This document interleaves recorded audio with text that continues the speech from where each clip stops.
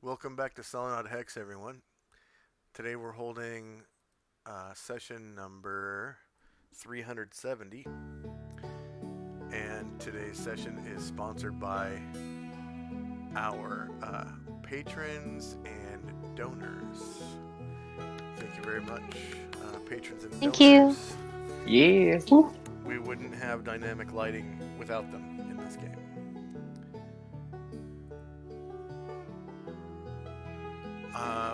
When last we played, we were right at the end of a round of combat with some hamachulas. So these are spike devils, I think that's what they're called.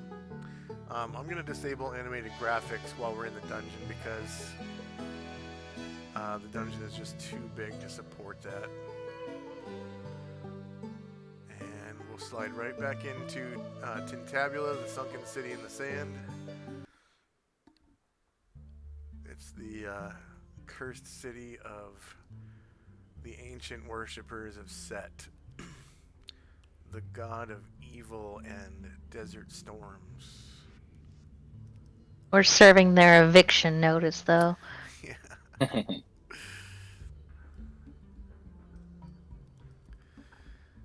So these ancient worshippers of Set were cursed by Isis, the good goddess of magic, to take the form of man scorpions, and they've reproduced down through the generations and now have developed their own little man scorpion culture. Weird little man scorpion culture. And their skyscraper buildings have been whittled down to one floor each, and their city has sunken below the sands. It's no longer the wonder it once was. Okay. So here we are with some hamachulas, a wandering patrol of hamachulas. So let's get some combat music here.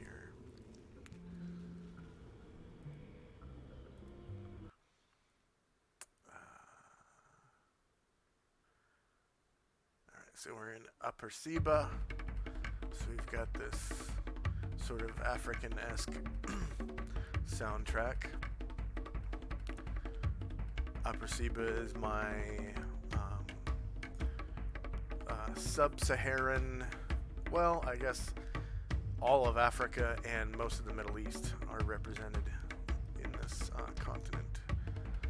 All those cultures sort of smashed into one. So this is what a hamachula looks like. Let's see. There we go. That's the animated version of what the token looks like. And the description once again.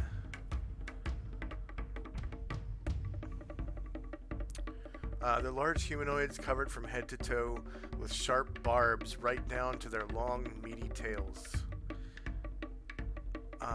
Each hamachula has unusually long, sharp claws on its hands and keen eyes that shift and dart about, giving the creature a nervous look. So that's why the token sort of turns his head around so quickly. Constantly looking for new targets. Okay, so we are in initiative phase. It looks like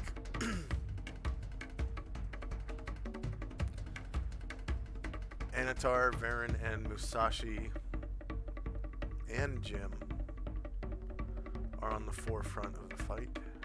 Oh, Ashriel and Tenzi too.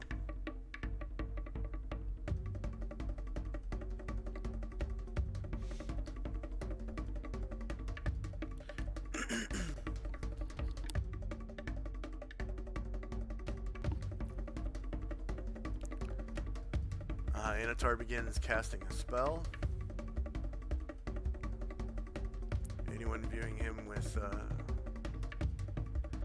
Spellcraft is able to give me a roll, and if you pass,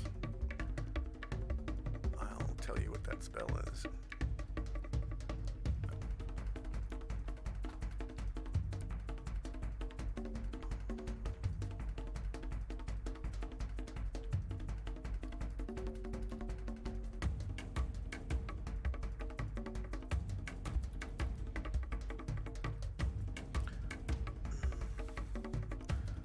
Last round, one of the Hamachulas gated in 4 more Hamachulas from hell.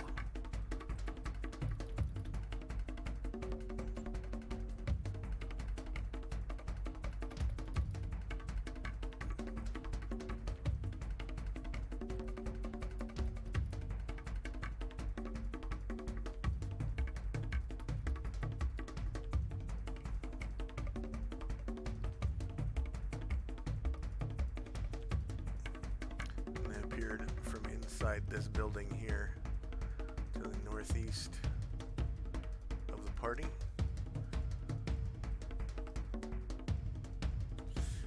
Tenzi begins casting, so anyone viewing him can also roll another spellcraft if they wish to know what spell.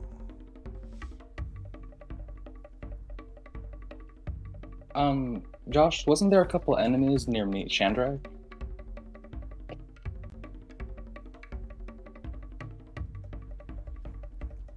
Can you pull out your ruler tool and point to where Chandrak is for me?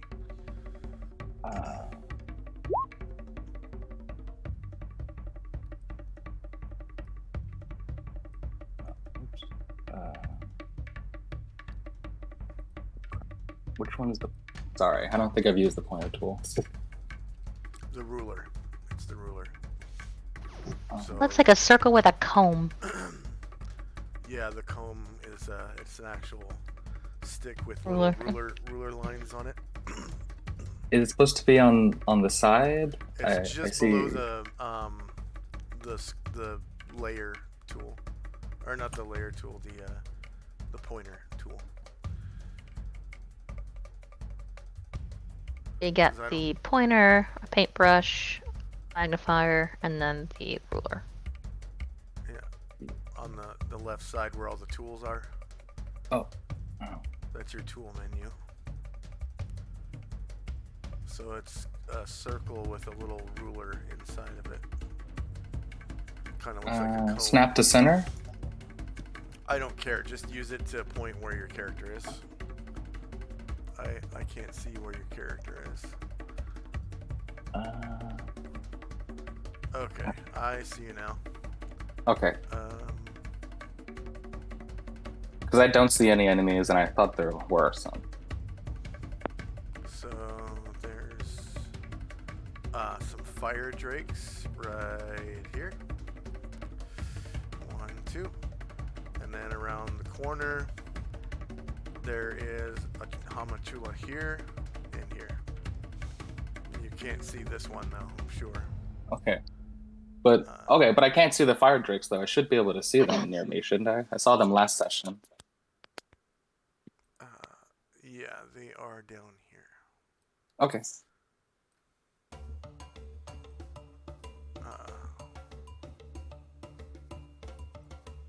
Right there. Are you able to see them?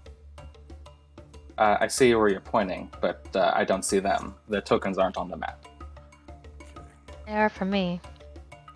Do you see that? The token I'm showing to everybody right now? I just Control-Z'd one of the tokens. No, I don't. Wow, a token did... Okay, so... Did that pop up for you? That's your token, your invisible token. Okay, it loaded and... Oh, wait. Well, it's trying to load, but... Okay, so now can you see this one? No.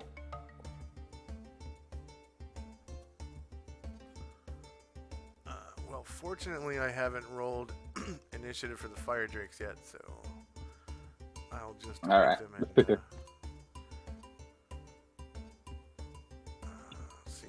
one's dead. Two of them are dead, actually.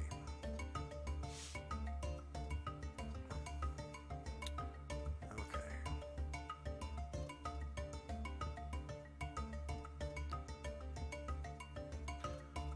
So last session, one of the Hamachulas, actually I think two of the Hamachulas summoned fire drakes.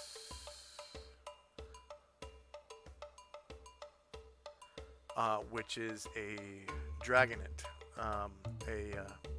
like a mini dragon almost.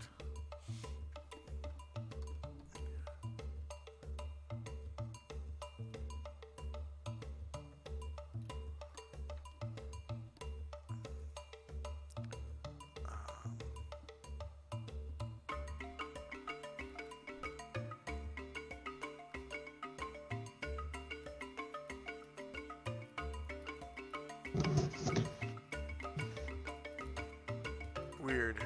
The character sheet isn't where I left it.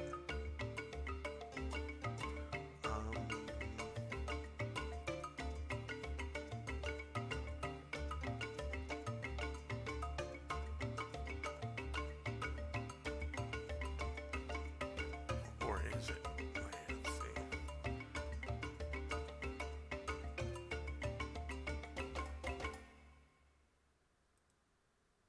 Yeah, it is. All right. So, can you see this one? Can you see that? No. No. Oh wait. Yep. Yep. Okay.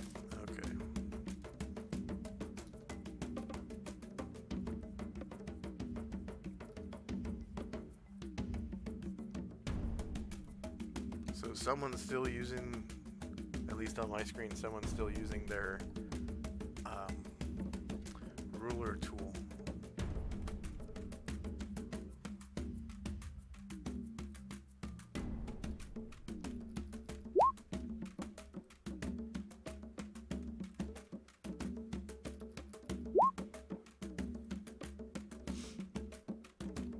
And I haven't heard Mike speak at all yet.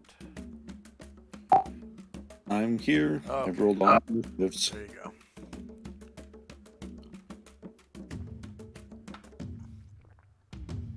Okay. He's an actions kind of man. Is there anyone still rolling? Alright, here we go. Alright, Tenzi's Blessed Watchfulness is still in effect. Time now is 8:04 a.m. on June the 23rd. The 11th year of the 5th Eon, or 11AE5 for short. Brown Dot 1 is Ashriel's aid on Tenzi. Musashi's torch will die out at the end of this round. So it used all 30 rounds, so it's like a little nub right now. That soldier has finished cleaning his foul barrel at the end of the round. Oh, actually at the end of last round.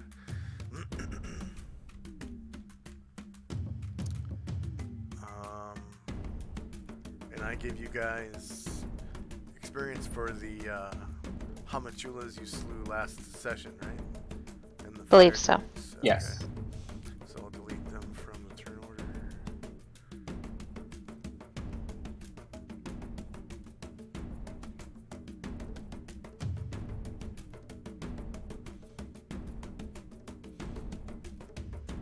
Alright, first up is one of the Hamachulas.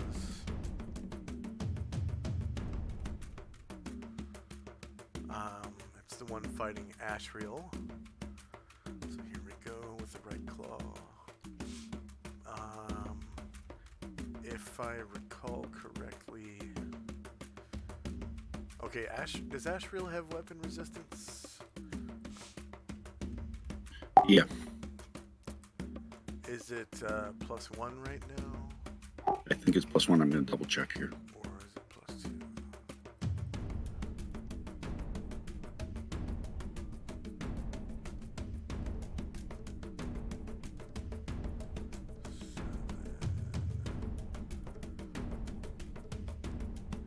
Yeah, +1. +1, okay.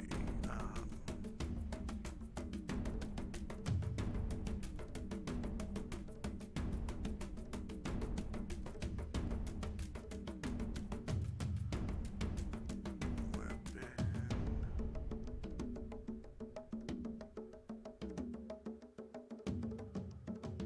Weapon immunity, okay. Okay. Yeah, these count as +2 weapons, so he's able to strike him. Alright. So he wraps around with his right claw. Big, nasty, long nails. Kind of like a troll. Rolls a crit fail, and he gets a shit symbol now. So I use this for our viewers. I use this shit emoji anytime anyone rolls a crit fail. Crit fails are when you roll a natural 1. You lose the rest of your turn, all your movement, all your actions, except for free actions. So he can't do anything for the rest of the round. And everyone has +2 to hit him. So he's basically got a kick me sign on his back. Okay. Next Hamatula is one of the summoned ones. This one's going to come up and attack Musashi.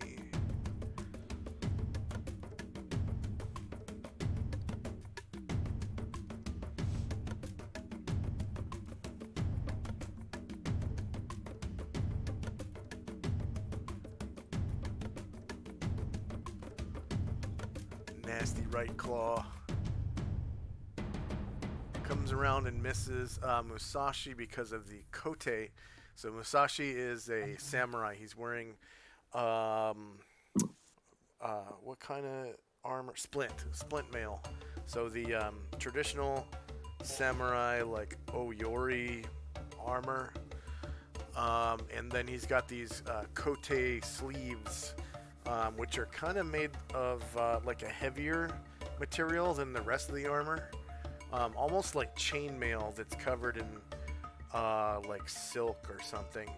And they function as buckler shields. Bucklers kind of strapped to your forearm. They're like a European shield. But these Japanese kote are sleeves that strap onto the outside of the armor, and they're heavier.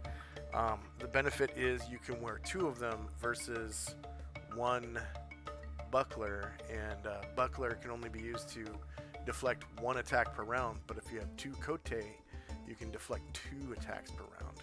So here's his first attack that he's deflecting with his one of his sleeves. Musashi has a shit. I'm pretty sure that should be gone by now. And then did Musashi turn to face?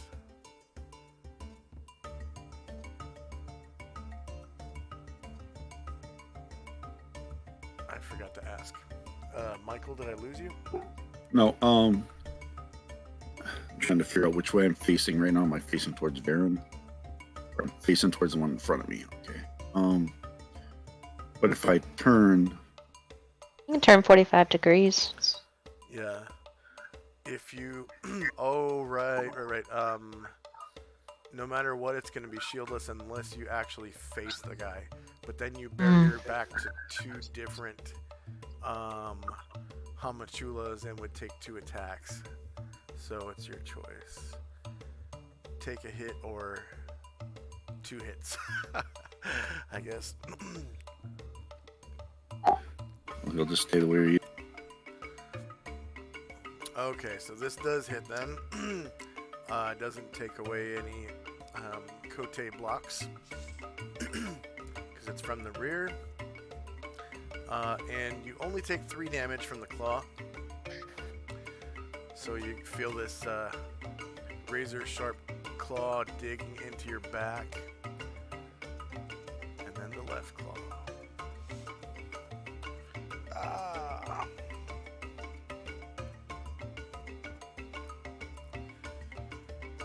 AC0 would also hit, causing 6 damage. So it hits with the left claw as well, and then tries to bite your behind.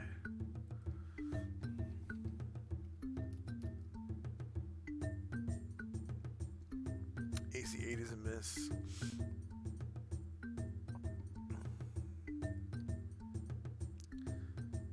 Alright, the next Hamachula is one of the ones facing the front of Musashi. He is blinded by the light. Okay, so this is the one that has the light spell cast on his eyeballs. I think Ashriel cast it last session. So this one has -4 to hit Musashi from being blinded by the light. Blinded by the light. AC 3 is a miss. That's one of his Kote blocks. Oh, you know what? I didn't apply the -4 here. Let me re-roll that.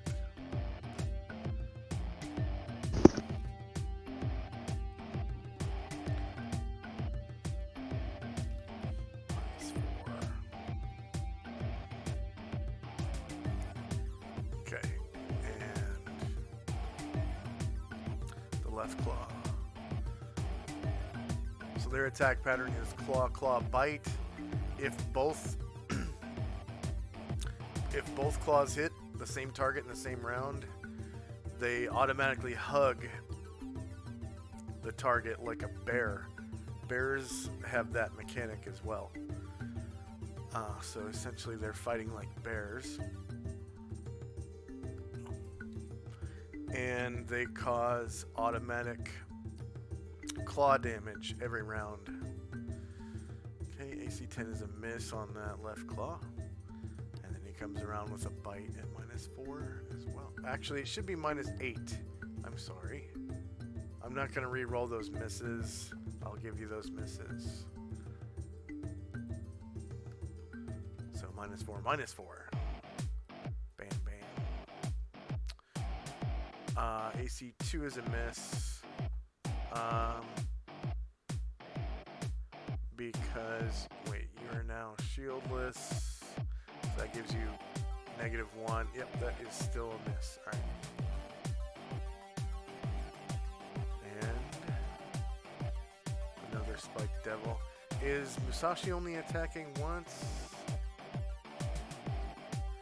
He should be attacking twice. Because he is a High Master above level 7.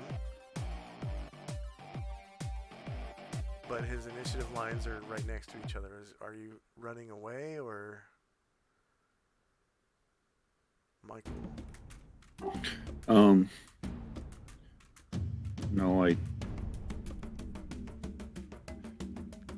yeah, I'm not sure if he's going to be doing both of his attacks or not, so I didn't change it. Did you roll to attack? I did indeed.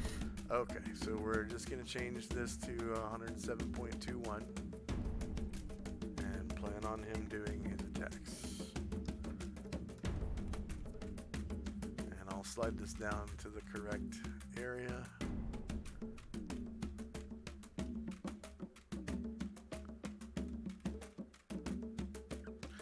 So what's going on for our viewers is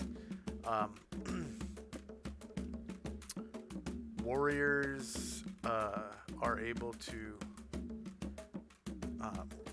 warriors that are specialists with their weapon.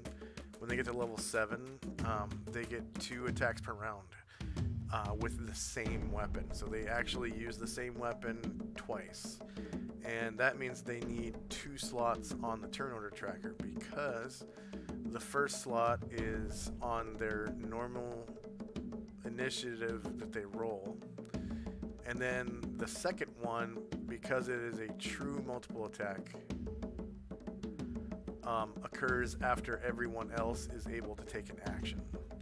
So what we do to track those multiple attacks is the first multiple attack you add 100 to the initiative. And any time you have like 3 attacks with the same weapon, so a second multiple attack, you would add 200, and so on and so forth. So I've seen up to 5 attacks before. That was a longbow grandmaster. She had 5 attacks per round, so that would be up to 400, adding 400 to the 5th attack. Alright, so we've got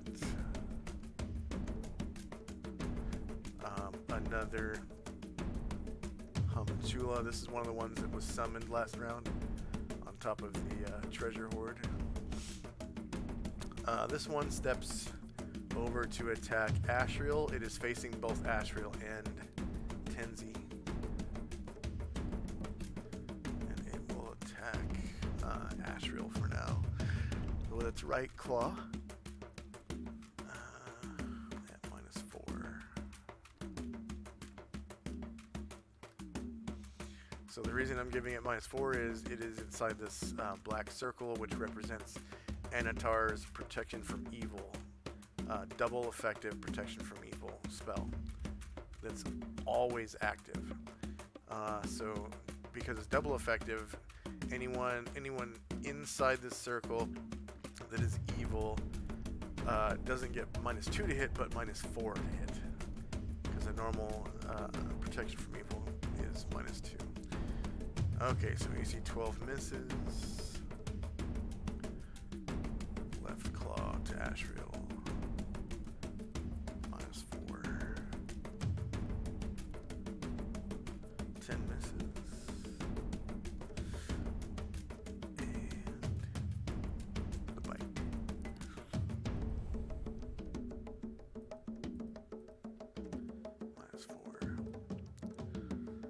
-4. So the way this works is he's hitting AC 3. He's trying to beat see where it says AC, surprised AC, shieldless AC, rear AC. So these are the 4 ACs. AC, surprised AC, shieldless AC, and rear AC.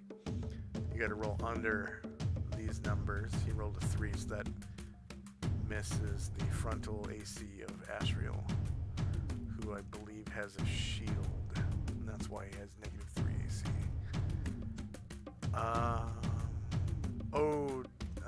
Does Ashriel even turn to face? He probably does, right? Because he's facing straight at this Homunchula right here. Yeah, he can turn to, so he has a. Alright, next up is Musashi.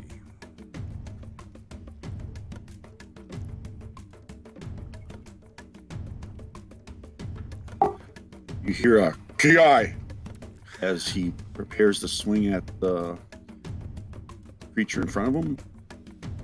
Musashi has a super deep voice that's obviously practiced.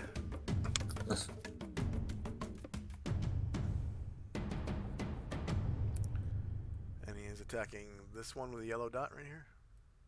No, the one. Oh, the That's blind. the one that attacked from the rear. So he's attacking the one in front of him.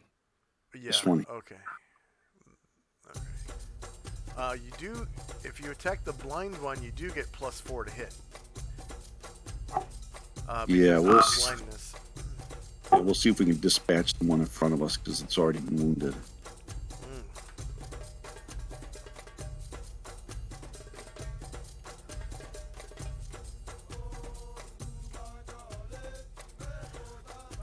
Musashi is a high master with his katana, so this attack is going to look slightly different. This creature technically is shieldless. I need to expand the chat bar so that this macro looks normal. Okay, so he did in fact crit. Rolled a natural 17, beating the AC by like, rolled a 17, beating the creature's AC by like 14 points, and causes double damage. These creatures are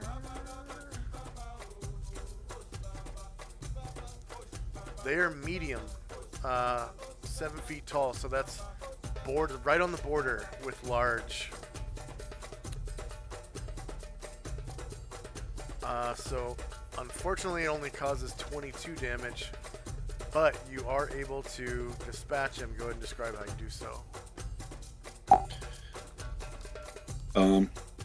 As he set his ki, he raised up the katana and brought down with all the force that he had right on top of its skull, splitting the creature in two. Okay, and as you do so, the creature's silver cord sort of appears sticking straight out of its back into oblivion, pulling the creature out of existence, probably back to hell. Then he will attack with his wakizashi on the blinded creature. Okay, you get a bonus to hit of +4 to blinded creatures. Blinded creatures are unable to cast spells, which require sight. I don't require sight on the spells that you cast on yourself. Obviously, you can just touch yourself and with the spell and cast on yourself. That's the only caveat to that rule that I allow is self-centered spells you're able to cast while blind. Also, with blindness, you have a -4 to hit your target because you're unable to see. So -4 to the die roll. And then you have -4 to your AC, which translates to a +4 for the enemy to hit, because I'm not going to change the AC on the creature. If I change the AC on the creature's character sheet, it changes the AC for all of them. So AC is armor class. So you hit a -10 and cause 16 damage to the blinded one.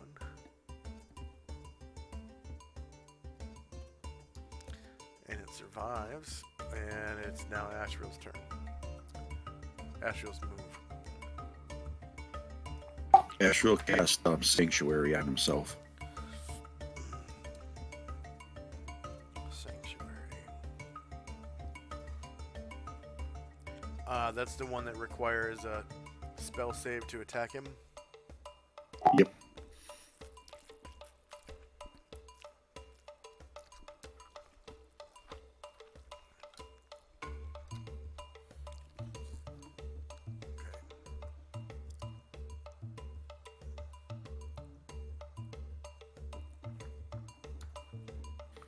The last 9 rounds.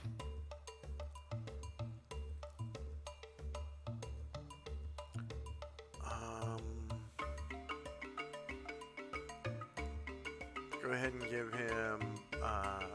Do we have brown dot 2? I know we have brown dot 1. I don't see a 2. Okay, give him brown dot 2. So we're talking about token marker for our viewers.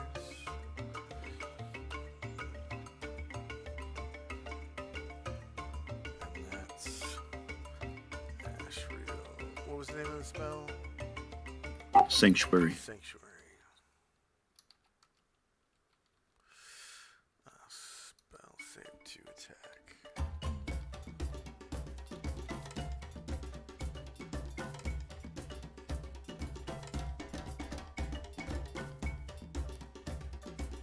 So what I'm doing is setting up basically a timer on the turnaround track. You said 8 rounds? 9. 9. Okay.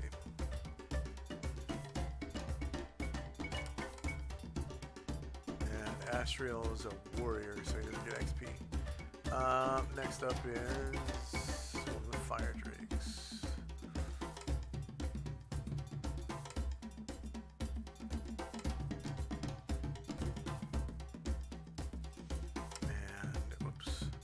Fire drakes have maneuverability class C, so that sucks. Fly 18C. So he's gonna take a 90-degree turn to the right. by right, I mean his left. And he's going to take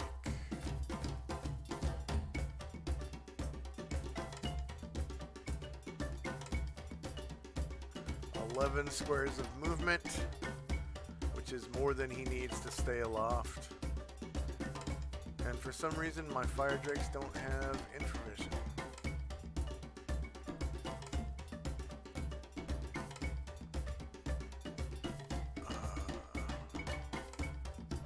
Because they are active during the day. Okay, so I'm going to make him roll Dex in order to, wow, not, I don't know, hit anything with his wing or something.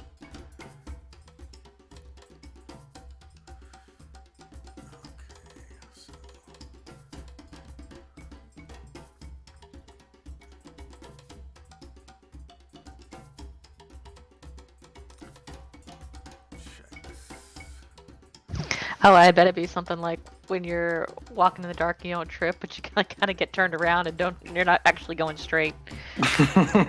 Yeah. I like those games where they blindfold you and they make you try to walk down an aisle or something. Alright, he succeeds. Tenzi. Tenzi cast light on whatever eye sockets the creature in front of him might have.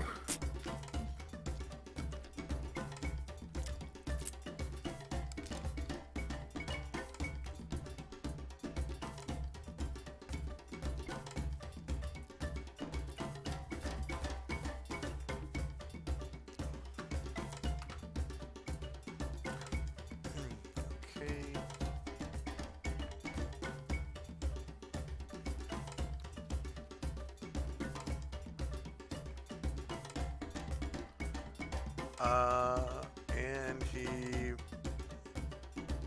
wow, rolled a 1 on his magic resistance, so that succeeds. He just resists it. And you gain 0 points for casting it. Ineffective. Next, Spike Devil.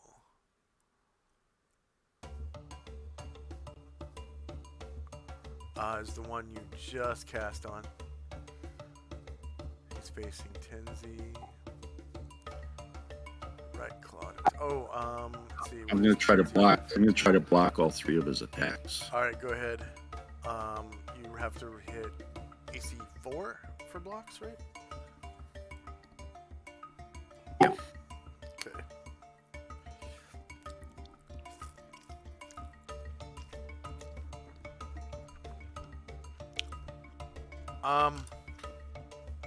You just cast a spell. You can't block and cast spells in the same round. I get at least 1 free block every round. Not if you cast a spell.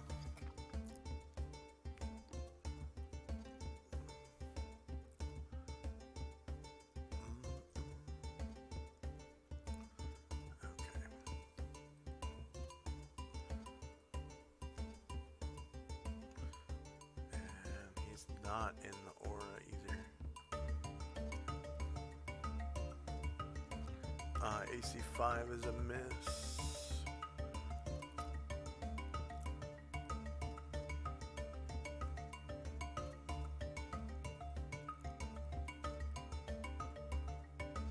-1 for hits for 3 damage, so Dirty Claw rips through your flesh. And the bite. He gets hit by a moat. Oh yeah, your last moat, right?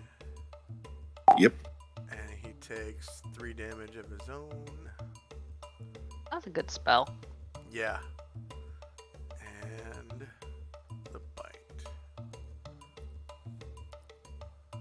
Crits you. Ouch, for 20 damage.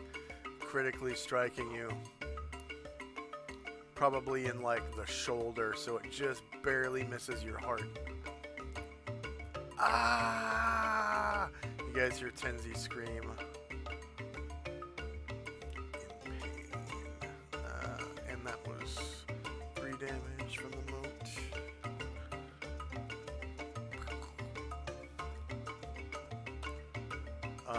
Shandrak.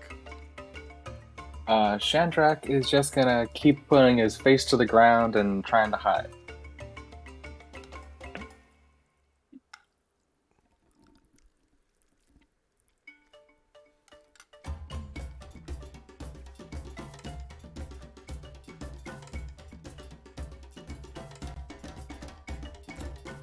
Anatar. Tara is going to turn southward and attempt to cast slow, which is going to be a 40-foot cube area of effect. Let's see. Spell areas. Wizard. 3. Slow. Okay, yeah. Oh, that's 40 foot? My god. 1 second. 1 second.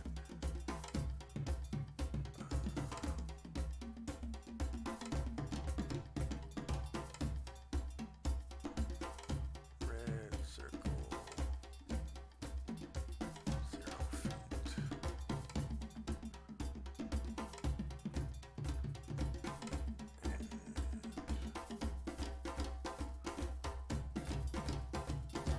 Save that.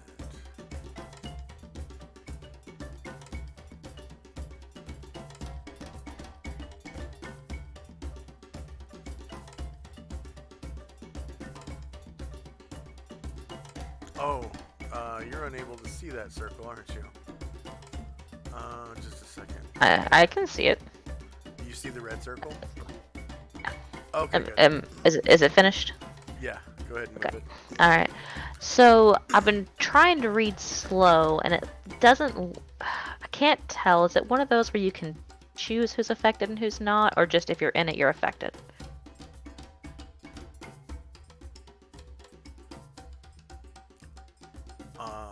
If you're in it, you're affected. Okay, that's what I thought. Alright, so yeah, let's try and...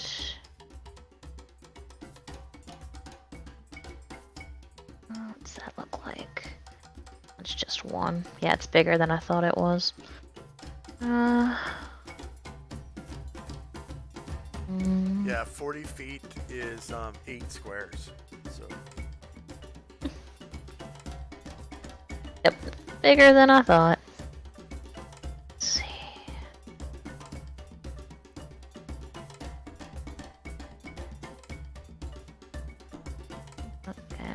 No.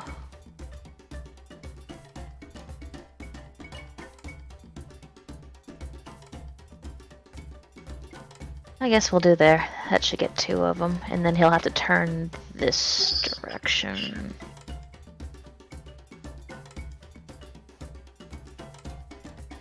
okay, so they get saving throws at -4. This one that rolled a shit, I'm gonna give him an additional -2 because he rolled a shit. Okay.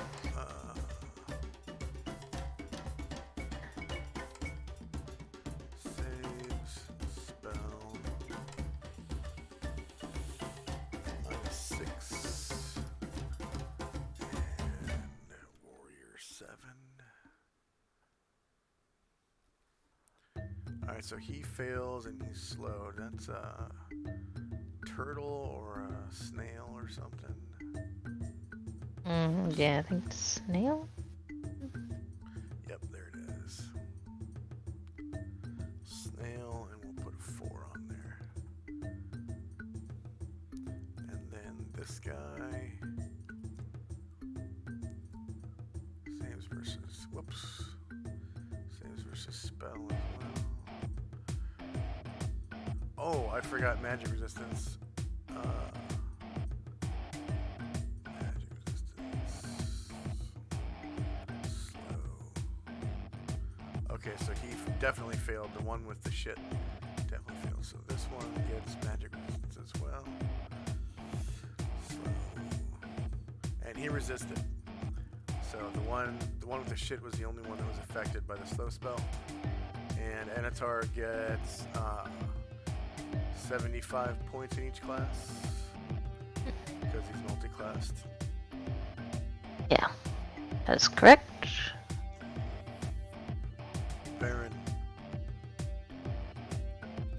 second. Let me put these 75 points in here.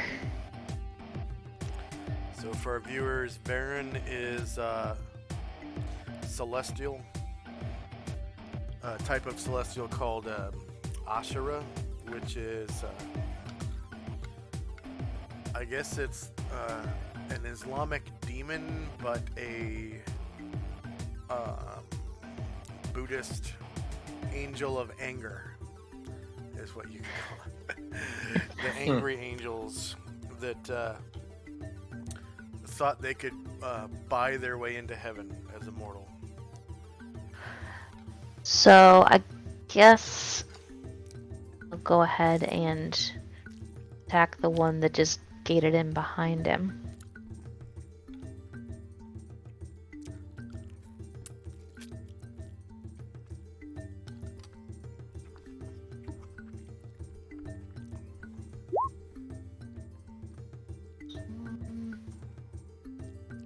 And shield. So that's the one in the top left corner of the treasure, right? Correct.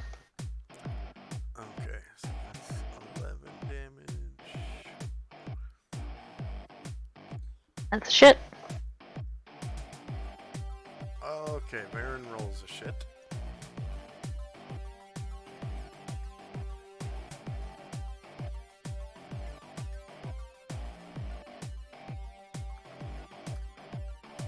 That's a warrior's bane. Those shits, rolling ones. And the more multiple attacks you have, the more chances you have of rolling a one. That's why I wanted to add, you know, high mastery and grand mastery to the game, because every 20th attack being a crit and every 20th attack being a crit fail, that's not enough. That makes warriors really suck.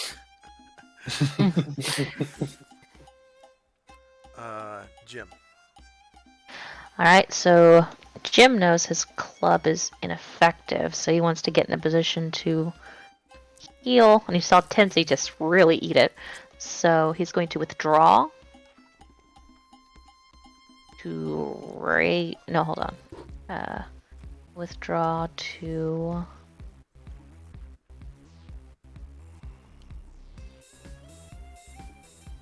Yeah.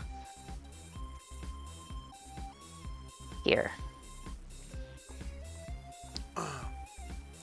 He says, I'll help you.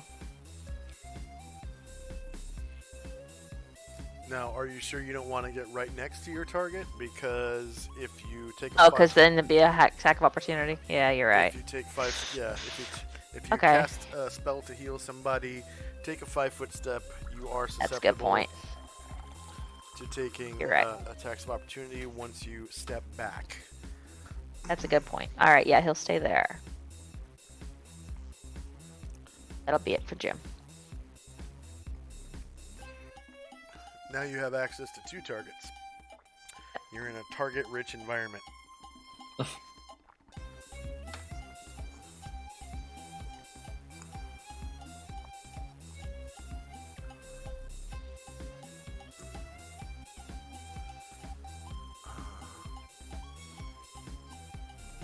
Okay, the other fire drake.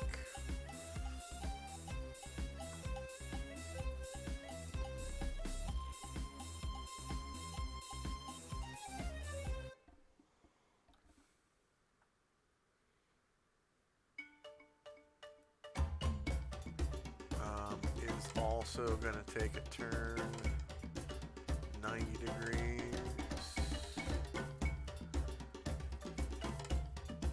And is also going to fly 11 squares. So you can hear the beating of tiny little wings going off into the darkness. He's also going to roll a dex check to see if he hits something with his wing.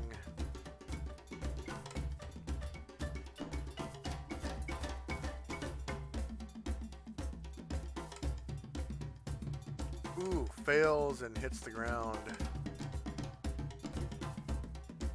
Crash lands 10 feet.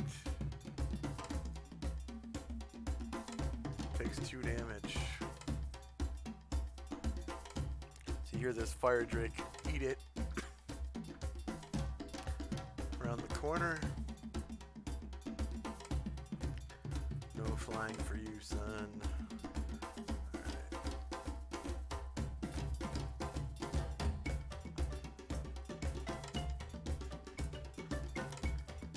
Alright, one of the devils.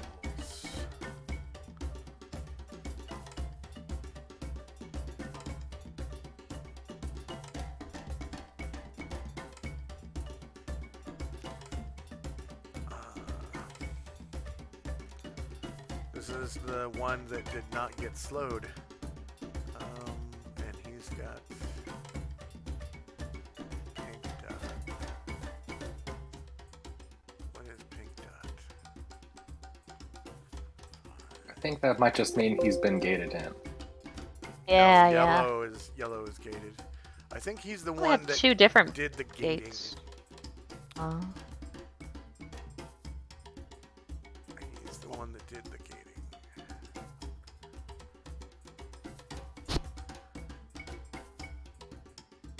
Alright, this one's gonna come up to attack Anatar.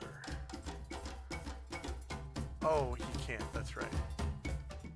'Cause Anatar has like +2 weapon immunity. He is going to avoid Anatar's reach. And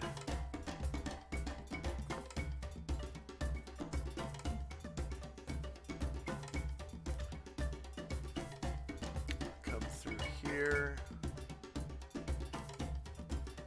to Varen, who rolled a 1 and is now shieldless, and there is a +2 to hit him. And, of course, -4 because of Anatar. Alright,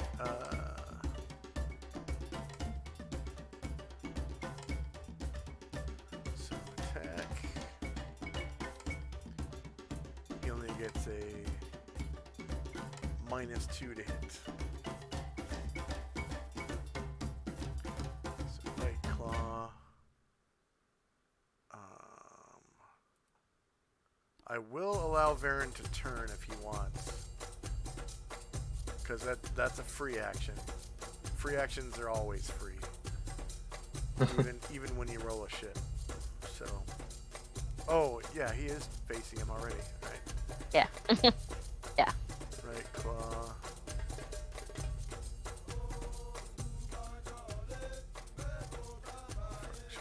Same elevation, -2. Against his shieldless AC. Well, it's basically his rear AC. His shieldless AC is -2. 10 misses.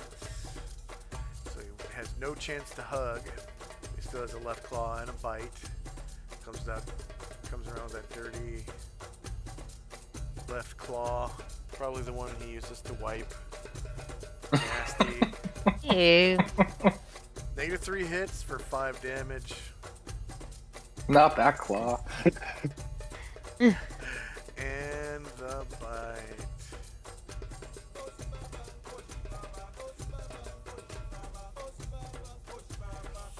-2 for the shieldless AC. Rolls a shit himself.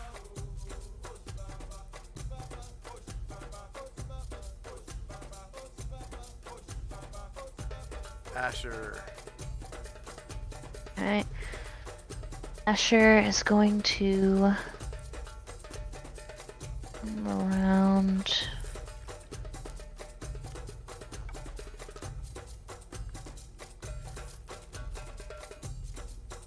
She's going to attempt to backstab this blind one. So that's an extra 4 to hit. Yeah.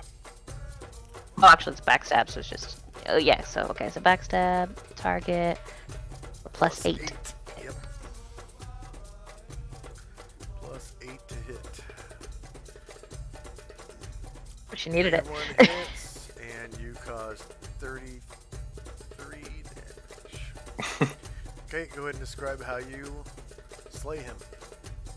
Oh, and she's gonna be invisible, so let me take care of that real quick.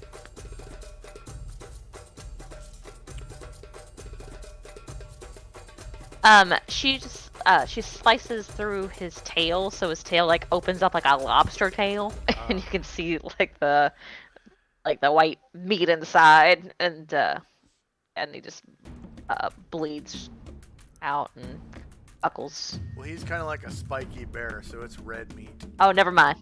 Red meat. Ugh. Alright.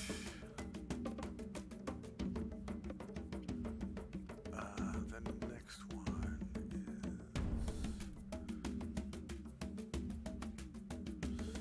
is this one right next to Varen. He is also going to attack Varen, and this is also from the front, yeah.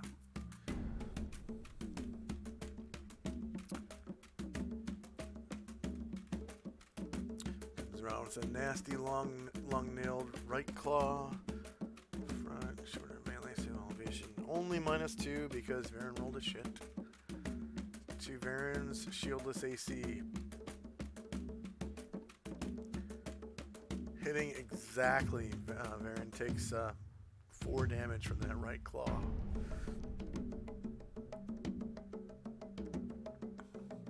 Only just hitting. Okay, and -2 from the left claw. Nasty left claw. 6 is a miss. And the bite.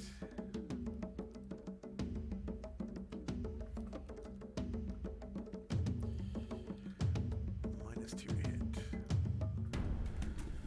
-3 hits for 7 damage as the Hamachula bites into Varen's shoulder area. Ngoki, the aperceiving, Right. the aperceiving thug, Sif wielding her Around. humongous great scimitar, So she'll move. like Azim from Robin Hood, Prince of Thieves. Oh yeah. 6, 7. Also in the original animated G.I. Joe movie from like 1988, the weird insect warriors had great scimitars. Alright, so she'll be able to get to the other one with the shit and backstab. Oh, no, she's got the scimitar. She's gonna think better of it. She's gonna walk back. I don't know what I was thinking. Almost, yeah.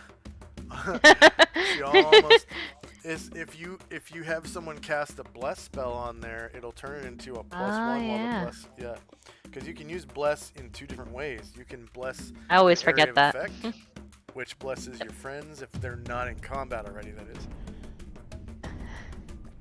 And then, which means, they're not in melee or missile combat or spell combat. So as long as they didn't roll initiative for spell-like ability, magic item, an attacking magic item that is. Yeah. Melee attack or missile attack, you can bless them. Or you can bless a weapon. And for the duration of the bless spell, the weapon is 1 stronger than normal. So you could bless. I'm pretty sure it's in the description. You can bless like a +3 sword and turn it temporarily into a +4 sword. I'm pretty sure. No. You can turn mundane weapons into +1. I think you have to have enchant a weapon to turn a +3 weapon into +4. Although no, it's turned +2 into +3 because +3 is the maximum. Pretty sure. All right. So Ngoki's just waiting then, pretty much. Yeah. She did use some of her movement, like maybe like a half move. She used all her movement. Okay. Musashi's second attack. So So this is his true multiple attack. He's using the same katana as before. And this is his high mastery weapon. So he's going to turn to face the one with the seems to be off balance and swing at that one. +2 to hit. Off balance creatures. So for our viewers, that's this guy right here. Completely unwounded. And he is technically shieldless. You actually you get the flank though, because he is facing Varen. Well, actually he will turn to face in between you and Varen. So you get the front shieldless, which is -11 versus AC 1.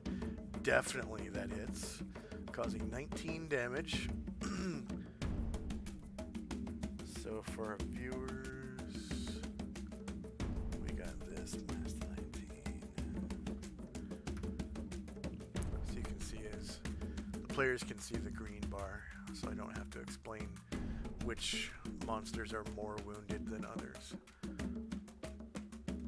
I always that is hated helpful. Yeah, I always hated that when I used minis on like battle maps. People would ask me like which monster looks more wounded than, you know, because it's more efficient to you know, finish off a monster than to wound a brand new one. That way the action economy goes down for the enemies. I'm so thankful for virtual tabletops. They're so much better. Varen's second attack. Oh yeah, he rolled a shit. So He can't. that's the end of the round. End of round. You can remove all shits, and regeneration occurs at this time if you have it. These guys don't regenerate, so, and you guys notice that these guys don't regenerate.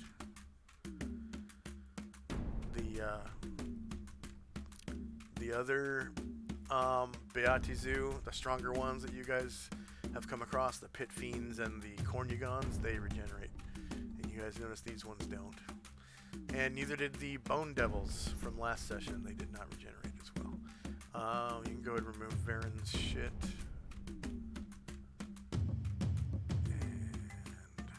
And, so this torch that Musashi was holding burns out. It is gone. Bloop. So it's gone now. I think you dropped it on the ground so that it would illuminate around, right? Yep. But Musashi is still able to see by the light of a couple people's necklaces. Ungoki and Jim have necklaces of continual light. So there is a invisible light source in the room. Well, We can not see really. about Varen's wings, right? Yeah, Varen's wings, but his wing light is swallowed up by this continual light. Continual light is so much bigger. Okay. So much bigger and brighter than firelight.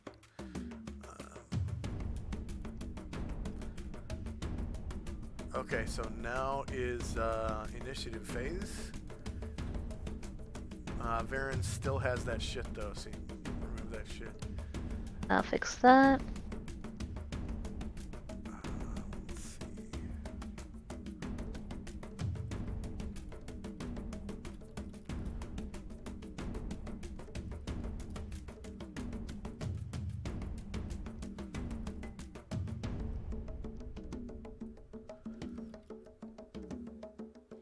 And I'm guessing, yeah, Jim's casting, so if anyone really wants to know what he's casting, they can.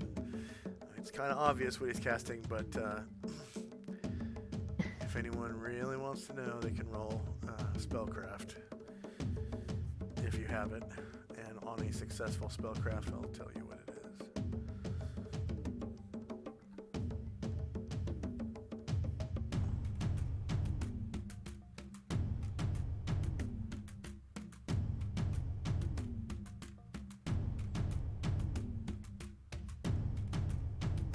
Oh, I'm sorry. Anatar is able to while out, so you've got your Sword of Sharpness and your Longsword +3. So, for our viewers, Anatar, this character right here, is a Eladrin from another dimension. Eladrins are natives of the plane of Arborea. So it's like a foresty sort of dimension, just endless forests. And the Eladrin live there and kind of keep the peace there and all kinds of stuff. And he is a Tulani Eladrin, which are the lords of the Eladrin. So they belong to this organization called like a Starlight Court or something. They have Queen, I think it's Queen Morwell, the Queen of Stars. So, Josh, I was experiencing some extraordinary lag on Discord and had to reload. What did you say about Anatar? That he is a Tulani Eladrin Oh, yeah. in Queen Morwell's Court of Stars.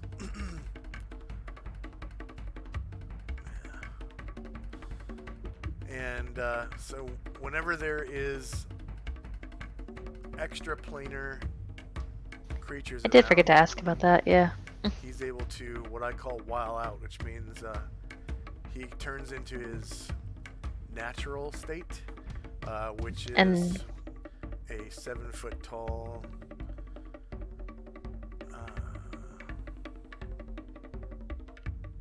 I'm guessing this qualifies. yeah, 7-foot tall Tulani.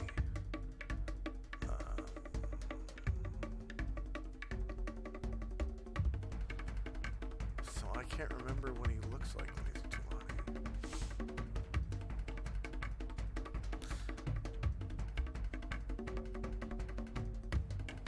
This is supposed to be what he looks like.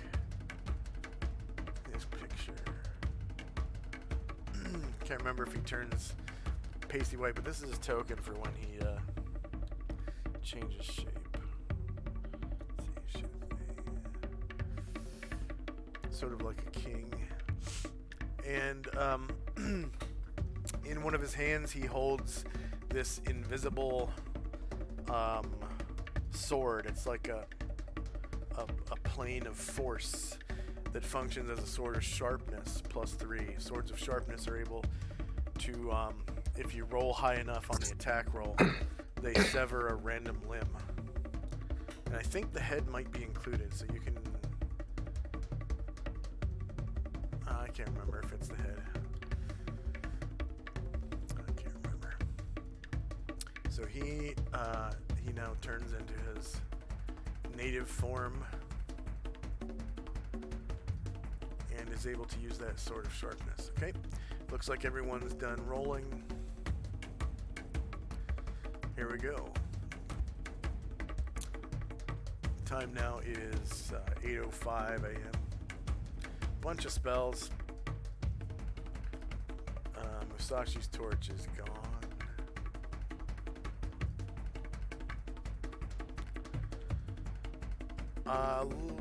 Mike, it looks like you didn't do Musashi's Yeah, attack again. I forgot again. I'm sorry, I messed up. That's okay.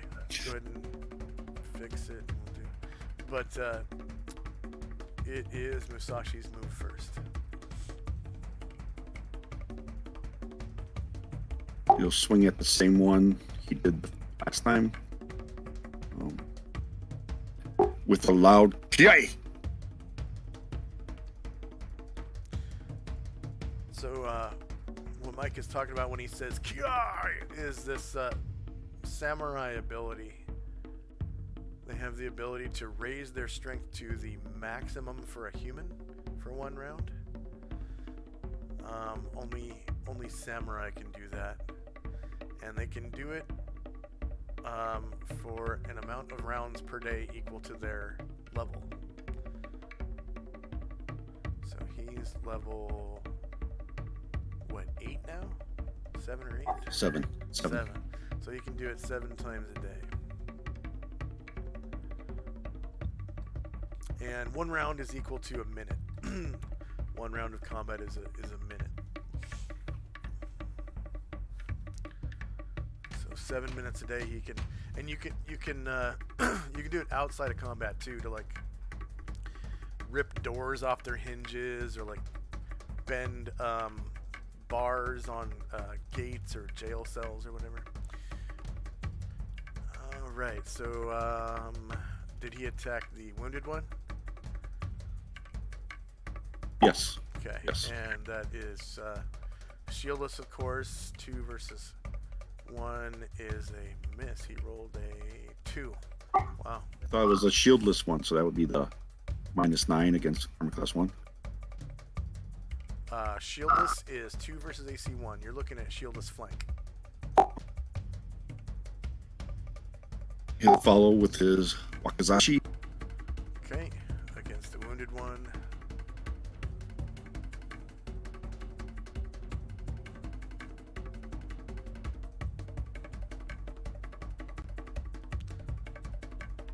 Wow. Rolls a 1. Ouch. Alright. There goes that multiple attack.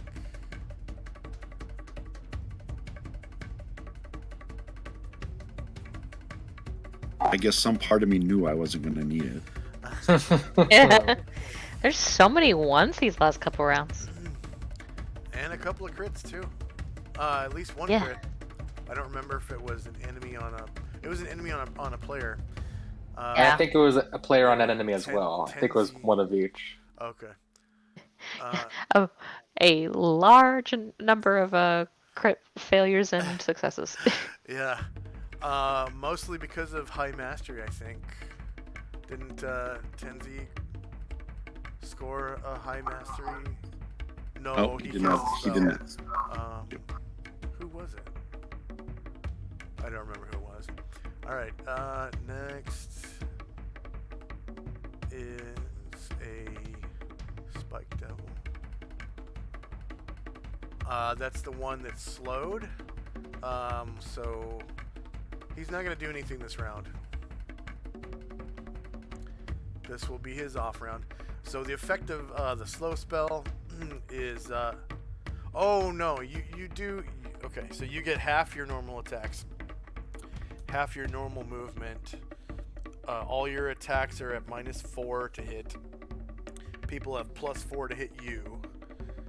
And I think all saving throws are at -4, and yeah, slow sucks. So he still gets 1 attack per round instead of 3. So he will do a bite against Jim at -4. Oh, Jim has the weight symbol. Oh, I don't know that's if you from a meant- long time ago. Yeah, no, I didn't mean it. Okay, so he will do. This guy will do a bite against Jim at -4. Attack. Bite. Jim. -4. And that's all he gets for the whole round. And it misses Jim too. Because it was good. from the front. Yeah, from the front. Okay. The next one is the summoned one that's fighting Musashi. So Musashi rolls a shit, but he's in Anatar's AoE. So it's -4 + 2, so that evens out to a -2 to hit against Musashi. So that's the right claw first. Musashi. And oh, which way is Musashi facing?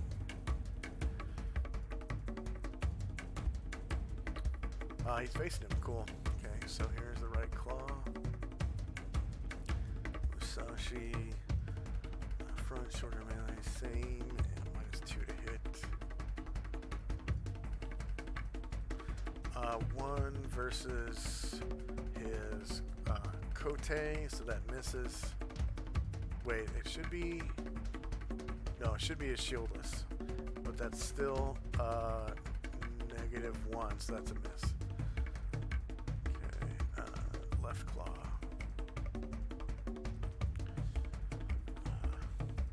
Front shoulder melee signal elevation, -2. AC7 is definitely a miss, and the bite.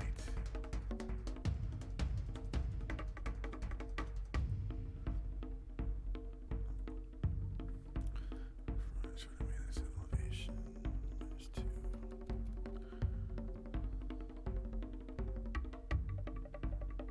AC3 is a miss. Okay, this Beatitude is dead.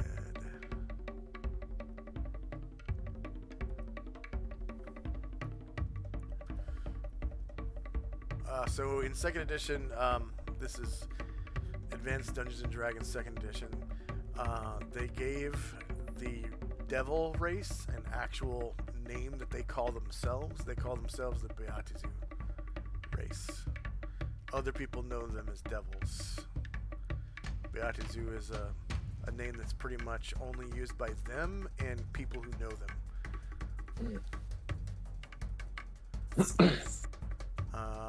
Varen. Alright, he's gonna try to finish off the one directly in front of him.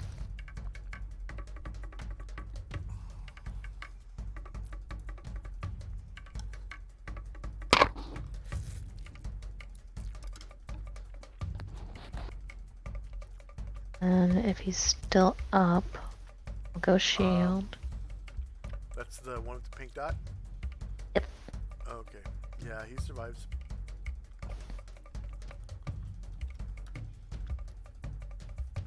So Varen's attacking with some very powerful magical weapons right now. A +4 longsword and a +5 shield. Striking -8 for 10. Go ahead and describe how you take him out with your shield. He's just like puts it right into the thing's chest, and his chest like caves in. And with his movement, he's going to step on top of the body to try and put himself between Beatazu and Musashi.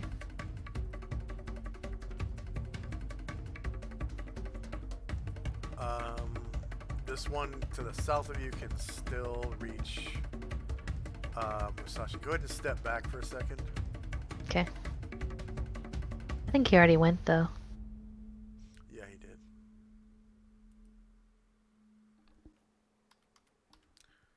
Alright, now you can go ahead and step there. So the Spike Devil's body disappears into the ether, probably going back to hell. Ashriel. Asriel's doing his once per day cure serious wounds on Tenzi. Okay.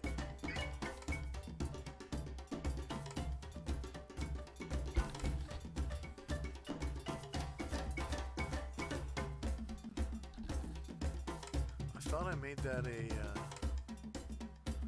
I'm wrong. I'll try it. Was it level 7? 8,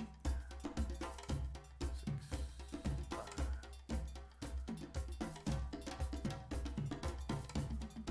No, 3.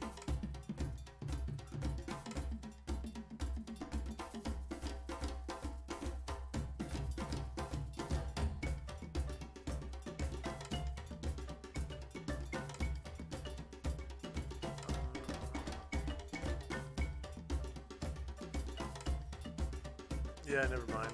I guess I didn't put that in the menu yet.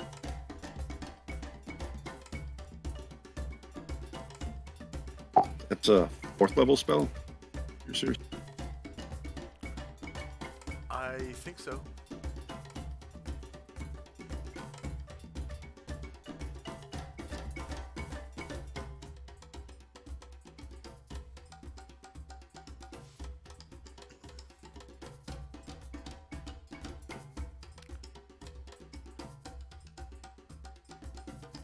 It's not bad. It's only 1 lower than average.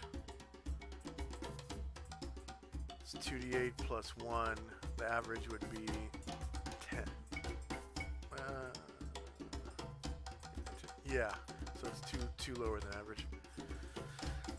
I mean, it's bad, but it's not super bad.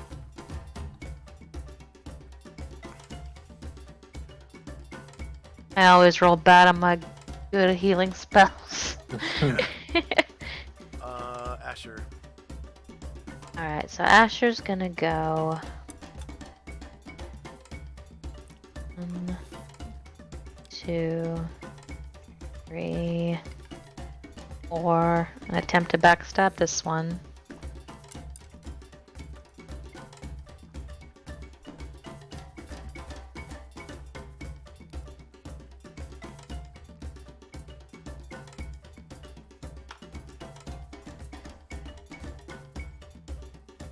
Oh yeah. Because And so, if she moves away and he tries to take an attack of opportunity on her, does he have to turn his back to Tenzi to do that?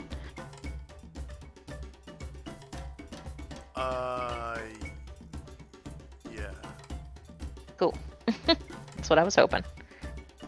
So she'll move away.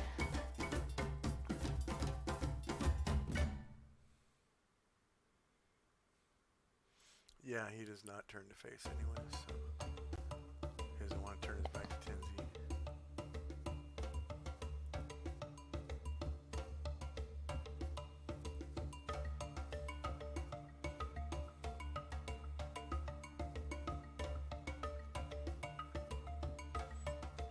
Alright. The next Spike Devil is fighting Varen now. Varen is facing him.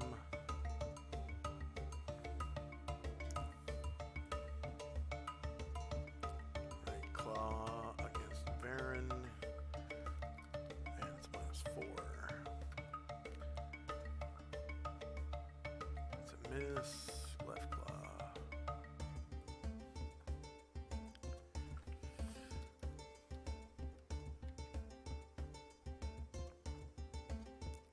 That is definitely a miss. And I think they might have to roll 20s to hit Varen when he's got his shield up.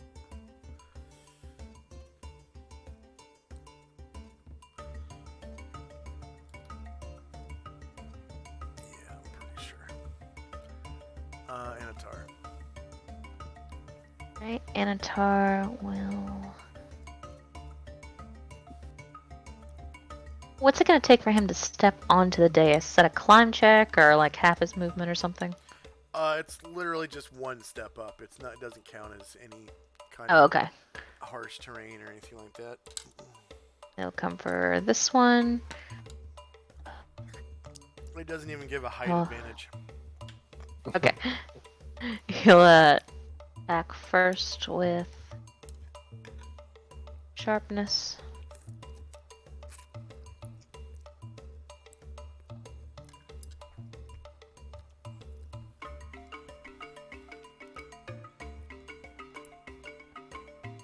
Target evil. Yes.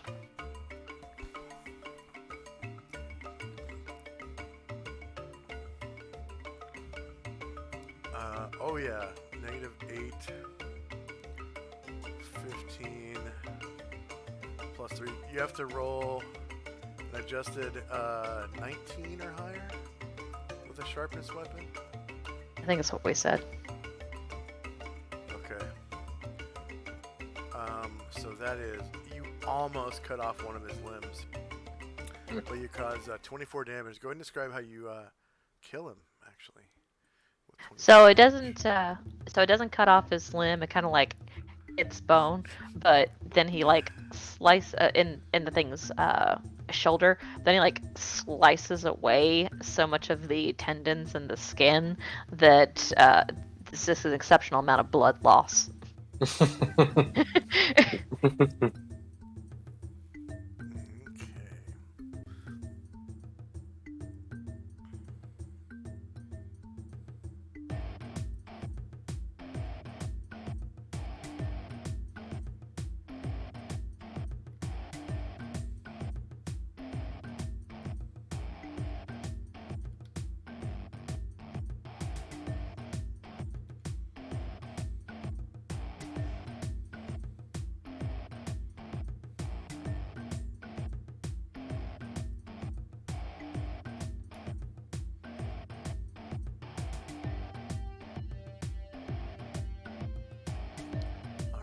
next Bone Devil.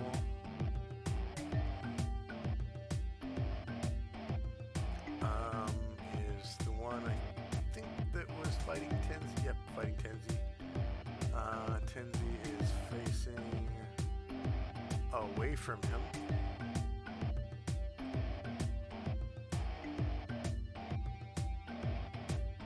Do you want to adjust Tenzi's facing or no?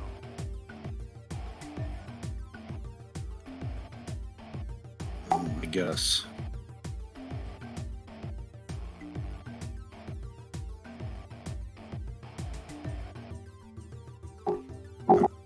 Okay, so he'll get a flank instead of.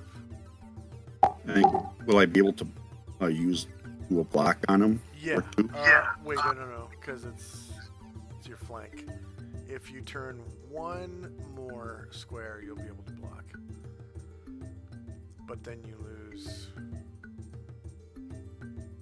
Well, I guess you could turn back to this guy if you wanted to.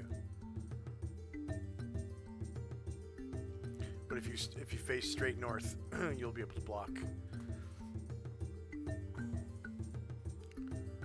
Which attacks did you want to block?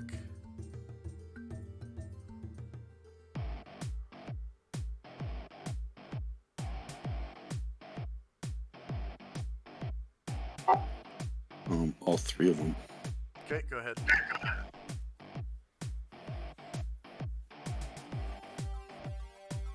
You weren't casting a spell this round, were you? Nope. No. All I was gonna do was block this round. I wasn't even attacking. Okay.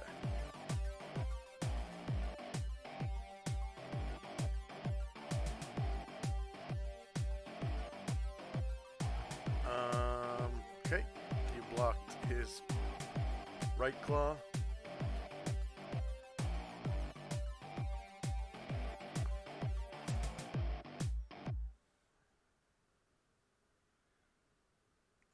Exactly blocked his left claw.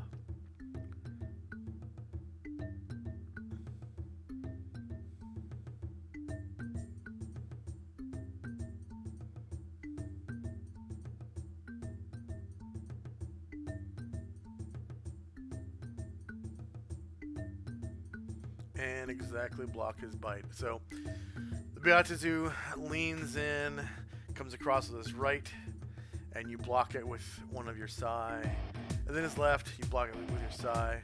And then he leans in to bite you, and you like jam the sai in between his jaws. So when he tries to clamp down on you, it just doesn't give. Well, also, I am dumb, and I got so excited about killing that Beatazu, I forgot that Anatar still had a longsword attack, so if he may take that at some point, that would be cool. Yeah, go ahead and make that now. Thank you. So you took one movement to get there. Like 2, 3, and attack this one. Okay, this one will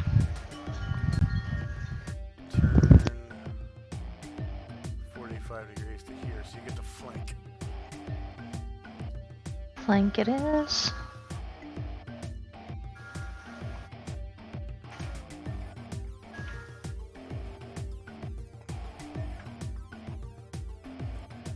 Negative 8 hits for 15 damage.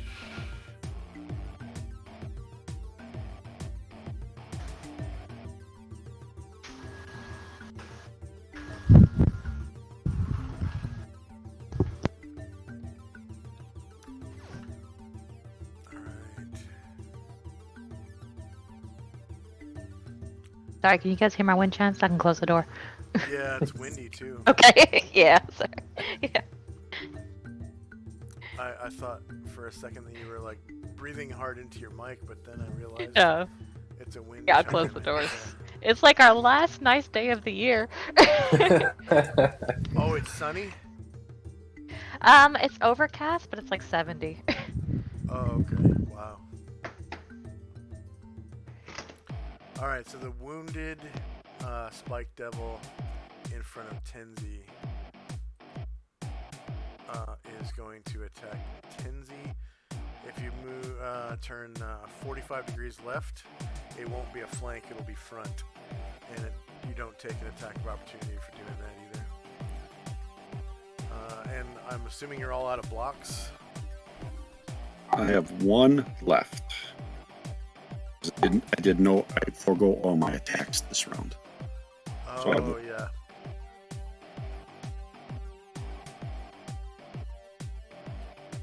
So I'll use it on the first claw.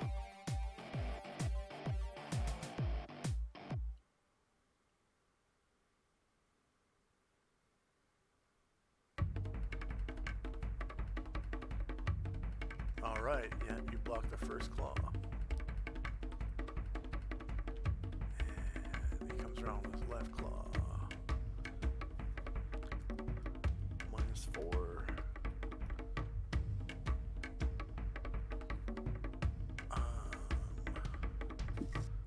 Misses barely.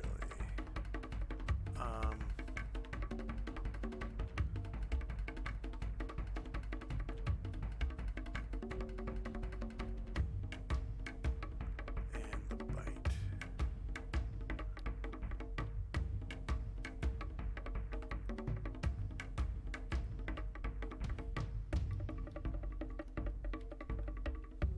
-4. Misses barely again. Wait, no. Hits barely both times. Jeez. The fuck am I thinking? Alright, so, yeah, you take a total of 18 damage.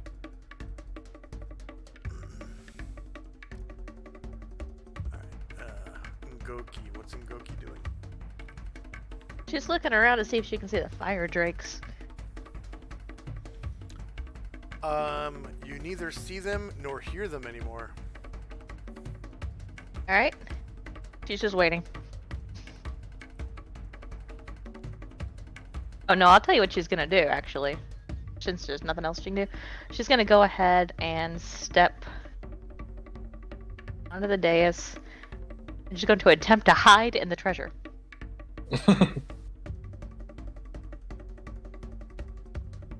Which would end her turn anyway.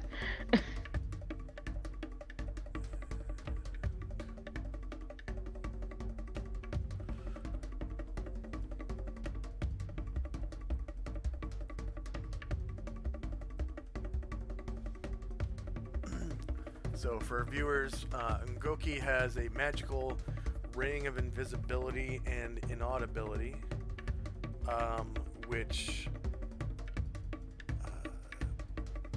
rings of invisibility, they work until you attack or cast a spell, and then the invisibility wears off until I think it's supposed to be until the end of the round.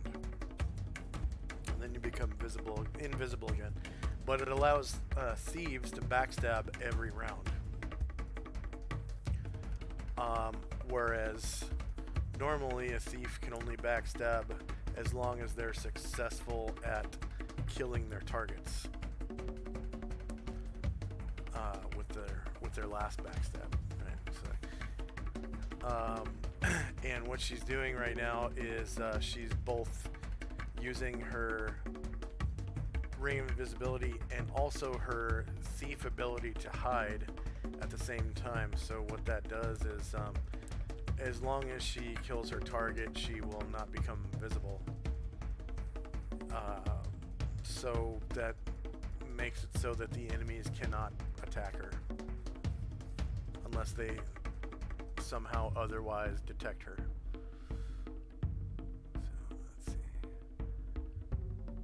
This devil is dead. Next up is Tenzi, who has used all of his blocks. Yep. 4 attacks so far. Let's see. Shandrak. Shandrak will take a 5-foot step and Just to look. yeah, and okay, so unfortunately I see all the character players, but I don't see any of the Bone Devils. Okay. There are no Bone Devils right now. They're Spike Devils. There's one right. Here, one here, Mhm. one here, and Okay. Yeah. That'll be all. Shandrak will just take a look. Okay. Jim, who was probably Jim is casting going- a cure, I'm guessing. Yeah, cure critical wounds on Tenzi. There you go. Wow, 19. There we go. That's exactly how much I just got hit for.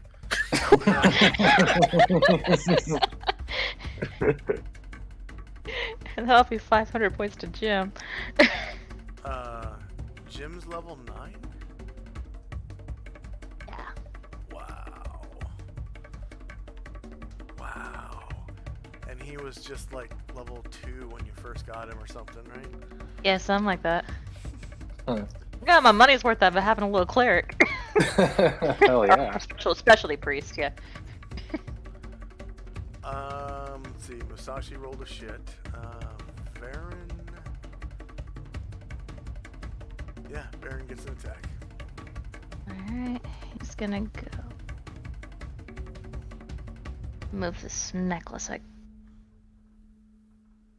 See if there's anybody there. Okay, so it's just the one in front of him. You're moving in Goki. Yeah, of the letters for the necklace, I couldn't see past the spot to know if there was an enemy there. Alright, so it's just the one to the south of him. He will go for that. Yeah, just the. There's one here, one here, one here, and one here. So 1, 2, 3, 4 Oh, yeah. left.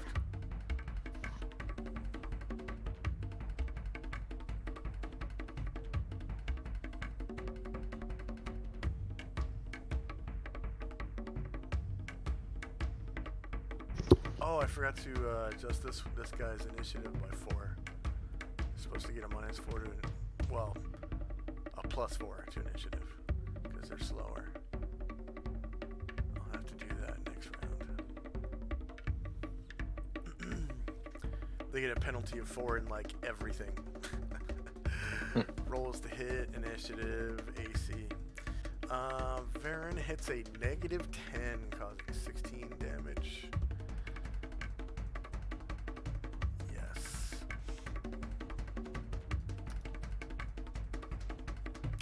Alright, Anatar. With his sort of sharpness. He's gonna go for that same one to the south of him.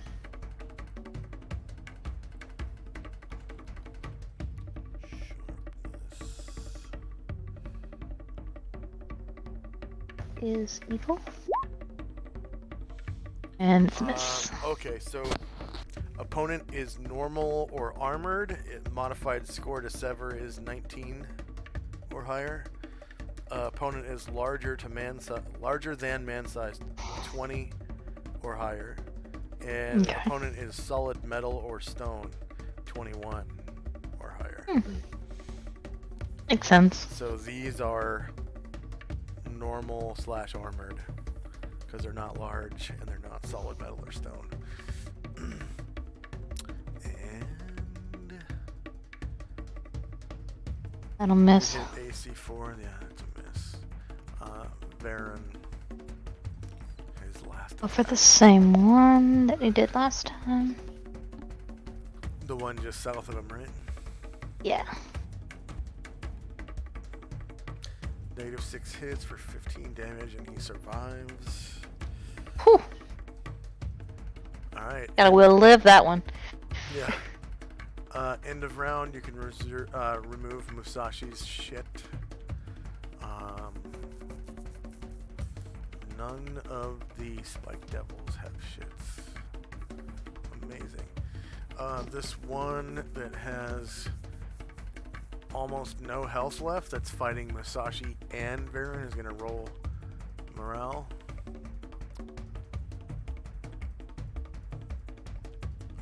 He keeps fighting. And the other ones, I think, are... Well, this one right here. He's going to roll morale, too.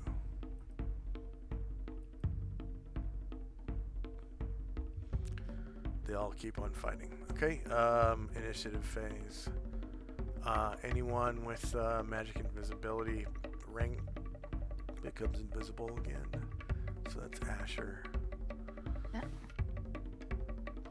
And then anyone with multiple attacks, don't forget to adjust for multiple attacks.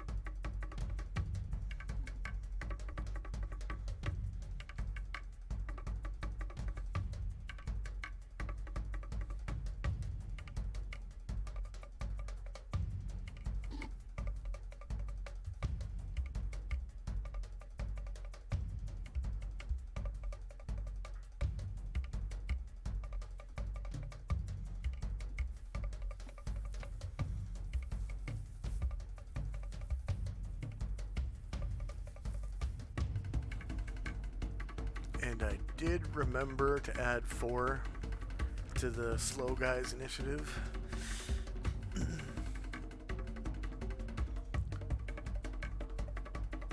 So he's the one that goes on like 13 or 12.82. Because I rolled 5 and then his speed is 3. So that's 8. And then the plus 4 is 12. And then the other bit is the tiebreaker. Oh yeah, for our viewers, these decimals are it's just a tiebreaker for the initiative, because I don't, normal rules say that if like 10 people could roll 11 on their initiative, and anyone who comes up at 11, all their actions go simultaneously. I hate that. It's like so disorganized. So I put a little tiebreaker on at the end that's 1 to 100. Well, it's actually 0 to 99. So if you ever see a flat number, it's because they rolled 0. And the game doesn't plug in 0.00. It just makes it a flat number. 0.00 is bad math anyways. It's literally nothing, nil. Okay, looks like everyone's done rolling initiative. Alright, here we go. Alright, Blessed Watchfulness, time now is 8:06. We have spells. We have dead guys. First up is Varen's move. Alright, try to finish yeah, he's gonna try to finish off the one in front of him, so I'm gonna go shield first. Yep, go ahead. That's your option.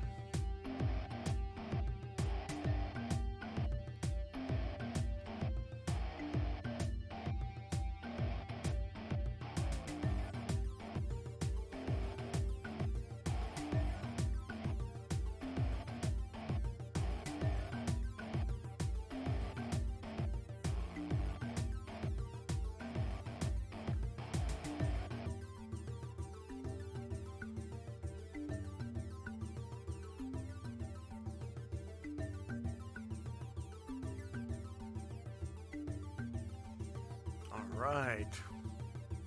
-8 hits.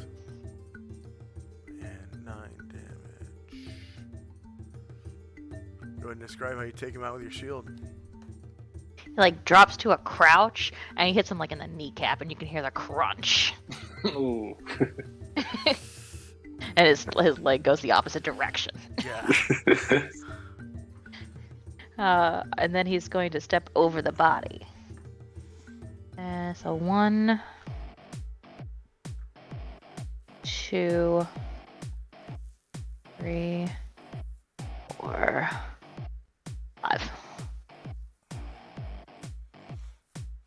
And he's going to attack this one. Will it turn to face? No. Okay. So rear. It's having too good of a time attacking Tenzi. Yeah. It knows it's about to die, so it's gonna take the chance to survive versus the almost sure thing to die. Varen crits him for 16 damage. Go ahead and describe how you take him out. He just takes the thing's head off. All right. He disappears into the ether.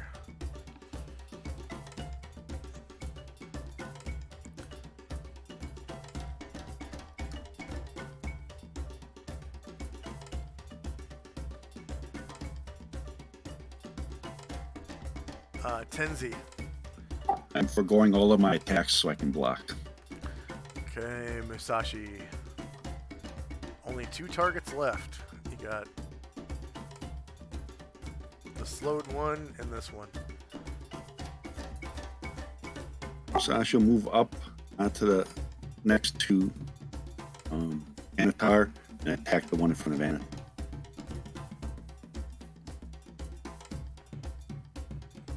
Oh, the one with the yellow dot. Yes. All right. Let's do this.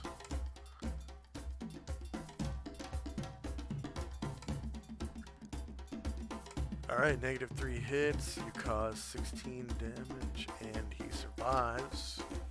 You still got that Wakizashi. Yep.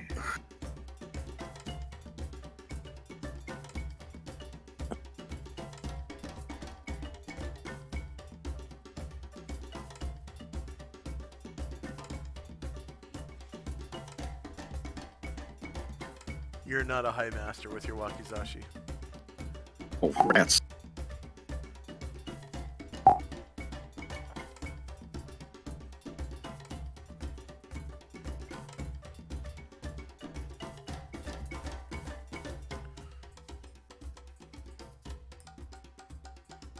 You can become a high master with your bow, though.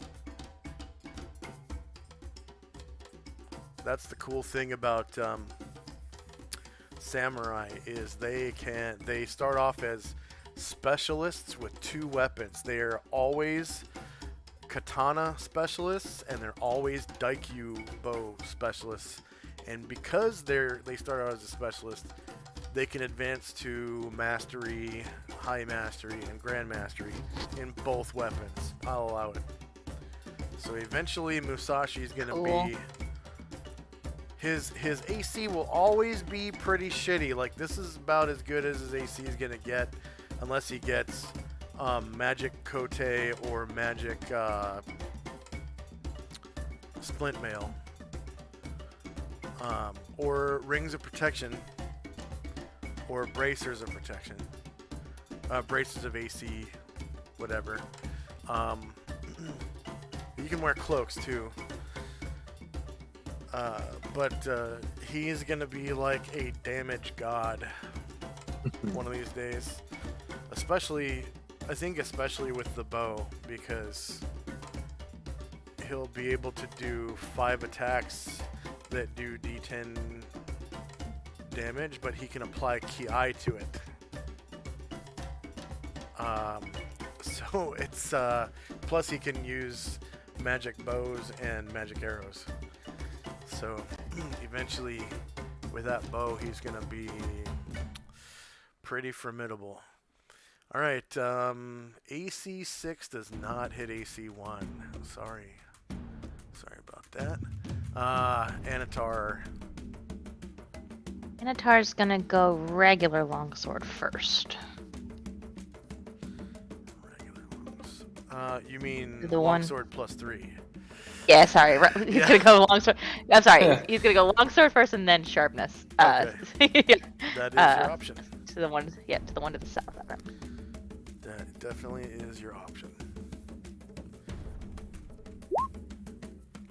It's gonna miss. Gonna use his sharpness then. Yeah, go ahead. Yeah, roll to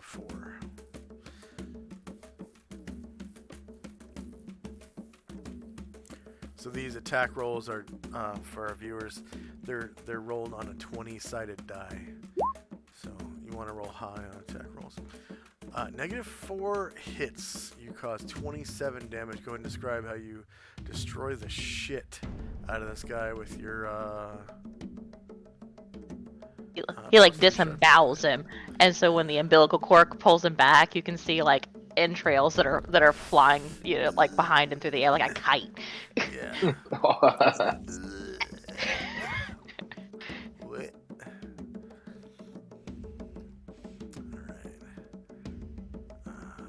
So that was Anatar. So we got Jim.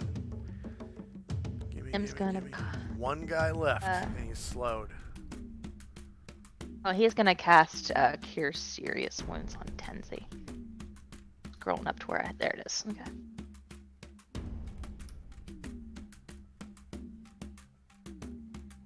For 3. You need to get right with Hero, my friend. Every little bit helps. That'll be 400 to Jim.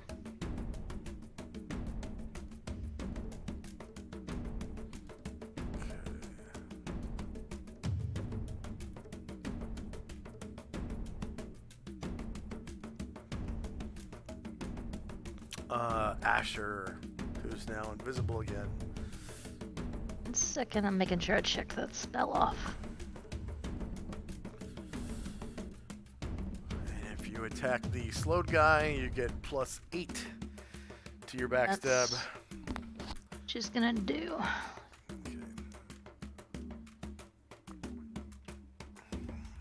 Or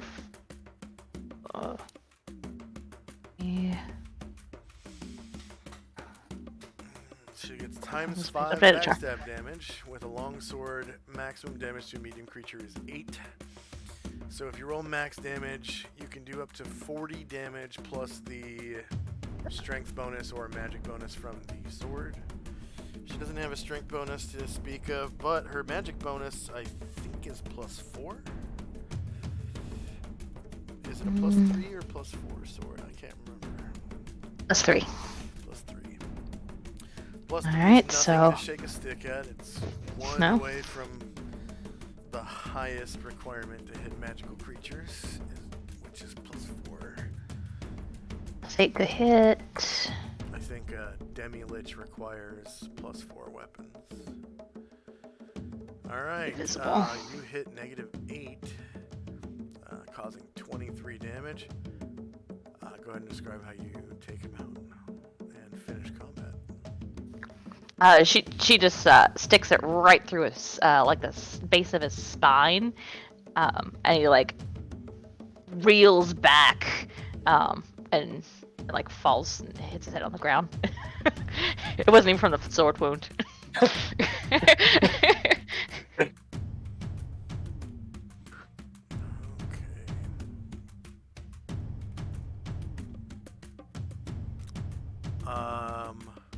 Combat is over. And it is Shandrak's move. So there's all these dead, or spaces where the dead bodies of these spike devils should be, but they have disappeared into the ether. So Shandrak will move out to confirm everything looks all good. Take a couple steps to the group, and then he'll say, "Those 2 fire drakes, they made a beeline past me. They might be trying to loop around over on the right-hand side."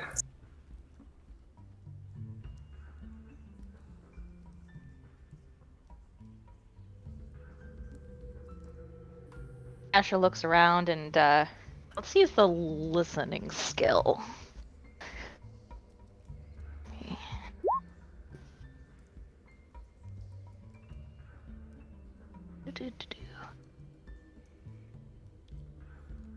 Oh, I'll roll that. Okay. said Asher. Yeah.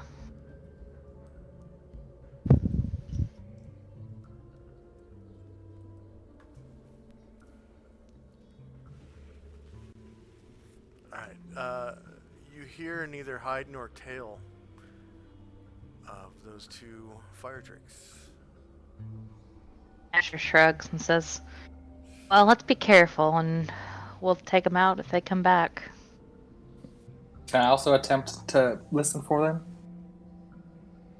Oh, yeah, it's technically Shandrak's move, anyways. Oh, yeah. One second.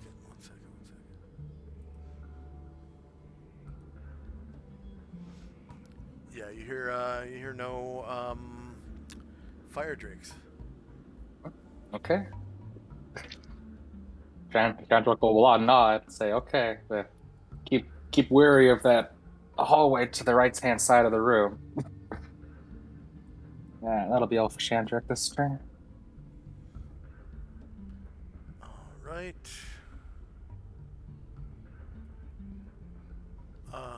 Anyone with a ring can become invisible if they wish. It's the end of round. Nah, Asher's good. So if I recall correctly, you guys were like setting treasure on the ground and detecting its magic when these spike devils attacked. So there's all this treasure on the ground, like No. up here. I think we took, as we detected each one, we brought it back to the pile unless somebody wanted it. We just brought the new item, so whatever the last item is might be there still. Which I don't remember what the last we detected was.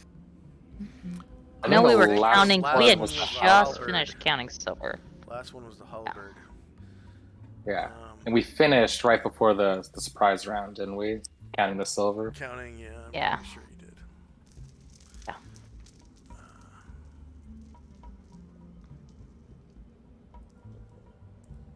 All right.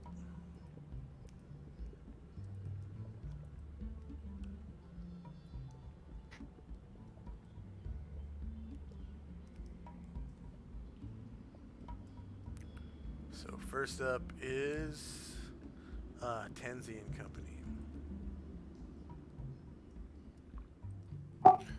So he'll look around, doesn't see any more enemies. And didn't somebody see mummies or something? Whatever happened with that, that's what he'll ask. Whatever happened with those mummies or whatever were over there. Anatar says, I saw mummies up north. They had the cornucopia. Is that what that loud noise was that I heard? The horn or something. Ah, yes. They were after me, and I was trying to lure them to you, and he kind of, like his face falls, he said, and they did not follow.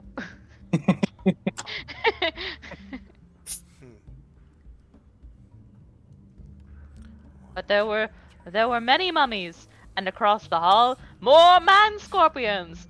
Fodder for the slaughter. Ha ha ha ha.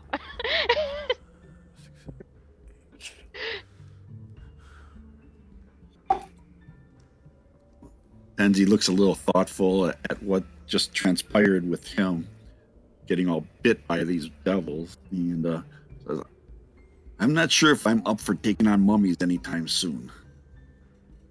And says, yeah, I've only got one cure spell left, and it's the one I use when you guys are,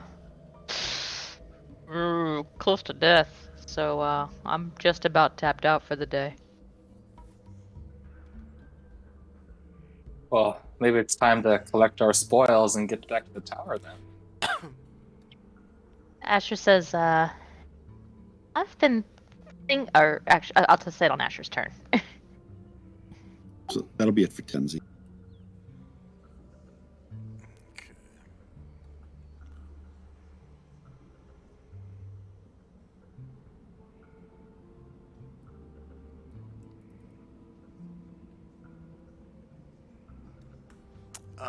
It's Asher's move now.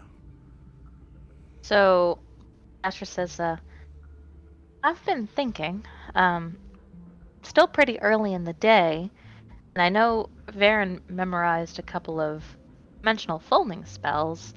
Maybe we can use some of the day to take uh, one or two uh, of our level drained friends, Anatar, or I guess they wouldn't say level drained. Some of the people who have been stricken uh, by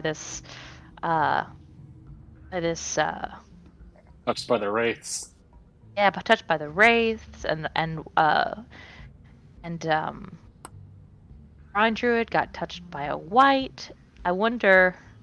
Well, we probably don't have enough dimensional folding spells unless Tenzi got some to do both of them. But maybe some people in the tower would know of a healer who can help them, and if they do, we've got plenty of time, I would think, to try and get that done before we go to sleep.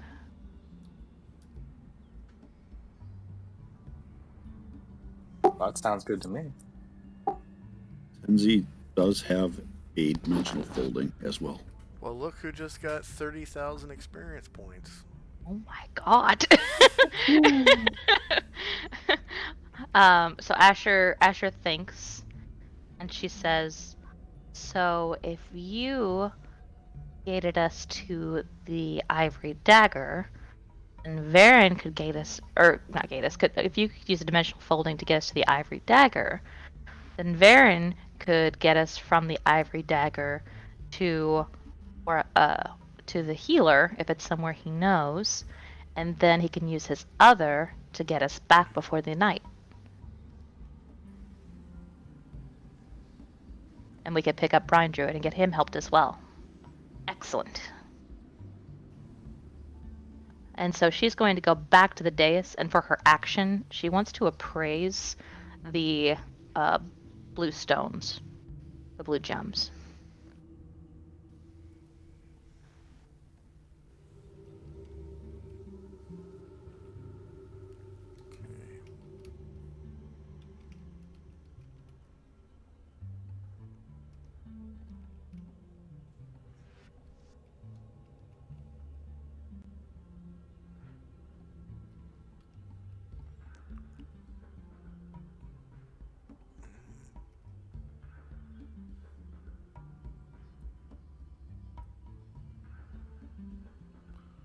Damn it.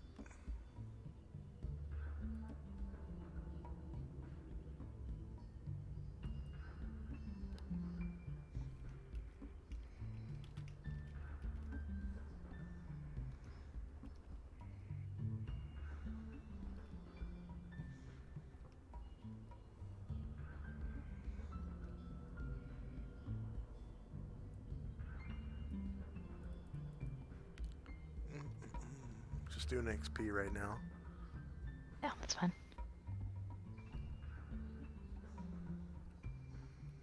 Okay, and you said you wanted to appraise the blue stones? Yes, please. Alright. So go ahead and give me an appraisal roll.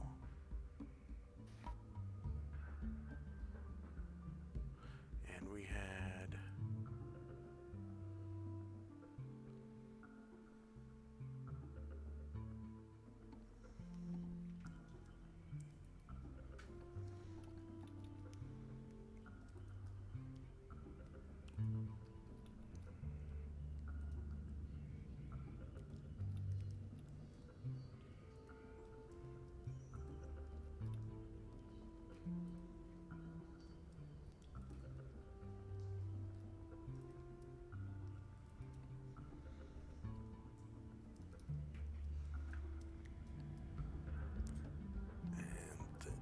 Oops.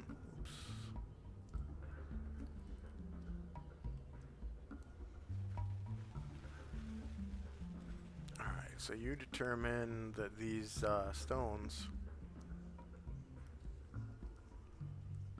are sapphires. There are 30 of them. Mm. Um,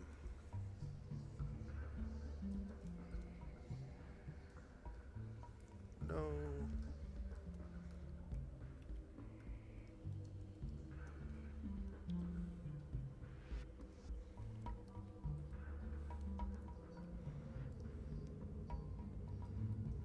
goodness, door's closed, but those spirit chimes are really going at it.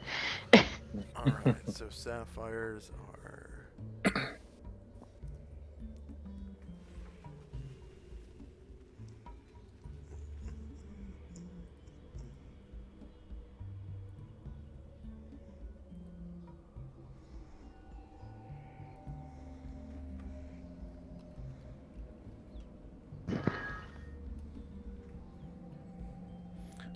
sapphires are worth 1,000 GP each.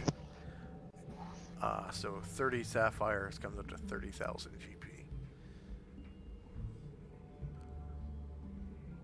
And you counted the silver, of course. Yep. Silver's, So she, silver's yeah. being worth 1/10 of a gold. That entire pile of 7,000 silver, of course, is only worth 700 gold. But Yeah. the stones kind of offset that, being Oh, worth yeah. 30,000 GP in total. So quick aside, I see that Frumpy still has 1 HP, but I wonder because the thing basically had him. Did I just forget to take off health? Is he dead, or did I? I'm Or pretty sure he did survived he with just? 1 HP. That's what I think, unless I just forgot to take it off, because I never was clear on why the thing just left him alive. Unless he lost interest. It was like, what, a breath weapon or something? I can't remember what it was.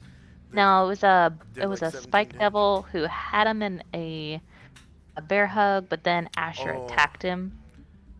Yeah, the, it's like, the way you get them off of people is by attacking them, or if the person makes a strength check or something. Yeah, so Asher And did somehow attack him, so you knocked him off of Okay. Frumpy after he did So he only did leave 17 Frumpy alive. damage. Yeah, it was like several attacks that added up to 17 damage, and he had 1 Okay. health left.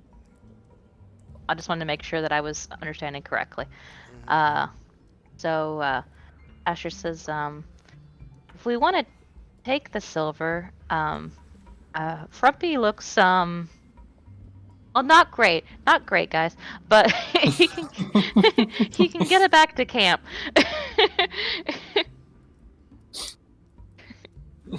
But if we just want to leave it, we could do that too. Well, he's and already here, right? We could load something onto him. sure. And she hands the stones to Anatar and asks him to hand out the sapphires to everyone. She says, "Oh, these are sapphires. They're worth 1,000 each, and Kenzie and Chandrak, it's going to be 10 for to each of us, and then pay your respective hirelinings."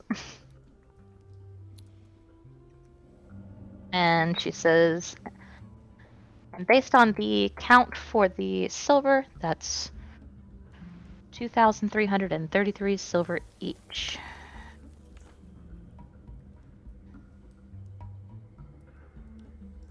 I'm putting in the chat.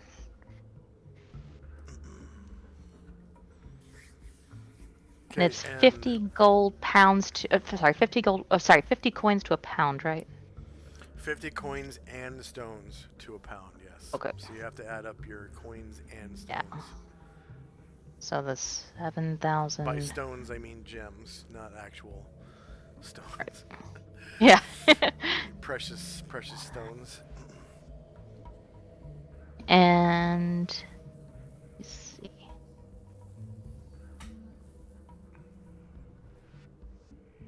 You guys can see that the 7,000 silver is Frumpy would be able to manage that if we decide to do it.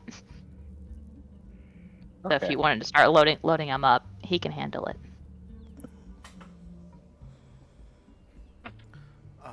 Sure. So from what I understand, Frumpy is a riding camel.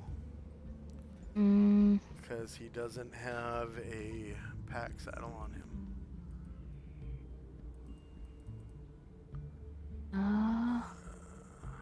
crap, you're right. I have so much stuff on him. Why didn't I put it in pack saddle? I guess he's supposed to have a pack saddle. Do I have that on the wrong camel?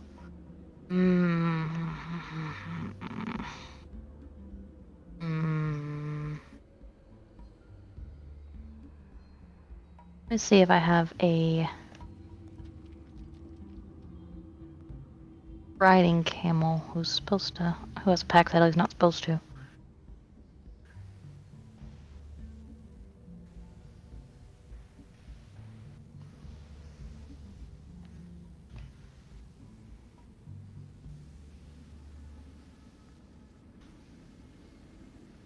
No, Grumpy is correct.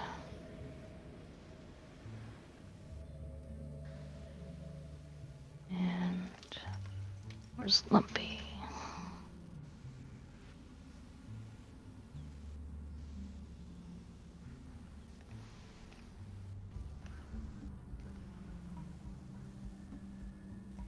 Lumpy's correct.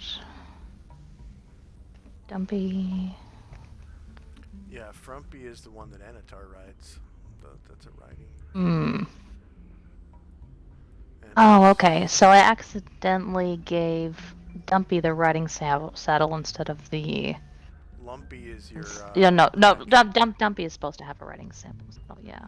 Yeah, the only camel you so- have that's a pack camel is Lumpy.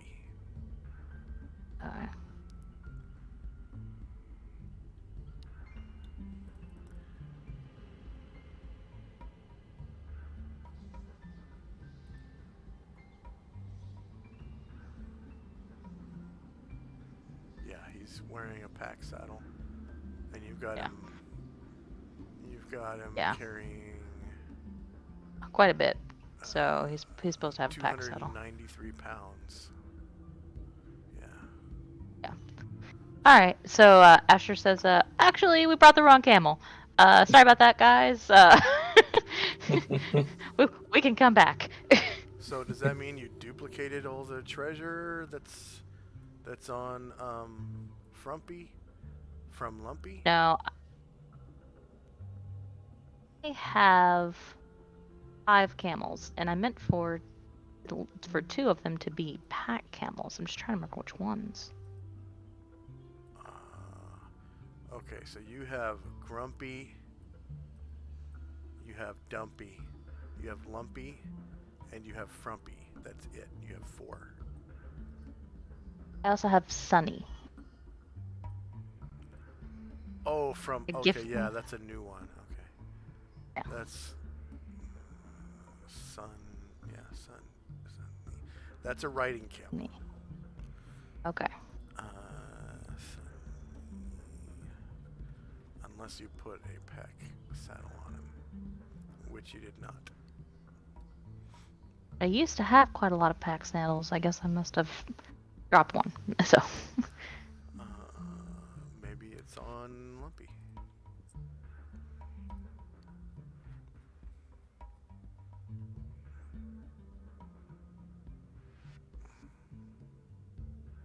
No, I gave one away, but I would have sworn. Yep. Okay, there is an extra pack saddle on Lumpy. So if we can like retroactively say that I gave that to Frumpy, and that's why he's holding all that crap, Okay. that would help a to lot. Frumpy. Yeah. Okay, to Frumpy. And Jim rides Sunny. Yep. So you got Lumpy in the back.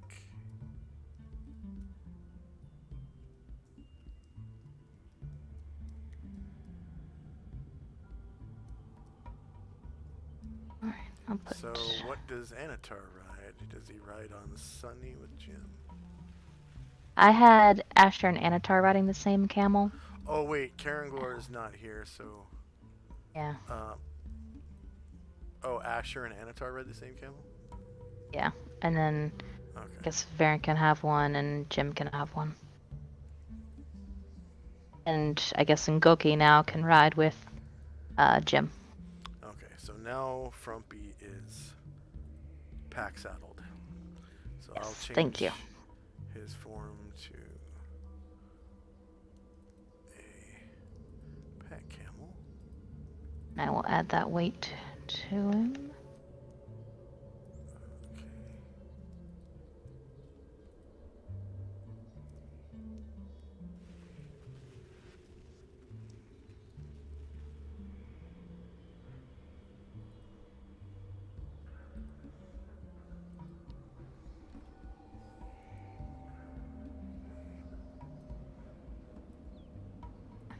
And then does Saddle. Goki ride with Jim? Yeah, let's say Ngoki's riding with Jim. Okay. And you got your 2 pack. Perfect. Back. Alright.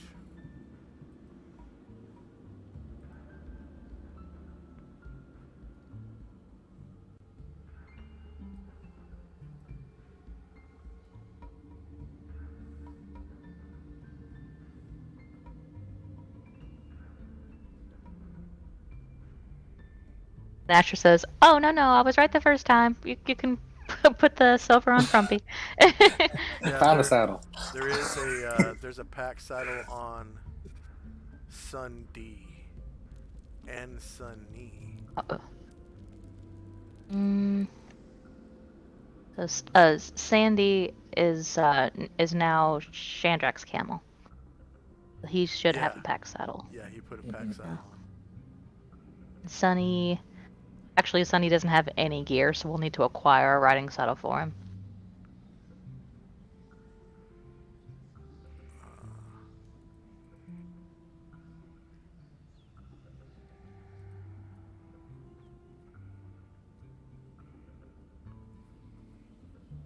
Okay, so I'll change his form back to riding.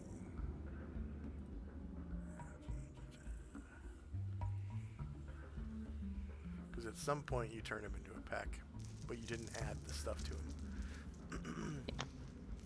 Alright. I've been known to do that. There's too many camels.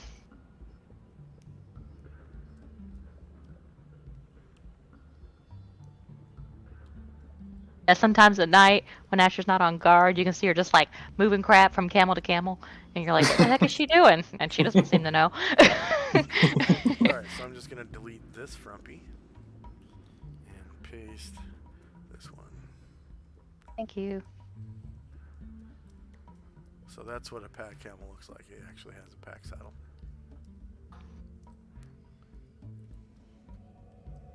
And he was facing north. There we go. Alright, anything else for Asher and Company? Besides Anatar handing out the sapphires like Asher asked him to, so he goes to Tenzi, he goes to Shandrak, and gives him the money. Okay.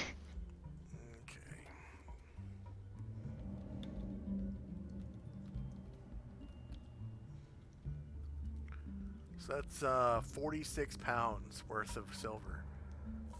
Is Shandrak able to carry that? Wait, isn't it? Wait, I thought that was. Hold on. I thought that was 4.6 pounds. It's 2,333 per person, divided by 50 coins per pound. It's 46.66 pounds. Huh.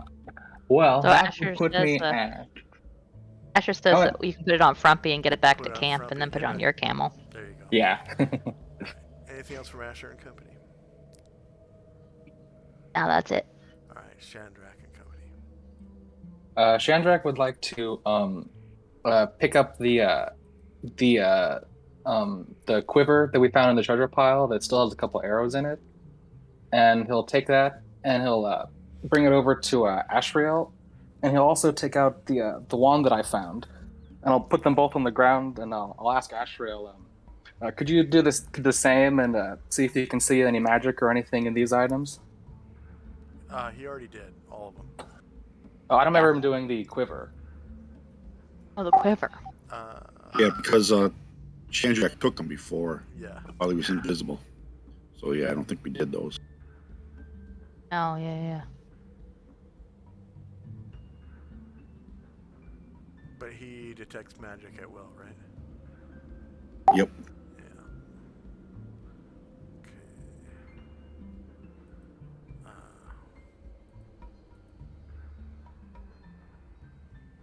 Anatar reverts to his normal high elven form. So high elves are usually like 4.5 feet tall to like maybe 5'3", and Anatar is 5'10" and looks like a high elf. So he's a little tall. A little too tall to be a high elf, but he looks like a high elf, so why shouldn't he be a really tall high elf? Who knows? Guys, I just need 17,000 to level up. Let's kill something. Okay, so Shandrak gives the quiver to Asheville, right? Yep. Yeah. Okay. The quiver of arrows. All right. And when Anatar turns back to normal, Shandrak will look over to him and be like, "Oh, I was wondering who that new Burke was." And he says, oh, that's just a little something I can do. No need to ask any questions about it at all.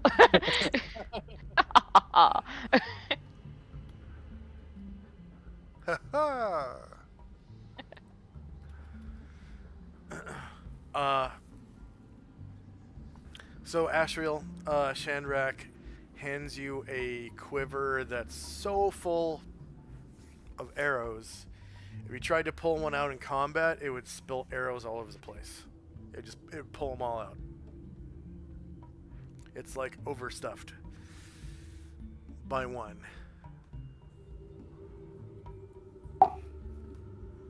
So he'll try to concentrate on the quiver to see if it's magical. Okay, you can do that on your turn, end of round, and we'll take our first 5-minute break.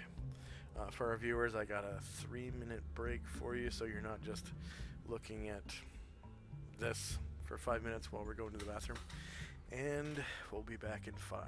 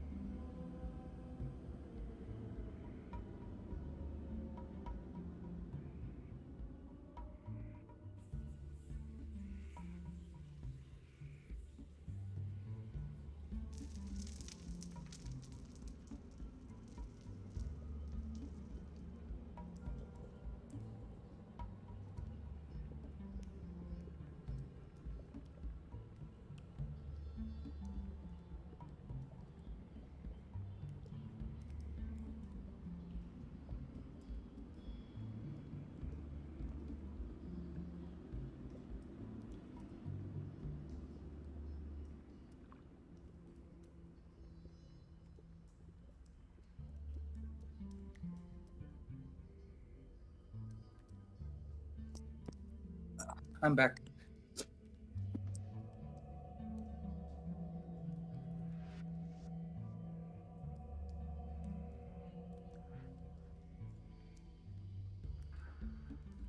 Just doing XP. It takes a while on so many characters. Huh? I just finished doing XP. It takes a while on all those characters. Oh yeah, I bet. Sometimes if we're in the heat of things, I just screenshot it on my phone and then do it at the end. Yeah, totally.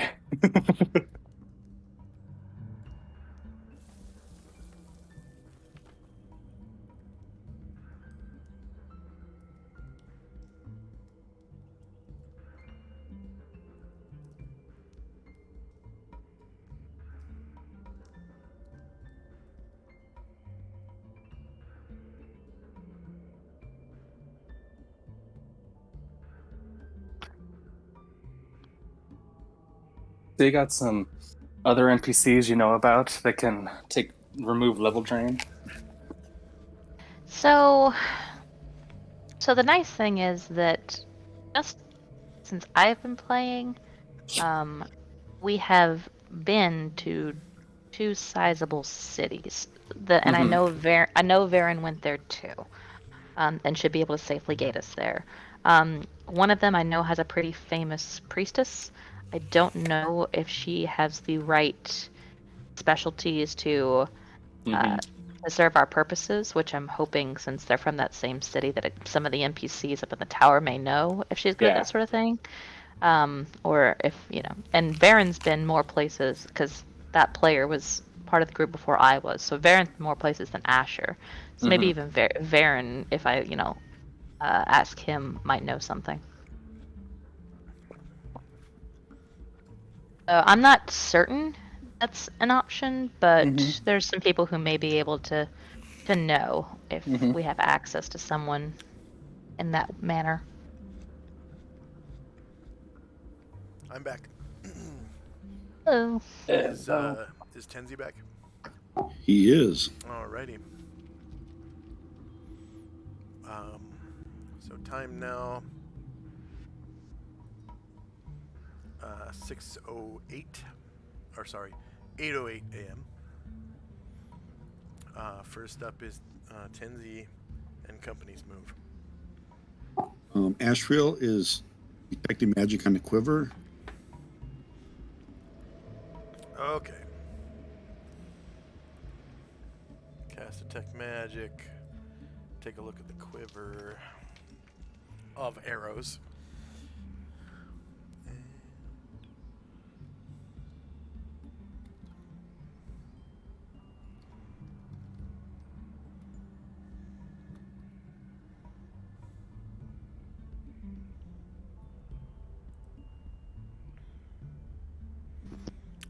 You find faint enchantment magic on the arrows. And then he's, if he can, this turn, or else he'll wait till next turn, as he hands them back to Chandrak, he's going to look Chandrak in the eyes and get a feel for this person. Like, detect evil.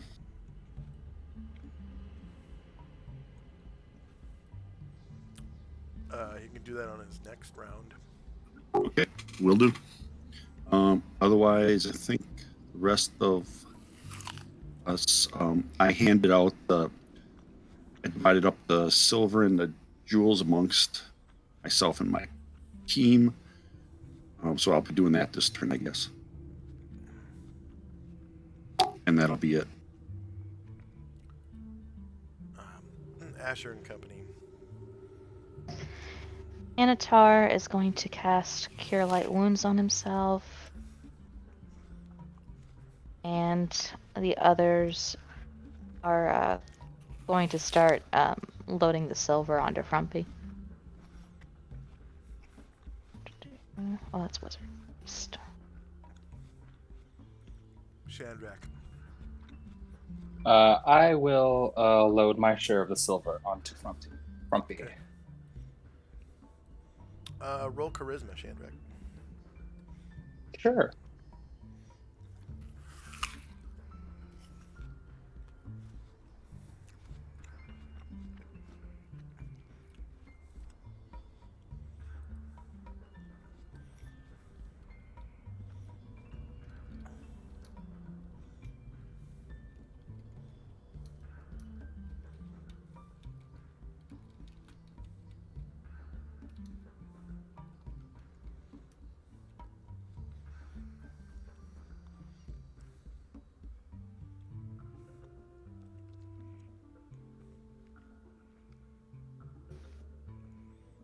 Okay, anything else from Shandrak and Company? No, nothing now. I'm good. Okay. Tenzi and Company. Just go ahead and roll the spell template for what you're doing. Tenzi with Ashriel.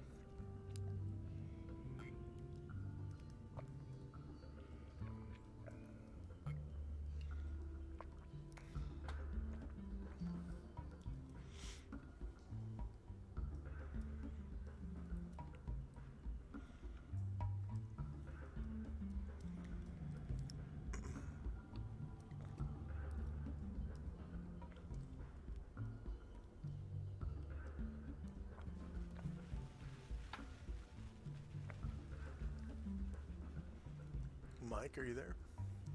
Yeah, I'm seeing if you have it. I'm seeing if you have it in the Asmon abilities because it's not the normal Evo that he has. Oh, you're talking about, okay. Yeah, that's, all right.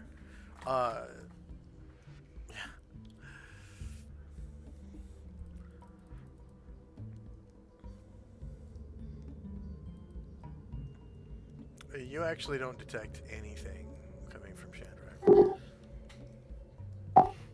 And he hands Shandrak the quiver, tells him what he discovered about the magic, and gives him a little smile. Jandrak takes the quiver back, and he has a very wide smile. Says, "Thank you very much, Ashrael." Tenzi will finish dividing out the treasure, and that'll be it.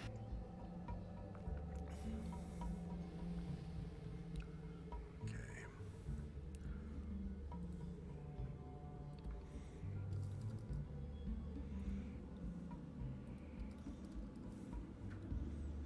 Asher and Company.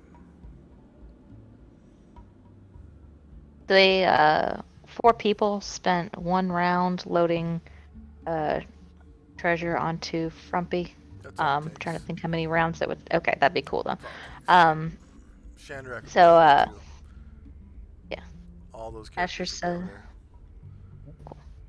there. So Anatar is going to cure light wounds on himself again. Actually, he'll wait till he gets up there. So Asher says, I'm heading back to the tower to find out what I can about where I can get about whether they know anyone who can help us who lives in a city that Varen's been to.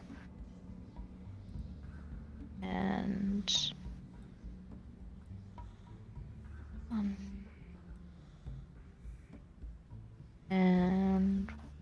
trying to remember how to get back without going past the place where he should just be north of here. All right. So then they'll just spend their action all jogging up toward the tower. Did you load the magic items as onto the camel as well? Ooh, right. Okay. Had on the treasure map, if you said you picked it up, and I have that you are holding it. So that shows.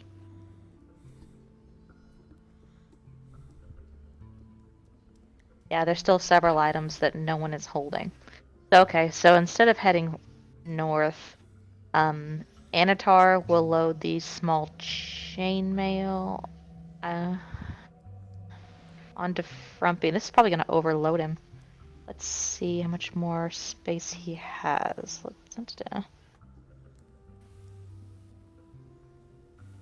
Alright. If we put...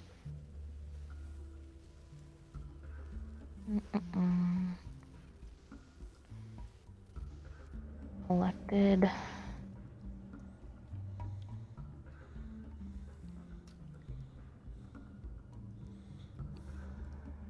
there. 7,000 divided by 50. 140 pounds.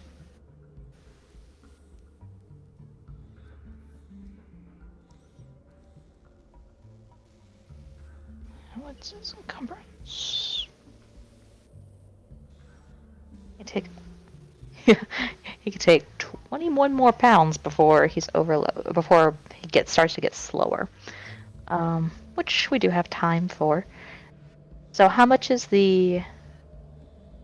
Bring up this treasure map again. You have to load them with the silver of our share. Yeah. We'll carry that. Okay, so we'll subtract 7,000 minus 2333. Actually, minus one more because there's one unaccounted for. Divided by 50. Rounded to up to 94 pounds. That does help.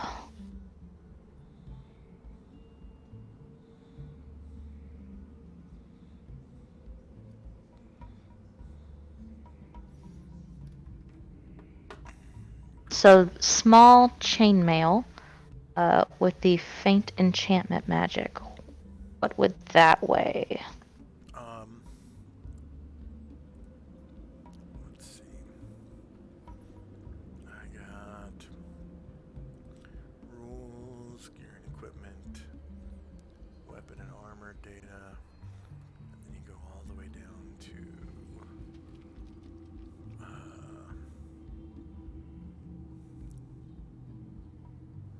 let's see. Where's the armor size stuff? Yeah, if it's small, it's normally 50%. If it's large, it's 50% more. Okay.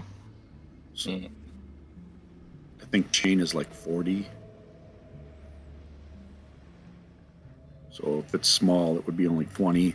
And I don't know if thin magic makes it lighter or not. But Chainmail is 40. And armor size.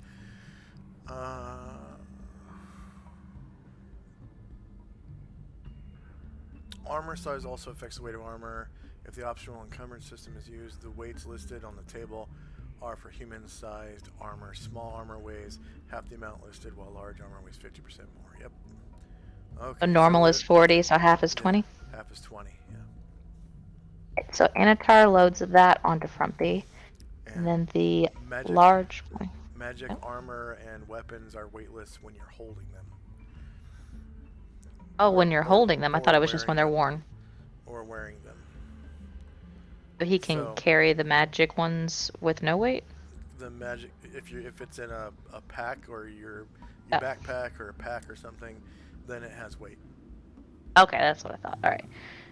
Alright. So Anatar is going to load that onto him.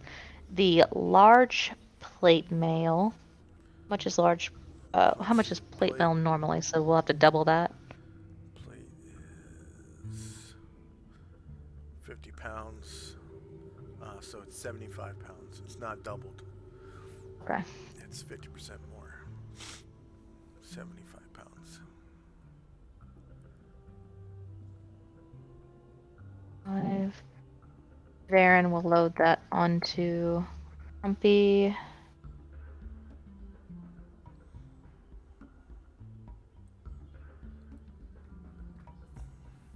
That might be the best large creature armor I've ever rolled.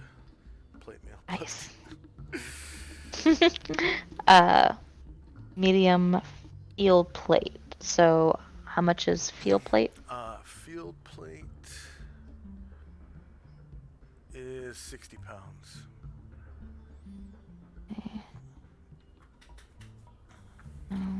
Grumpy. Yeah, poor baby. I'll take some silver. I'll take some silver off him in a heartbeat if it is gonna need to be the case.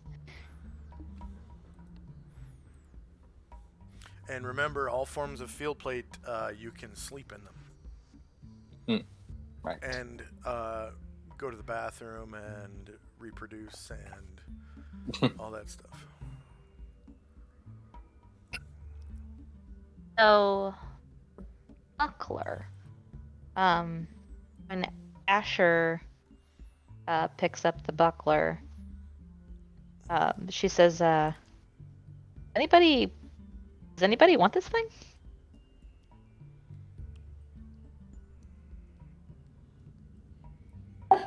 And he says, none of us can really use it. So, Chandrak pipes up and says, I've been considering it, but like, is it like straps or can you like put it on and off? It straps onto your arm Mm-hmm. and would interfere with spell casting just as much as your Right. Right. That's why I was wondering if I could just slip it on and off. You can slip it on and off in a round. It takes a full Mm-hmm. round to put it on and a full round to take it off. Mm-hmm. You voice those concerns out loud. Yeah. Okay. So Asher says, well, I use a shield, like just a normal medium shield. I don't need to get my shield on and off quickly. So, if this one's better than mine, which I guess we'll know when we identify it, then I'd be happy to use this one and give you mine. You guys already know that this one gives off strong enchantment magic. Okay. The Okay. buckler. Let me rephrase that. If this one's not cursed, then you can Yes. and so she's going to, let me save changes. And that's the thing about the identify spell is anything that's cursed happens to the wizard when they identify it. So like Yeah. So identify can be a tough go round. Keep on close by. That's why I see where we don't do identify theater of the mind. Oh It yeah. is on a map with people, if you're in an inn or whatever, and everyone is accounted for, because sometimes there could be explosions or Could happen. different things. So Asher is going to set her media. Sorry, she's going to pick up the buckler, and she's going to set her shield on the ground, and she's going to try the buckler on. Okay. And then, did you want to give your medium shield to Chandrak or no? She was testing it to see if it was going to adhere to her or something. If she couldn't get it off before she. You wouldn't know until you tried to take it off, anyways. Until I tried to take it off. All right. She's gonna wait until the next round to see if she can take it off. Okay. But who hasn't loaded something? Ngoki and Jim still need to load something onto Frumpy's. Let me pull up Frumpy's character sheet again. And also check his encumbrance after all that we did. And remember, the pack saddle itself has weight as well. Yeah, I do have that on his inventory sheet now. Okay, so yeah, he's moving at this time at about a third of his, exactly, a third. So he's at light encumbrance. And pull up the treasure map.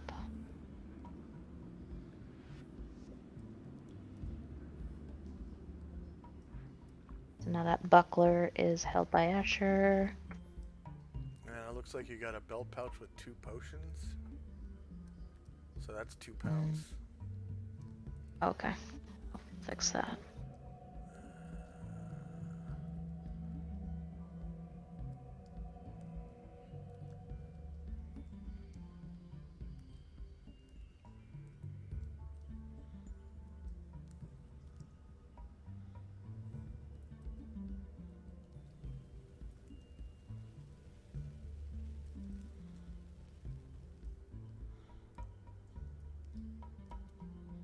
Let's see it.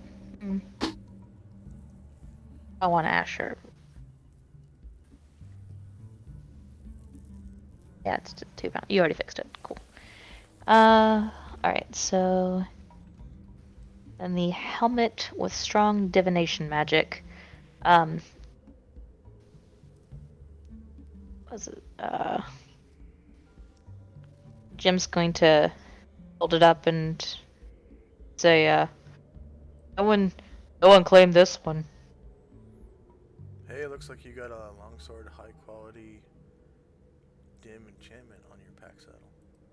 I do. And I'm glad we're checking this because I'm sure somebody could use it.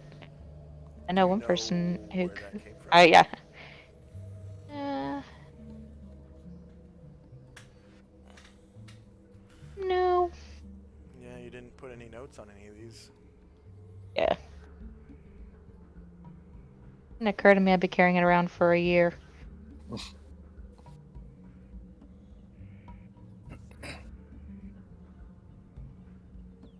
You also have flight arrows.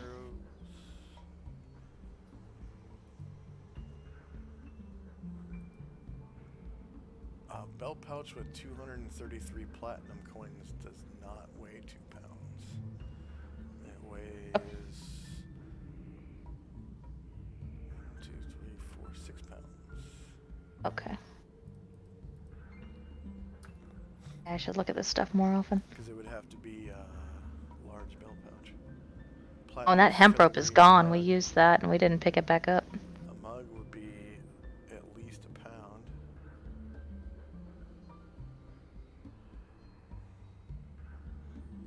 That hemp rope's gone because we used it and we did not pick it back up, so I'll take that off.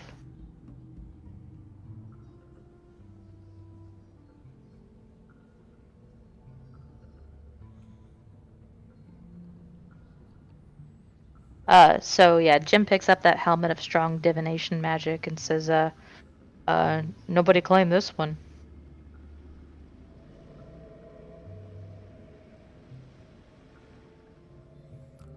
Yeah, it looks like it's an open-faced helmet.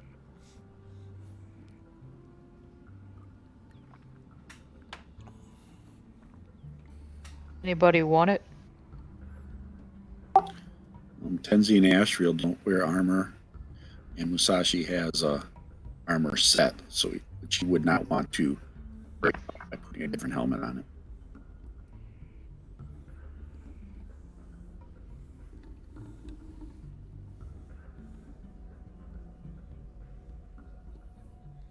Let's see.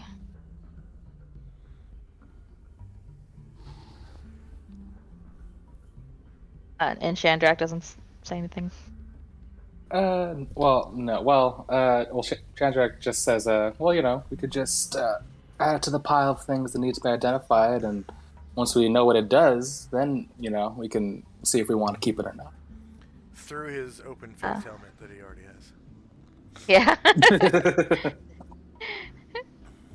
Jim shrugs and and puts it on Frumpy. Also, let me add to.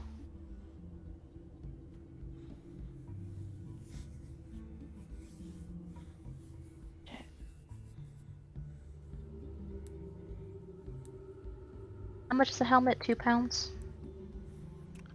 A open-faced helmet weighs 7 pounds. 7 pounds. 7 pounds. Frumpy.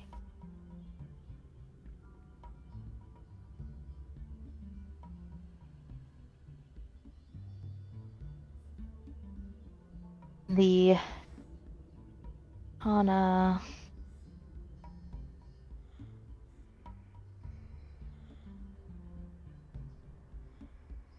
And Goki's gonna pick up the katana and put that on Frumpy. She says, looks interesting. Looks interesting. I cannot use it. It's Frumpy. And katana, is that 4 pounds like a long sword or different? A katana.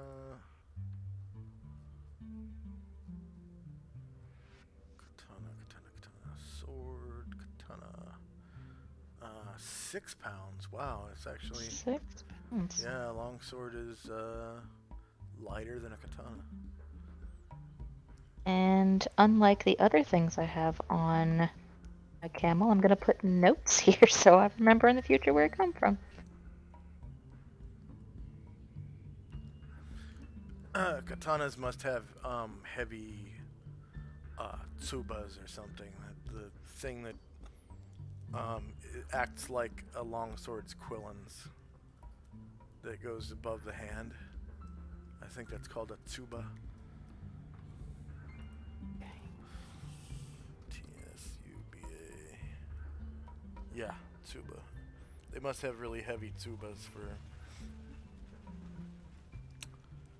war katanas. Right, Wow, and some then of the tsubas that they have on Google are fucking beautiful. I have that the pre-skulls are held by Jim. The Jambia was destroyed. The wand with a cube, sphere, and cone on the end is being held by Chandrak currently. Contact lenses are being held by Asher. Protraction scroll is currently being held by Tenzi. River of Flight Arrows is being held by Chandrak. The sapphires, edit, has been divided.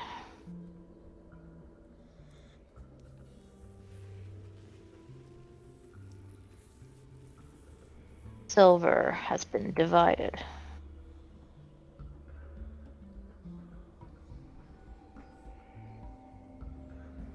Buckler. Wait, did I put the buckler twice?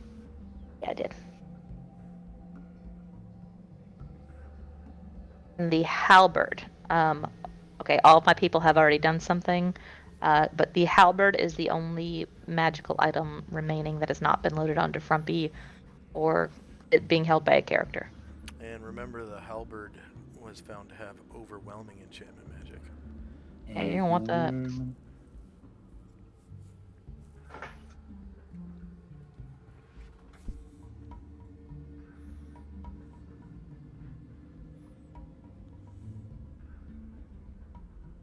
Yeah, when it comes to our turn, if there's anything left, we'll pick it up and bring it over. Okay. Just for anyone who doesn't know what a halberd is, it's a pole axe. It's a pole arm that has an axe on one side, and then there is like a bill on the back of it, and it has a spear tip on top.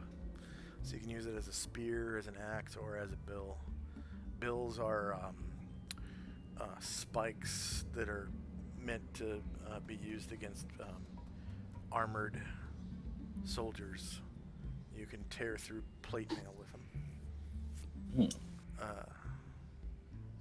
Okay, anything else for Asher and Company? Oh, that's it. Okay, Chandrak.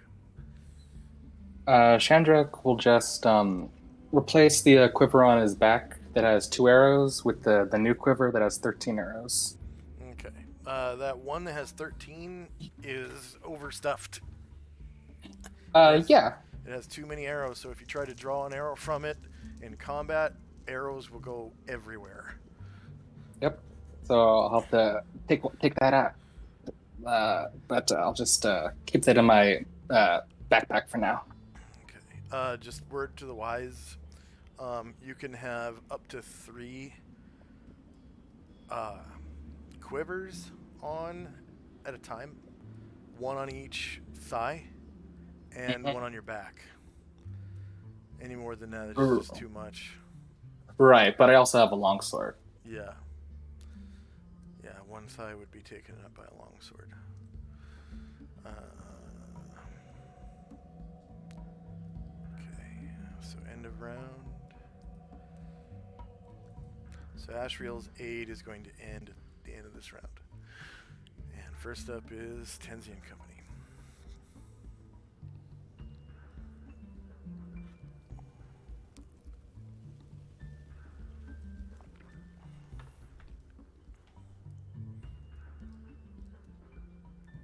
Michael?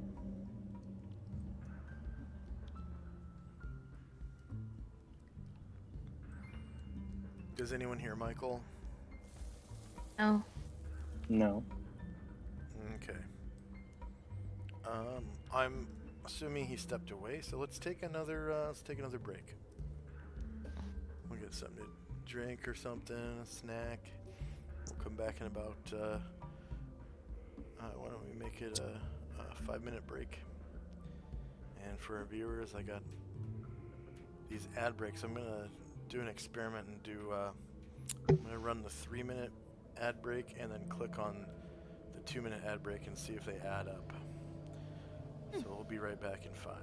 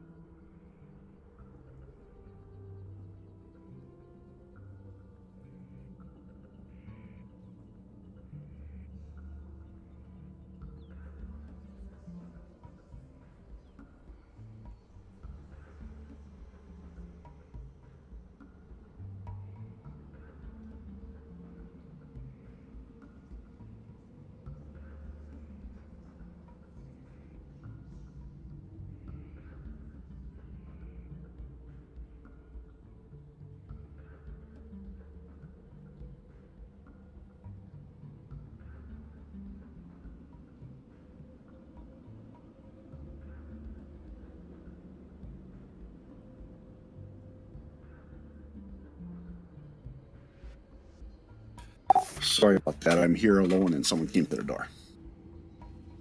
Oh, Oh, that's all right. yeah, he did You a felt 5-minute break. Okay.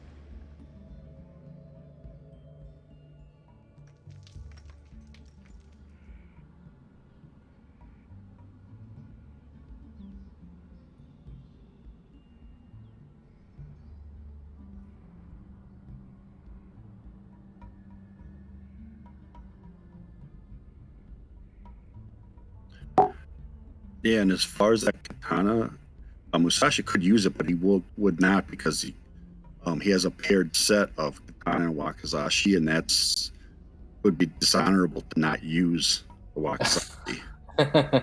So he would not. I mean, it'd probably be better for him to use 2 katanas, but he cannot because of for honor reasons.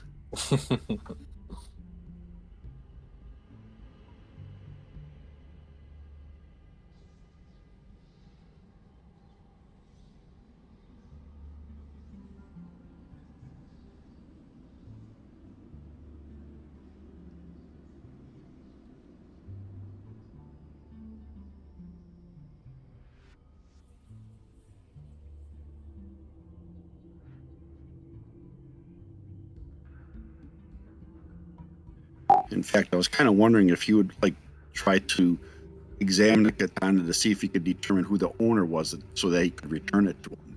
Because losing your katana is a big loss of face. So That's true, right? You know, is usually at least a maker's mark or something.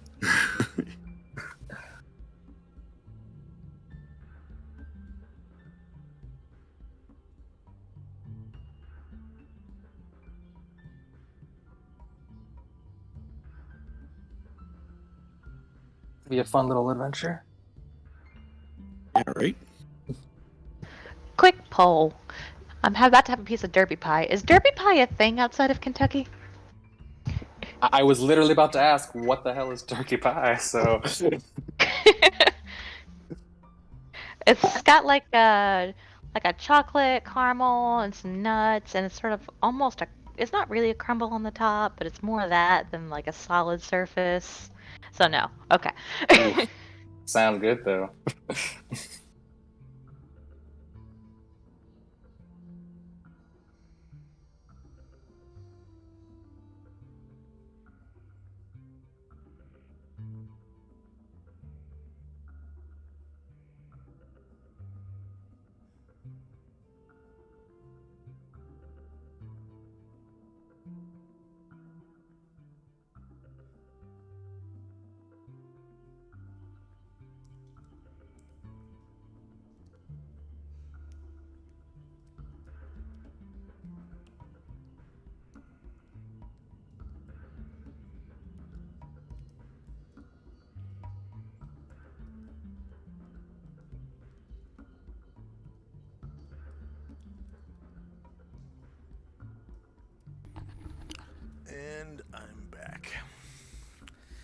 that thing didn't work when I tried to, when I clicked on the 3-minute ad break, it blacked out both of them. Ah, So Oh no. there's no all reason. right, good to know, I guess. Yeah, there's no reason to have. Well, if the anything. audience was there, they got to find out about Derby Pie. Which, you know what? That'd be good. More people should know Mhm. about that. That sounds I'm great. gonna make it a thing. Honestly, All right. I don't know why they don't combine all the buttons and just let you customize it to be however long you want your commercial breaks. Because 3-minute commercial break is the largest one they have, and there's 7 commercial break buttons. There's a 30-minute or a 30-second ad break, 1 minute, 1 minute 30 second, 2 minutes, 2 minute 30 second, and 3-minute ad break, and then there's a snooze ads button that lets you snooze your ads for 5 minutes if you're not an affiliate. Get Well, on, actually, Roll20. you can be an affiliate and switch on ads too. So you still need the snooze ads button if you did that. But I'm an affiliate and I don't like having people have to watch ads unless I want them to. So I turn ads off. So it's so annoying when you're watching something and someone's not an affiliate and just ads pop up. You'll be watching somebody play a video game and then a commercial comes on. Mm-hmm. No. Okay. All right. First up is Tenzi and Company. Are there items left on the dais? Just Just the the halberd, halberd. right? I think Musashi put the katana back. Yeah, I think Ngoki put that on the camel. Yeah. And so Musashi will grab the halberd and bring it over to the camel and Okay. see if there's room for it. Yeah, there's a way to Yeah. tie Yeah. it like on the side of the Right? And then pack cell or whatever. the rest of us will all come up around the camel and maybe say a little prayer that it can make it with this load on it. Having 1 health left. Yeah. I'm surprised nobody has cured it yet. The straw that breaks its back. A halberd's a pretty big straw. Yeah. How much does a halberd weigh? Halberd. Halberd weighs 15 pounds. One of the heavier weapons. Lucerne hammer weighs 15. Bill weighs 15. Bill Gisarm. Musket weighs 14. A great scimitar weighs 16 pounds. Two-handed sword weighs 15.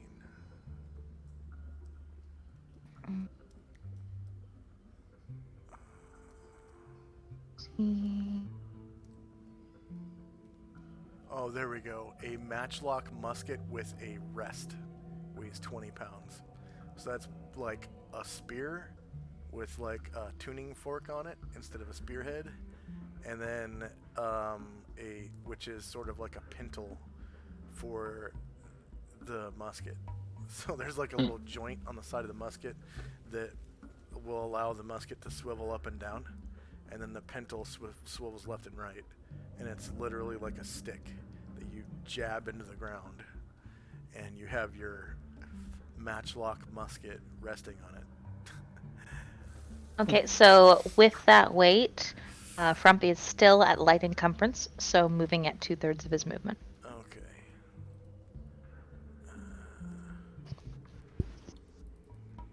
2/3. So he normally moves at 21, so that's 2/3 is 14.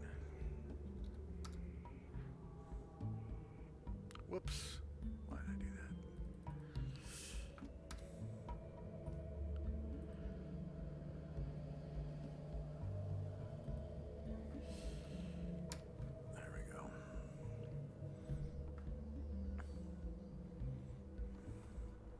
So you saw his blue bar go down, right?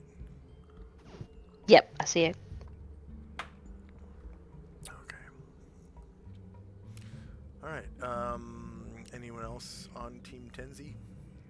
Nope, we're all came over and with the halberd on, and we're ready to move towards the tower.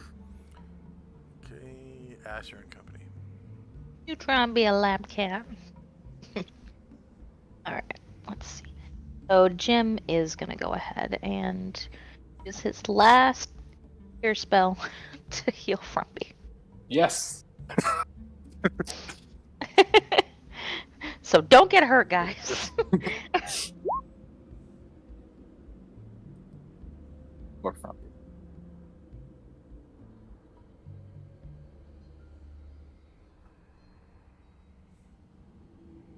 3.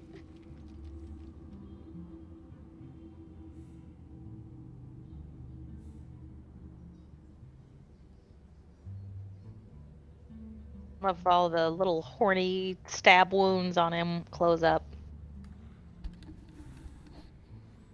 And Asher says, we're gonna start moving. Jim, once you're ready, you can catch up with us faster than Frumpy can move. And Jim, like, doesn't say anything, but he's just kind of like gives a little nod. And so we'll move at Frumpy's speed, 14. Everybody except for Joe. Oh, because everyone else is jogging. Yeah, sorry, everyone else is jogging. All right. And Shandrak. If we're moving out, Chandrak's doing the same.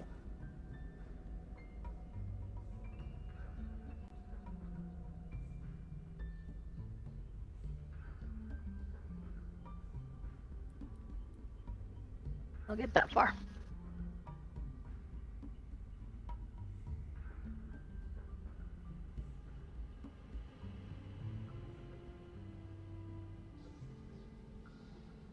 And I'll jog a couple more steps. Right behind Frumpy. Give him an encouraging pat. He spits. That's his action. Okay, and that's all for Chandrak. Okay. Time now is 8:11. The brown dot on Tenzi is gone now. That was Asriel's aid spell.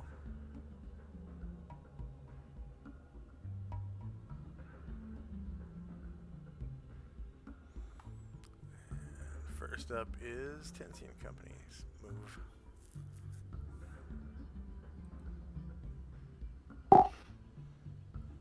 We'll move up.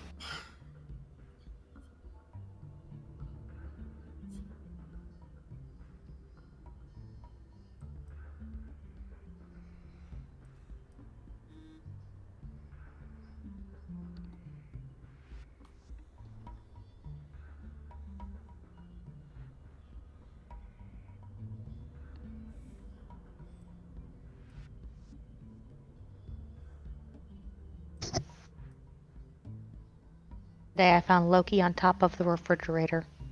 Yeah, I got hops. Trying to stay cool.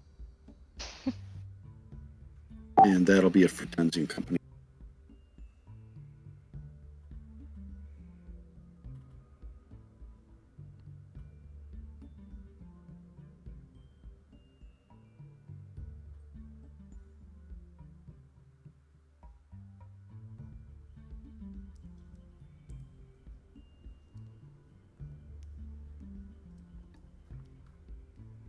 Okay, Asher and Company. Going to continue moving at Frumpy's speed, and Jim at a jog should be able to catch up. 1, 2,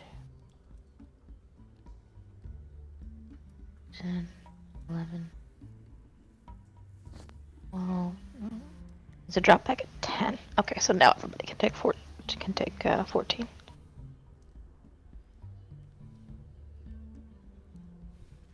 Oh, actually 28. I forgot we're double movement now. 28!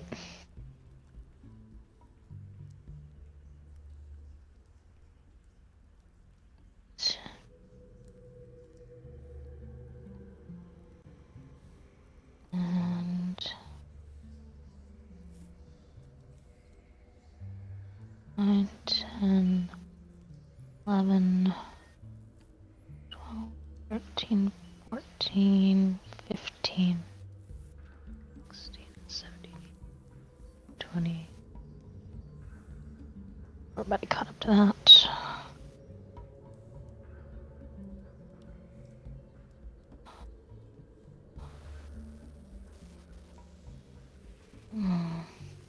Nope, can't move them as a group in that weird direction.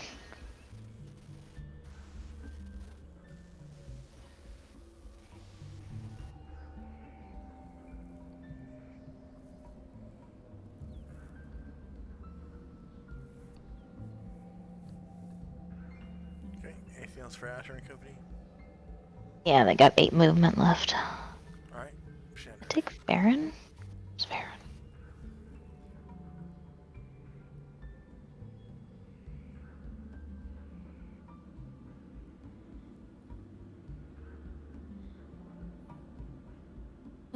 I think I lost. Oh, no, there he is. Just put Anatar on top of him. Alright, cool. I will take my last 8. Done.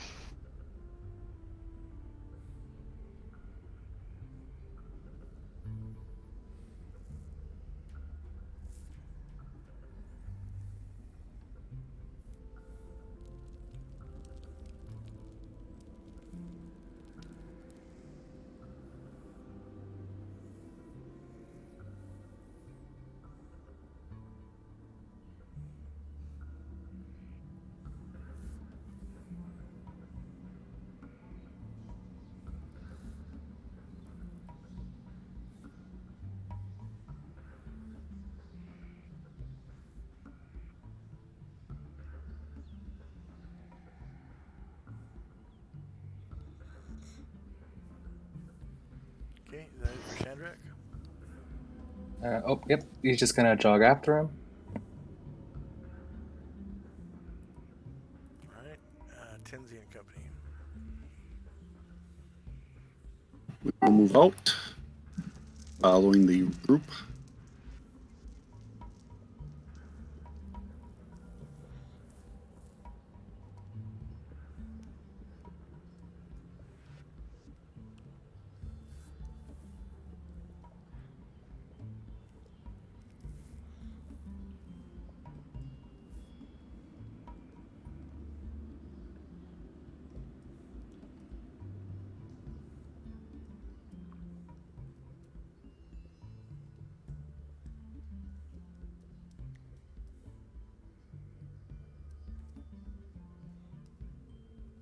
And I'll just move the back of the pack here, Okay, and that'll be it. Asher and Company. Alright, move another 28 north.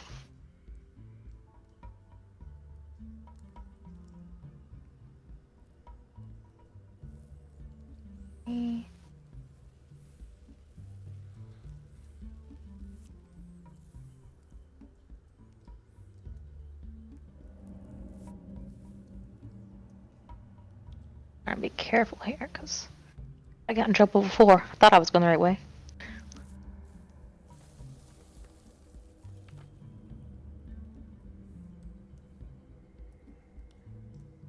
No.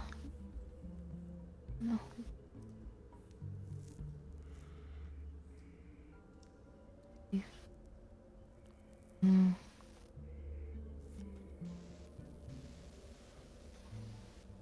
Got 6 more movement left.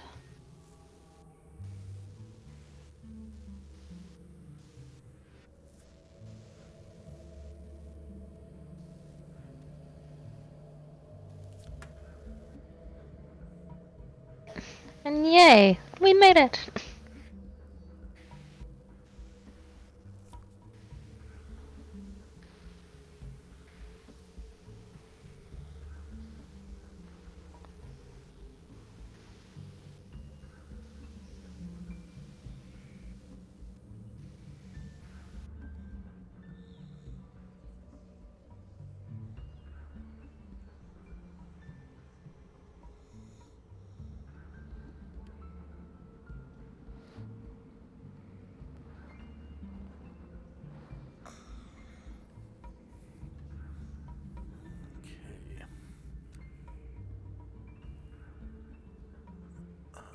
Shandrak and Company. I take position behind Anatar. What's up, buddy? Hello! Hey, Cutter. Shandrak gives a half smile and punches his shoulder. He punches back and you fall on your butt. Careful there, little guy.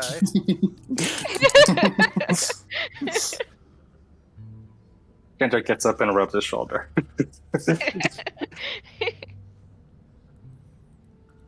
Tenzi and Company.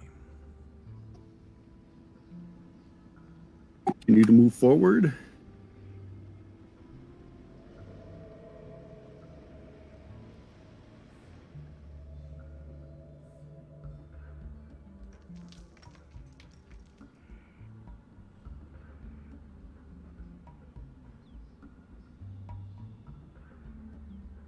And stop there. Okay, Asher and Company. Forward again.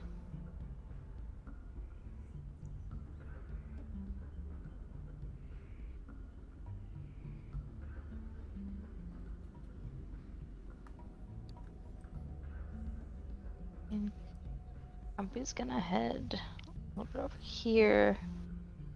So we moved 19, so they still have quite a bit of movement left. And 21.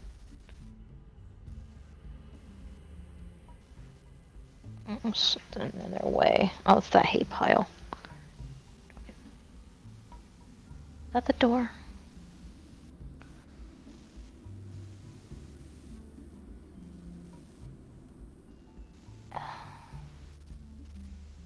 It's the door.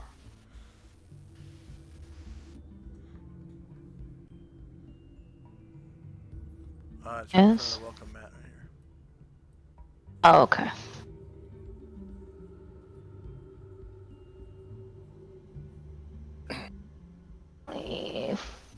Five. And come on. Move, people.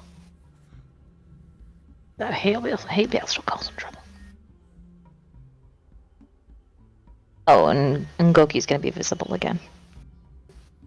Looks like she and Varen are going inside.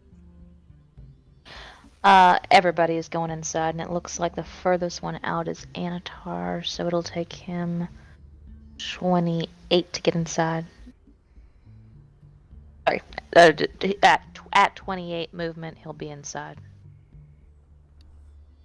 Who? So everyone's going inside. Sorry, Asher, Jim, Anatar, Ngoki, and Varen are all going inside. And Ngoki's gonna be visible now.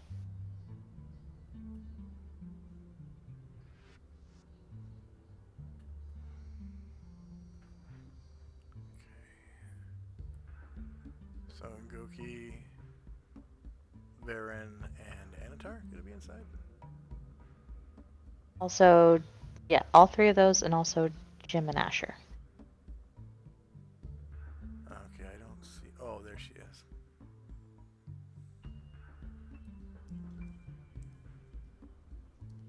Anatar and Jim, I think, are caught in a wall. Or a shadow from this hay bale.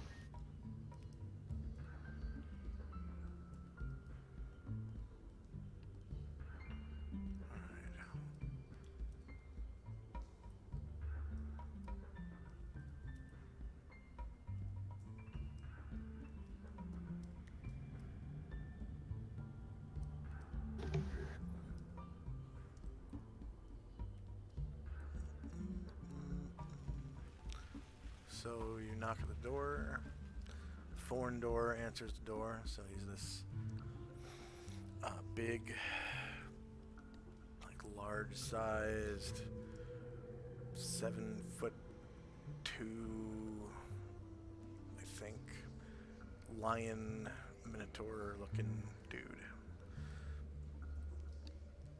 Or is he 9 feet tall? I'll have to check. And Asher says, "We're back." 87 inches. Cool.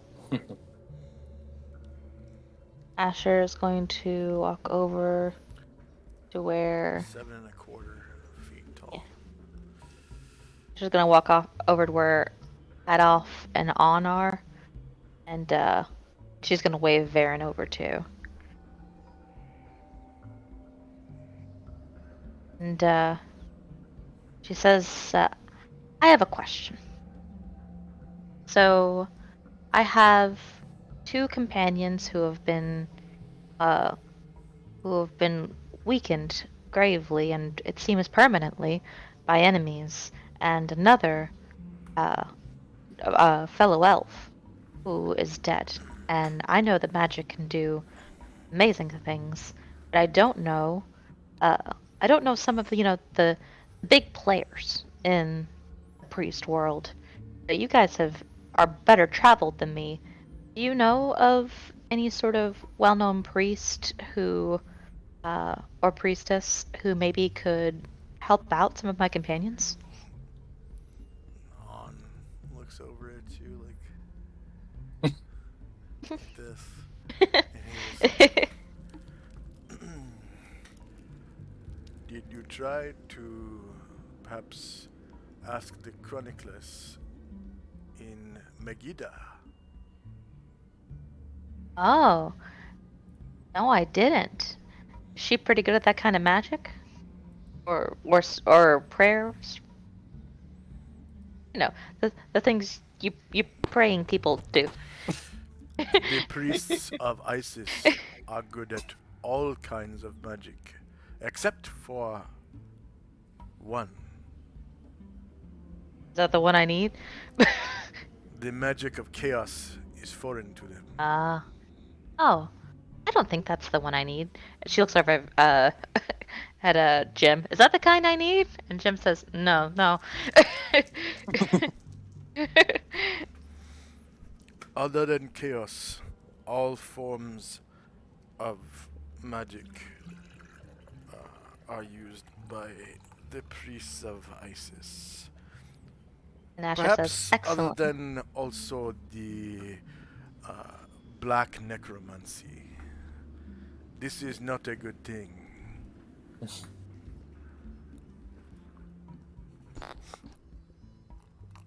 And Asher kind of stops and like rubs her chin and says, "Well, I am asking him to bring someone back from the dead. I don't think that's black necromancy, but I don't know much about this sort of thing."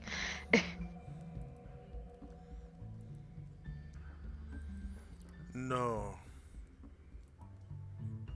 If there was black necromancy, you would know it. Is my voice changer on? Yeah, you're good. Okay. I just, for some reason, I can't hear it through my own headset. At least I think it was. Asher says, is it not anymore? "Perfect." It's not anymore now. Maybe it wasn't in the first place. Maybe you just how did a good about now? impression. Is it on No. now? No. Is it on now? No.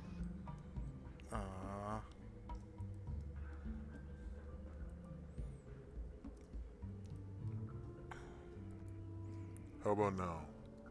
Yes. Okay. If there was black necromancy, you would know it. It is very evil. The creation of undead. Oh yeah, no, I don't want that. And the snuffing out of those who are living. This Oh is yeah, black no, that's not what I'll be asking for. All right, perfect. We'll start in Megiddo. Wait until everyone else gets here and we can start preparing.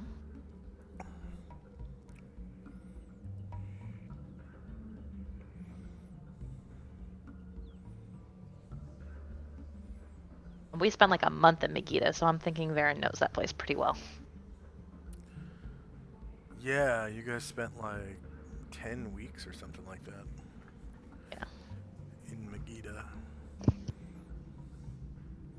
And you only went to the Colosseum once. Yeah.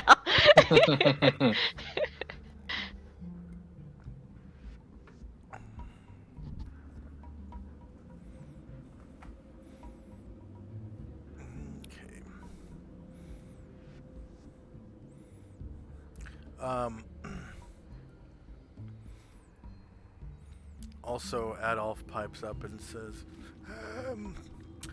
also, my fiancée, Terra, in Enervia, may be able to help. She is also a priestess of Isis. Asher says, I was thinking of Tara. Plus, I have a retainer with her. And that is in my notes. I have a 400 gold retainer with Tara. Oh, retainer. I thought it was larger than that. I thought it was like 4,000 or something. Let me double check. More substantial. Something more substantial. I think I used some of it. I don't remember what on. Oh, yeah, you used some of it to pay her to research for potions the- of ESP. You gave her a potion of ESP and then asked her to research how to make it. Yeah, I was right. It is 400 gold. Okay.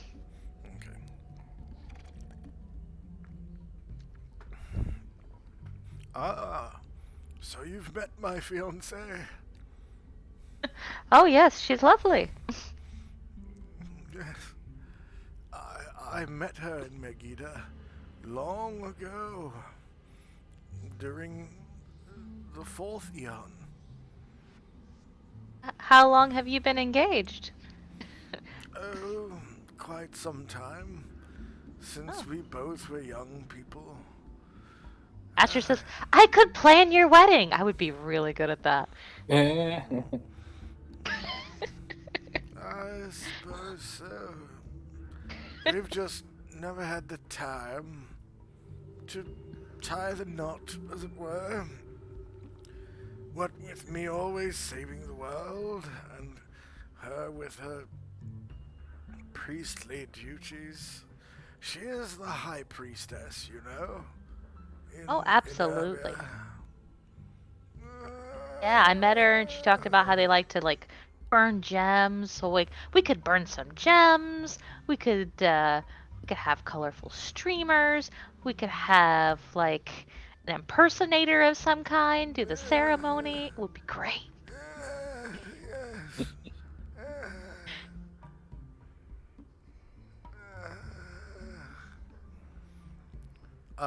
Adolf just starts wheezing. He's super old, by the way. He's Yeah. venerable old age.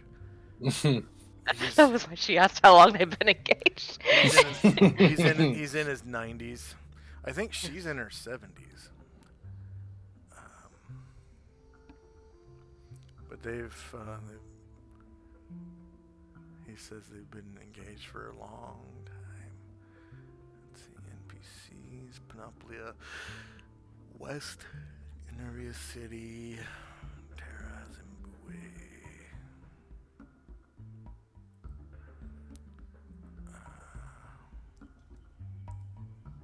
Oh, she's only 43. So probably when she was in her teens, and he was in his 60s. All right, it's getting a little Woody Allen.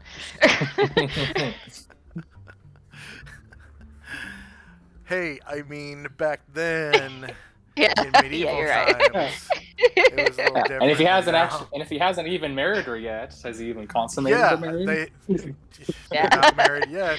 You never know. Yeah. Maybe they haven't done the do. It was a courtly love. Yeah, a courtly love between a 60-year-old man and a teenage girl until they're well into their venerable and middle age days. Okay.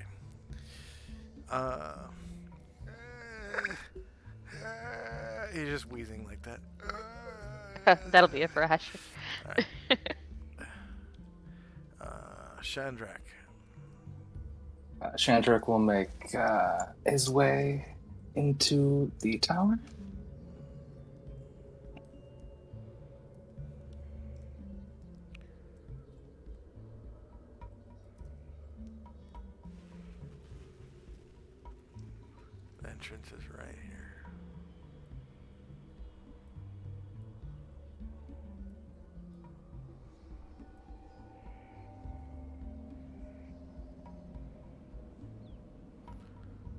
24 squares puts you right there. You jog and you're out of movement. Alright, that's it then. Okay. Well, doesn't he get more movement because we're out of combat? Oh, that's right. Yeah, you get quadruple times your movement. So you jog just right into the door. Jog, jog, jog, jog.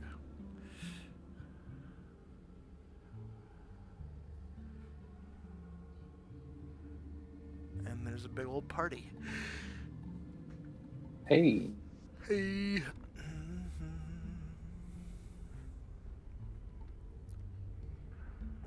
You can see Adolf is wheezing over by the fire.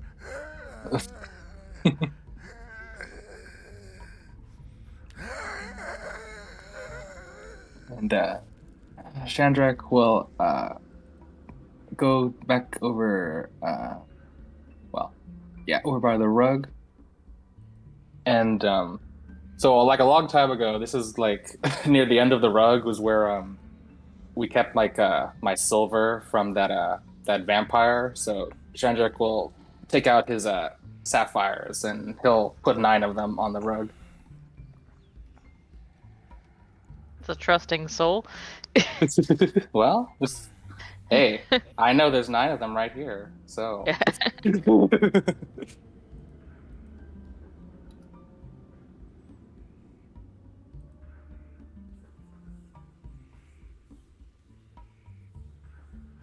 And that'll be all.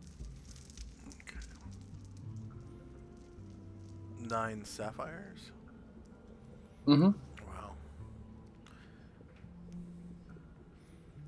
Yeah, you can see Healy's eye fucking the shit out of those sapphires.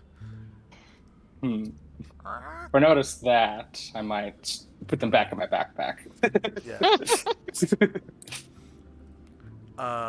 Tenzi and Company.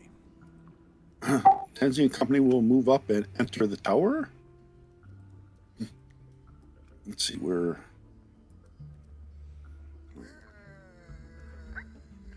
Is that 27 squares away-ish?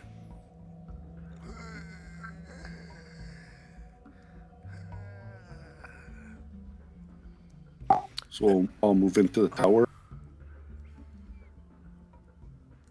Entrance is right here.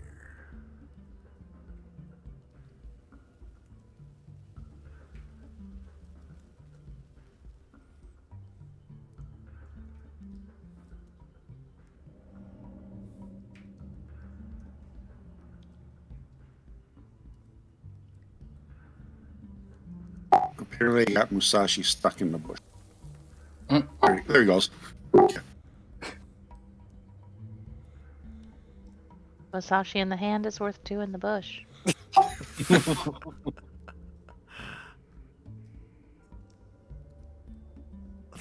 Then we'll enter the tower. Alright.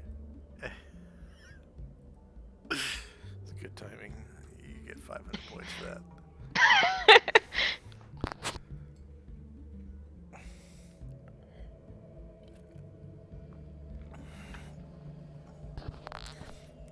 Forndor just as you pass by, and he shuts the door now that everyone is inside.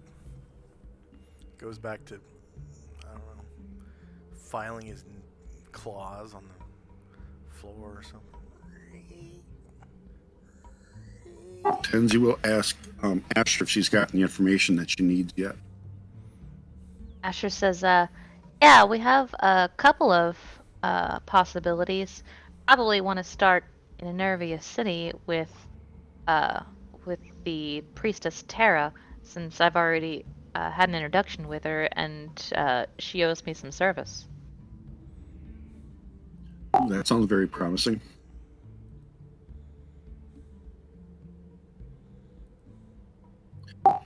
I assume we'll save my dimensional folding for the return. Asher says, oh, hold on. Asher says we can do that. If you wanted to come, I don't know if you want to stay here or if you wanted to come with us. you can make a dimensional folding to get us to the ivory dagger if you wanted to stay here, or you can do it to return if you wanted to come. I know sometimes it can aid you, and some people get a little touchy about that.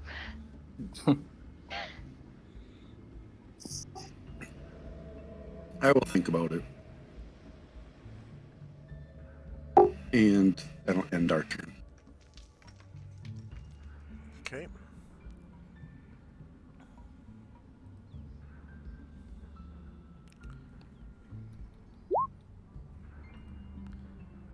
And Asher and Company.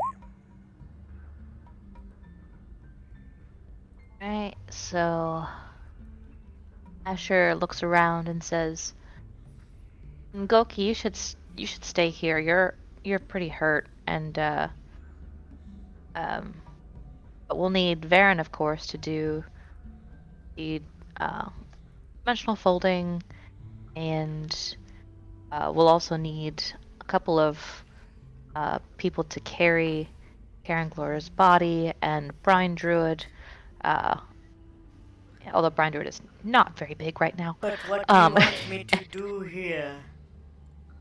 uh, Asher says, she thinks. She thinks.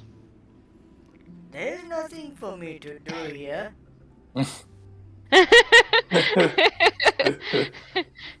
And she says, "All right, you can come."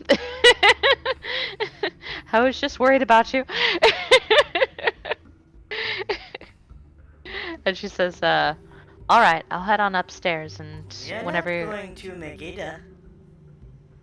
No, we're going to Enervia City for now. Yeah, you're right. You would be recognized in Megiddo. I have Which, never heard of this Enervia, but they will not know me there. that's true. It could be a good adventure for you. And so Asher says, "I'll head on upstairs, and whenever you guys are ready, you can go ahead and join me up there." Uh, Anatar does not answer, but you can see that he is casting. He's gonna do another light wounds on himself.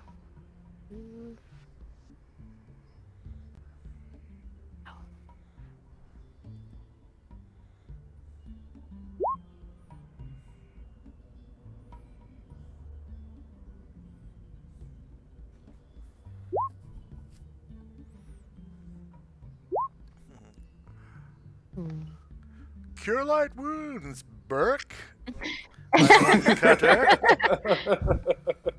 One, 2, 3, 4, That time Shadrach raises an eyebrow. 7, 8. Oh, forgot her necklace.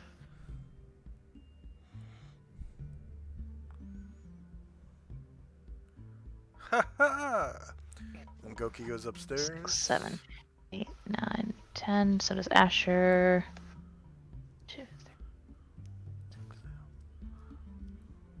10, 11. So does Varen. And so does Jim, who has lost his necklace again. Find it in the journal. And just give it to him on the next level.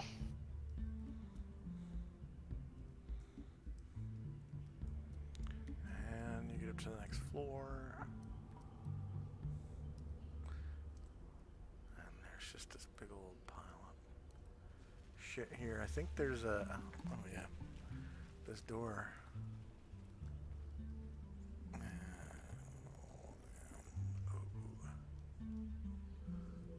No?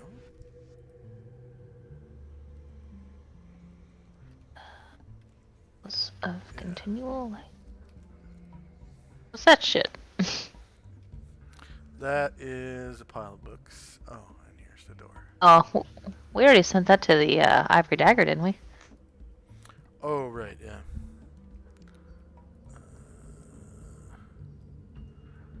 I gotta put that on the Ivory Dagger. Oh, yeah, you guys organized it on the Ivory Dagger, too. So there is the door that got ripped off the hinges by the little vampire dwarf guy. Morgul. And the library is empty now. He took the books out.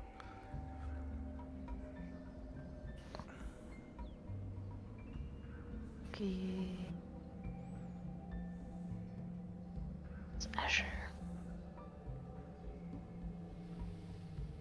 Oh, Asher's still downstairs. Asher will come upstairs as well, please. Okay.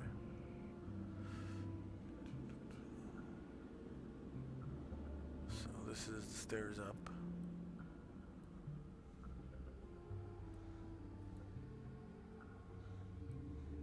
Yeah.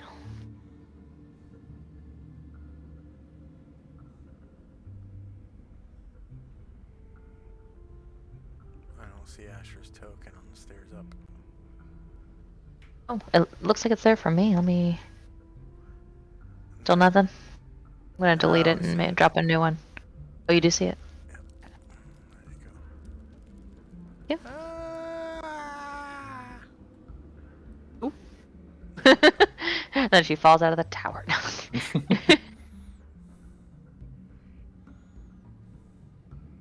And they're just gonna wait for Anatar to finish doing his thing and join them. And for the other people who've decided to come. Oh, you're gonna do identification in there? Oh, well, I guess, yeah, we hadn't talked about it, but I guess that we had a couple wizards who I was wondering what you're gonna do disdained. in the in the library. Like, Oh, I just wanted a place where that wasn't crowded with people when we do the dimensional folding. A little breathing room. But that would be a good identification room. Would be a really good one. you're not all going? I no. plan on going. Well, never mind then.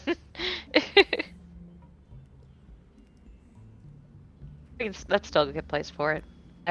Was gonna do it in a place where there wasn't 45 people. Mm. I want somebody to get bumped and fall through the dimensional folding.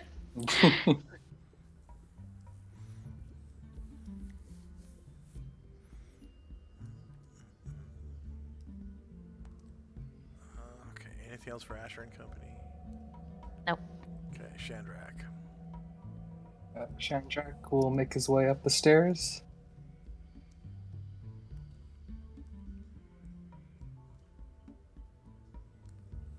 To the roof. Okay. Oh, we're just one level up. You That's all. make Oh, your okay. way- Okay. Make your way to the library level. You see the door ripped off the hinges, and you hear people inside the library here talking about this place you've never heard of called Enervia City. Come around. And then Shandrak will say, I just got to this plane, so if there's room on your spell, I'd love to check out some new places. See the sights. Asher said, yeah, I didn't think everyone would have come, but apparently it's a popular field trip, so as many as the more the merrier, I guess.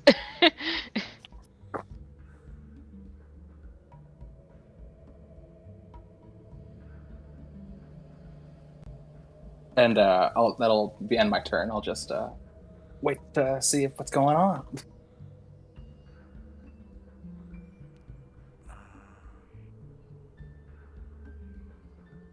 Oh, right, you're from Sigil. That's right. Okay. I'm like, all right. Okay. Ashriel Sanctuary is gone, so that's the brown dot on Ashriel. Brown dot 2 is gone. Okay, first up is Tenzi and Company. Oops. We will head up the stairs. Anxious to get the field trip started. Yeah. Tenzi has probably heard of Enervia, the country, and probably the capital city of Enervia City, but never actually been there before. I don't think you've ever been west of Gronar, really.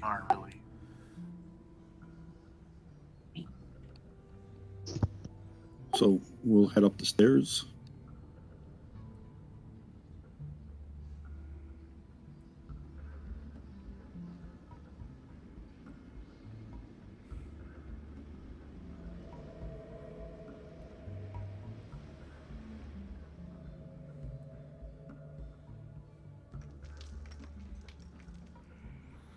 You get up the stairs and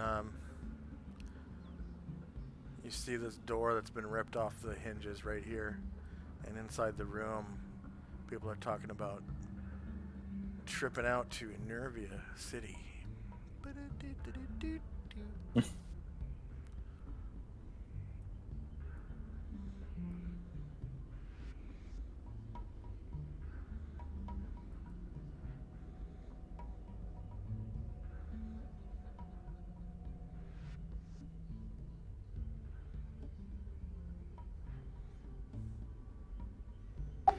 All right, Kenzie says to Asher, I think it would be best if we all went together. Plus, I've never been there, and it'd be good to learn more about that place. Asher shrugs and says, "Sure, let's just not stay away for too long. We don't want this, all of our hard work to be spoiled by a bunch of monsters moving back in while we're gone." Of course. Let's get Anatar and everybody else we need in tip-top shape.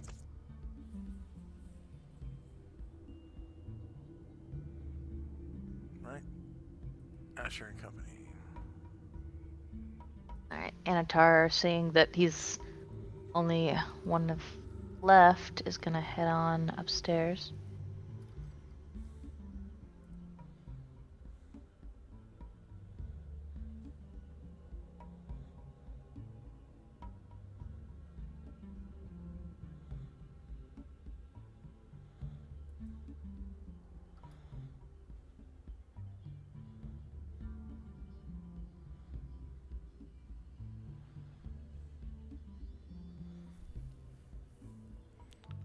Okay.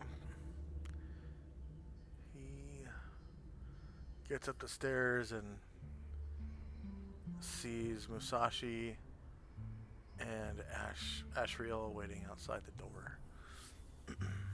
He's gonna push on past them and come in. All right, mates, when shall we go?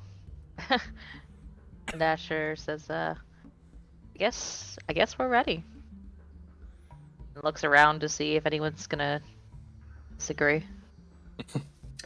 Well, come on now. I want to see what this spell looks like. And then Varen will cast Dimensional Folding to the Ivory Dagger.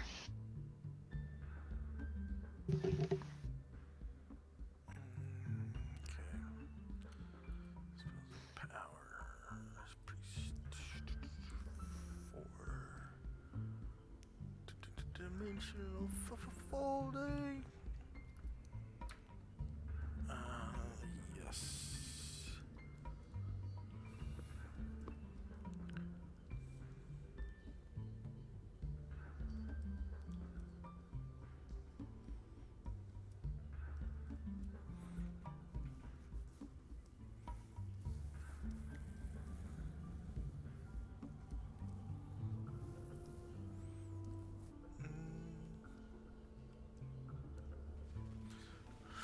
Okay. I'd say the inn you guys stayed at, he had studied carefully. The nexus between the three parts of the city. Hmm? I'm sorry, the inn would be very familiar. That's Okay. the best category. Before he goes to Nervia City, though, we gotta stop by the Ivory Dagger the and Ivory get. Dagger. You guys have spent several days on the Ivory Dagger, so yeah.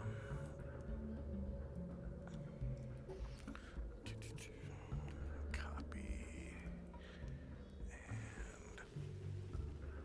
ships.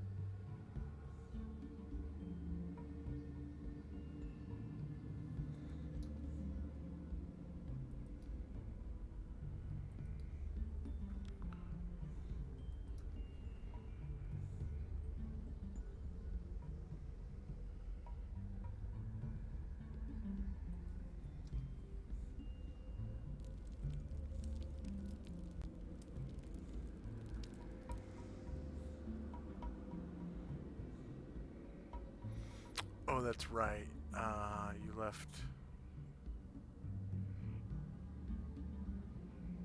You left it. We left Brian Druid and Karen Glore's body there for safekeeping.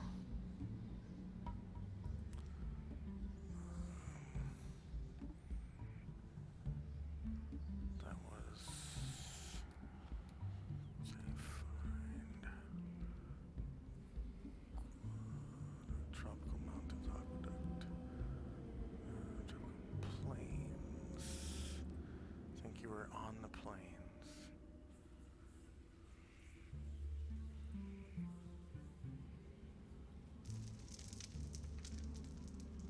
Yeah.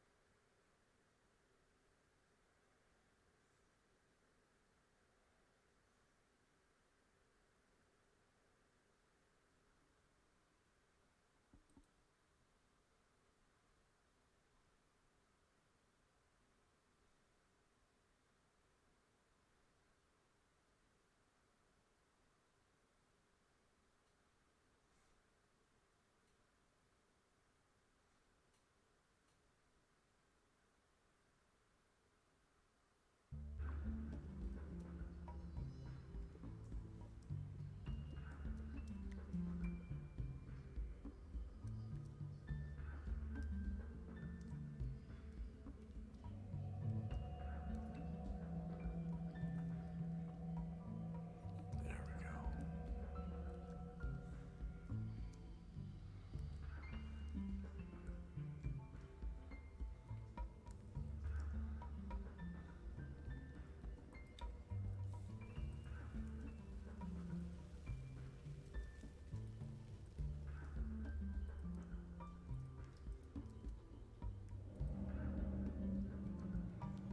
Huh.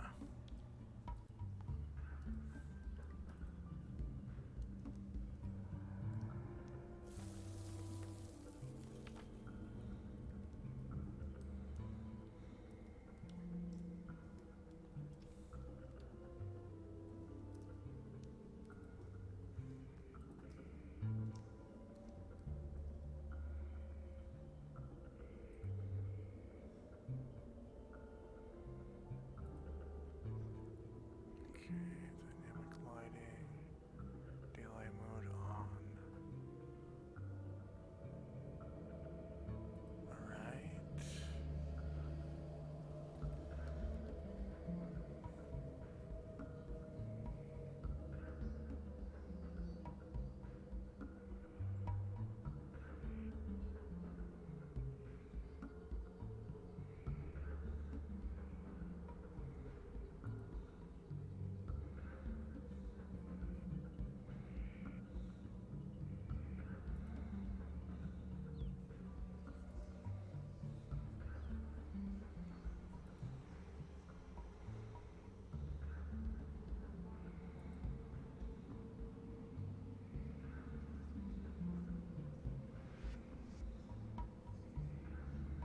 Brightness is all the way up. Dynamic lighting. How about if we turn it off and then on? There we go. There's off.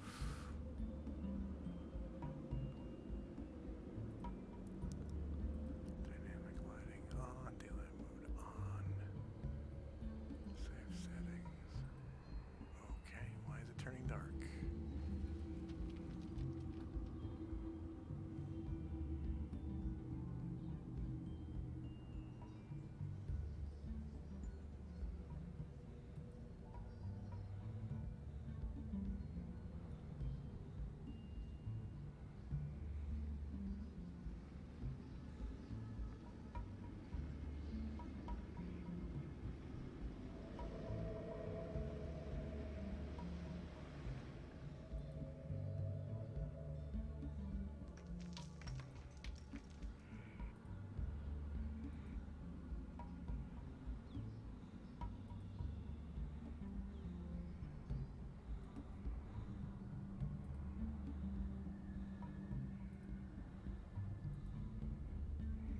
It's like it gets darker when I turn daylight mode on. It's weird. That makes sense.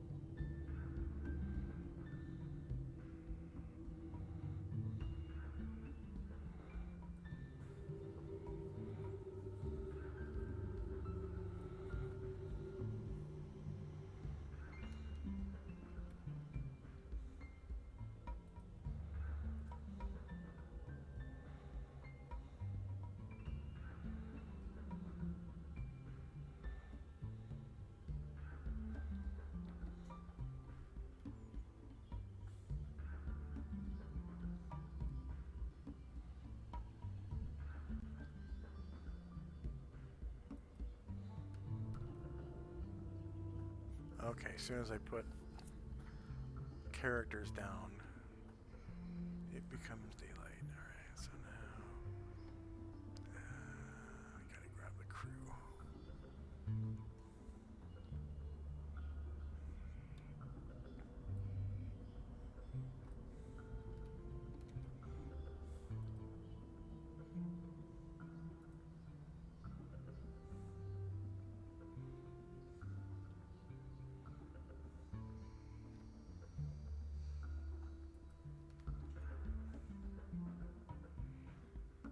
Okay.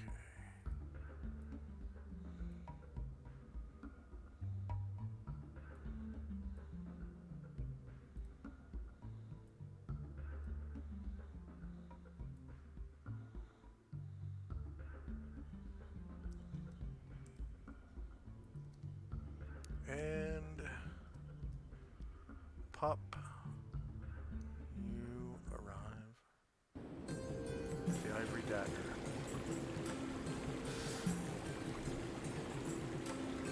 I'm gonna turn the sunlight down a little bit because it's still 8 in the morning-ish.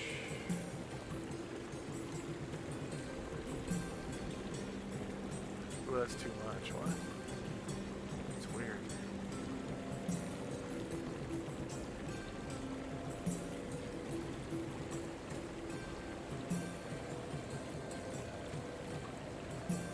Alright, and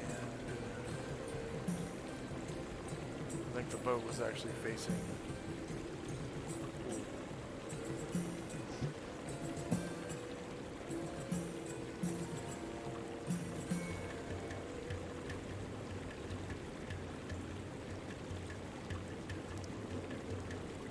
Facing this way. Yeah, I think you're right.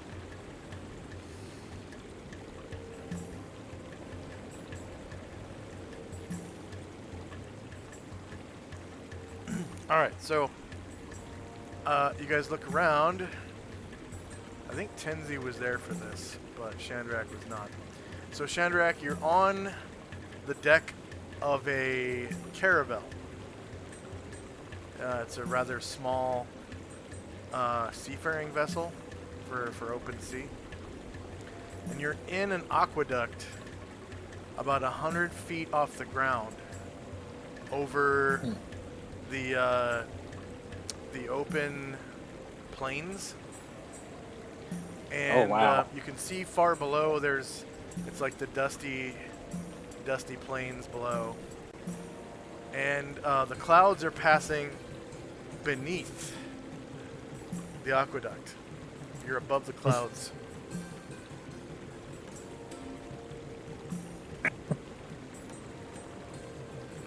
Chandra just kind of looks around, smiling at the situation. It's like, where are we now?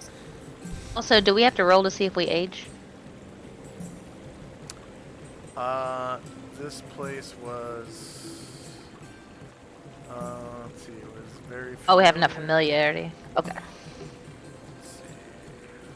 Yeah, it's a factor. Very familiar. You age 0 years.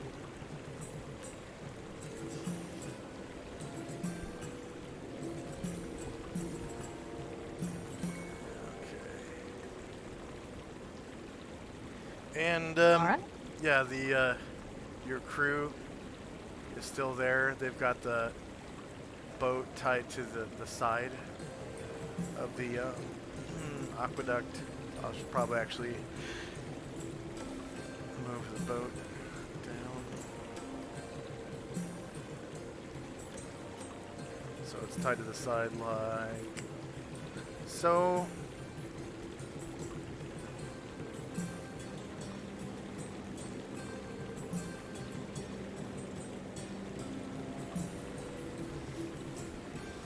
And yeah, you guys take a look around. There's some halflings, some humans, sort of running things on the deck. Here's a halfling. Here's a gnome, I think. Here's a human in the crow's nest with this little blonde halfling gal.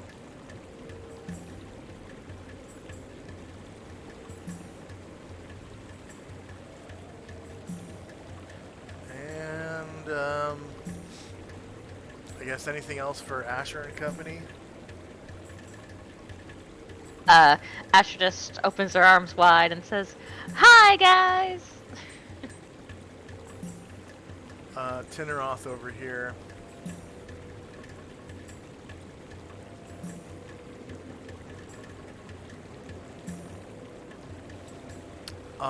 He says,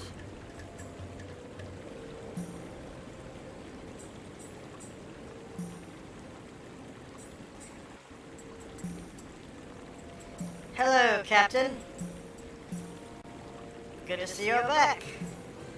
Where's everyone else? And who are those people? Pointing Asher- to, pointing to the samurai, Ashriel, and Shandrak. He looks. She points around. She says, "Chandrak, Ashriel, and Musashi.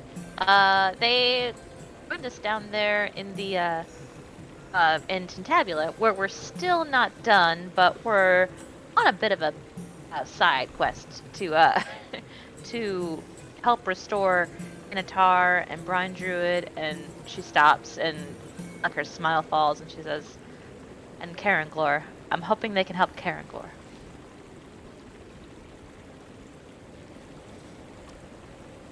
Did you deposit Karenglor's body on the ship as well? Yes. Okay. So let's see. The dragon, being that he is basically now like he was inside the egg before he's fully developed, they probably would be keeping him in like the bathtub, so that he Oh, can, that's a good place for him. so that yeah. he can like breathe water, because he was having trouble breathing air. If you recall, he was. Oh, He yep. was breathing like that. Yeah. So he's, yeah, in the bathtub, and then, so you had him and Karenglor. Wasn't there someone else? Or is that it? Those are the only ones we left here, but Anatar has also been level drained. He's just able to function that way. Okay. Let's see. The dead guy would probably be in the hold somewhere, like in a box. they probably wouldn't have a casket available, so probably like a shipping crate or something. Also, Asher stops and says, huh, I wonder what they'll think when we carry a dead body through town.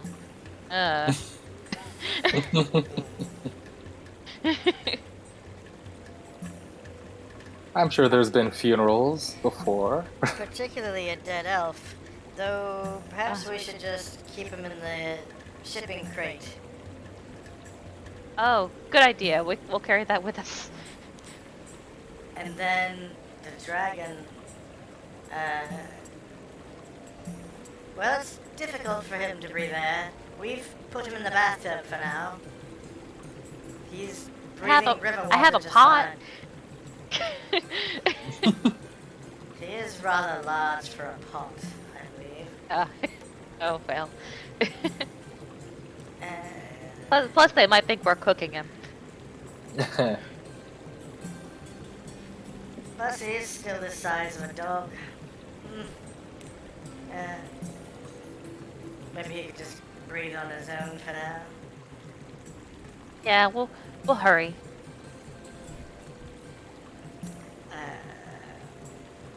Are you taking them from here? Yes, please. If you let's go ahead and bring them up to the deck, and Varen can help make another portal, and we'll get them to Enervia City. Yes, Captain. Bombosa, Tumdatuetu, get on it. And Monle, Kumtu, Kadede, Ngoa, go with them. They'll need your assistance. And Ngoki's siblings see that she is like bloodied and bruised and stuff. And they all go, yes, number one, and they go below decks. These characters, Monle, Kumtu, Kadede, Ngoa, Bombosa, Chamdatuetu, basically all the humans. They go down below, and they bring up a crate.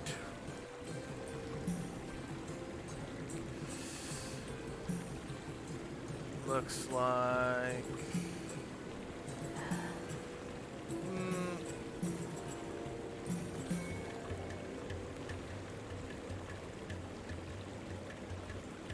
probably like... oh, here we go. Perfect. One of these. And...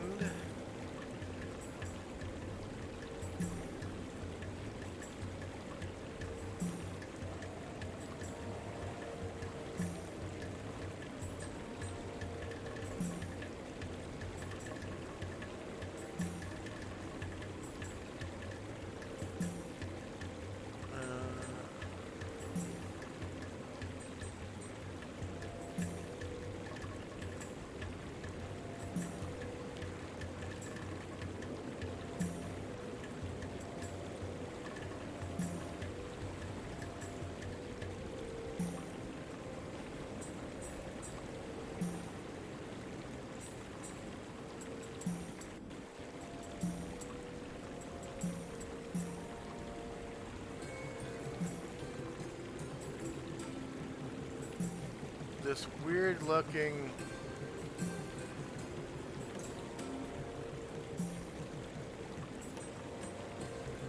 like half formed gold dragon thing that looks like the interior of an egg. It's kind of quivering. It's like more like a mass of flesh. I mean, it has obviously a head, but it's all wet when they bring it up, and it's going. It's like breathing in is labored, and its exhale sounds kind of like this weird farting sound. When Chandrak sees that, he'll pipe up. Have you ever seen that movie Eraserhead? It looks like something out of Eraserhead. It's alive, but barely. It's like alive on its own somehow, but just barely. Yeah. So Like there'll be like a beat of silence, and then like Shandrock will pipe up and say like, "Is that one of the things we came here for?" Asher nods and says, "That's Brine Druid. He's a good friend of ours." Ah, sorry state he is. Hopefully we can fix that. It looks like an amniotic sac with a yolk attached, and it's breathing. it's, and it's gold. That's basically what it looks like.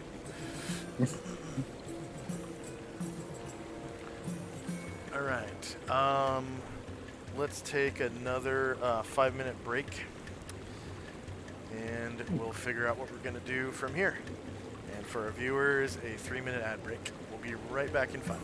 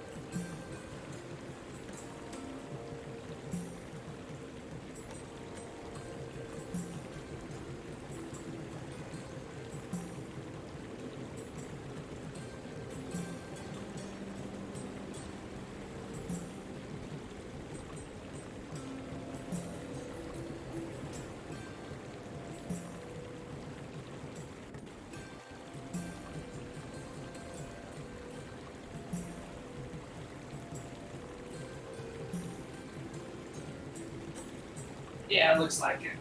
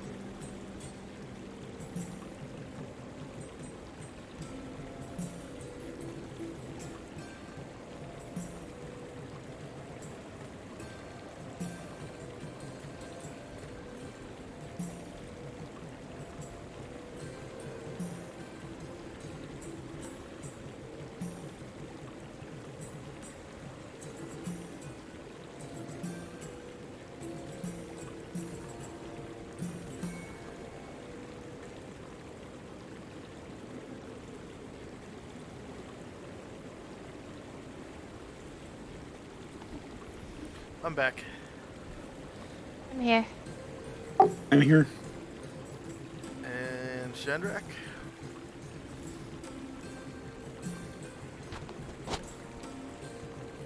We got a couple minutes, I'm sure.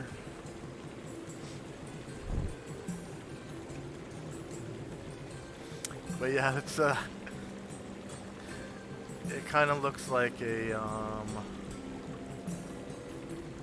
yeah, like an amniotic sac with a yolk attached that's breathing, and inside the amniotic sac is a gold dragon.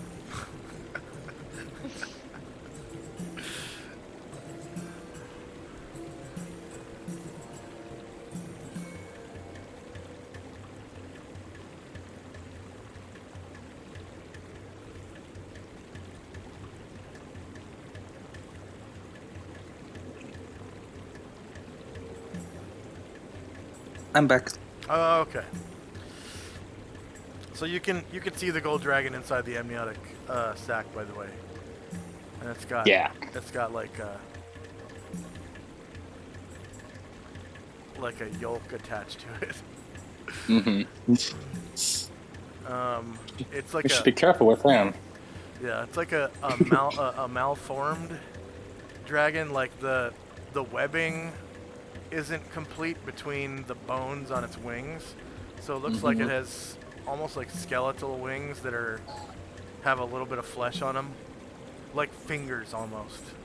And then its legs and arms are really small.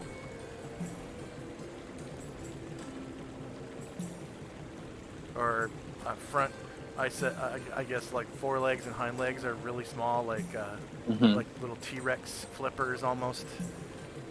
And then the tail is kind of skeletal as well.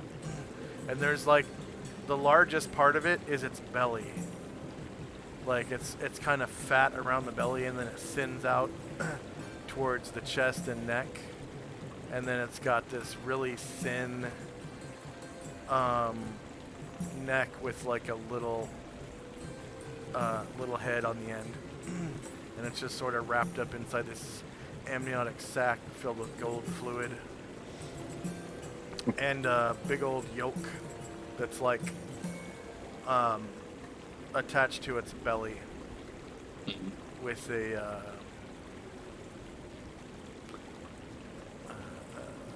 almost like an umbilical connection. Yeah. And the whole thing is struggling to breathe. There's like a tube, I guess, going from the top where it's open and breathing down into the dragon's like mouth. And the tube you can see is sort of like just naturally pinched and is letting out that weird just like farting noise. Okay. Anything else for Asher and Company? No, that's it. Okay, and then we've got Shandrak and Company. So yeah, after taking a good look at that, Chandrak's like, well, I certainly hope there's something we can do for that poor sod. So,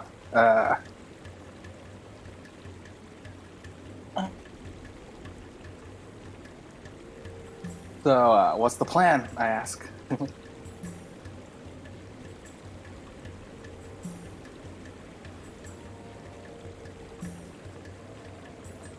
Crickets. Sorry. Asher says, once you guys are ready, I know you haven't met anyone here, so if you don't want to leave this exact second, that's fine. But once you guys are ready, we'll open another portal and we'll go to Enervia City. Oh, okay. So we're just picking these guys up then. Yeah. All right. The amniotic sac and the dead guy. Mm-hmm. All right. What do you keep on your boat? I don't know if it's as interesting. All right, so that's the end of Shadrach's turn then. Okay.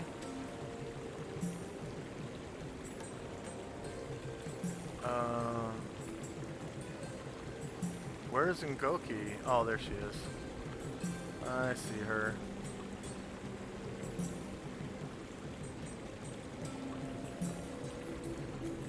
Alright. Time now is 8:16 a.m. And it's Tenzi and Company's move. Kenji looks at Brian Druid at the box and then looks at Ash and says, I think we should probably wrap this up as quick as possible for Brian Druid's sake. Asher nods and looks like on the verge of tears looking at him. So he'll look around at Asheville and Masashi, make sure they're ready, and say, and just nod at Asher. And that'll be the end of his turn. Okay.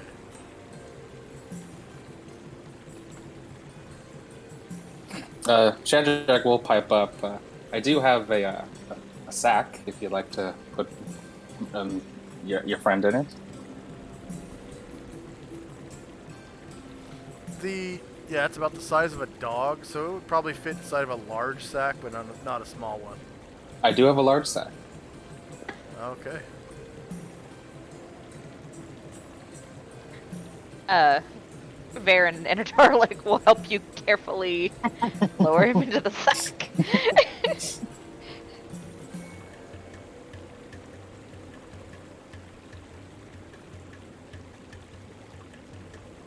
Josh, was that one meant for Andrak?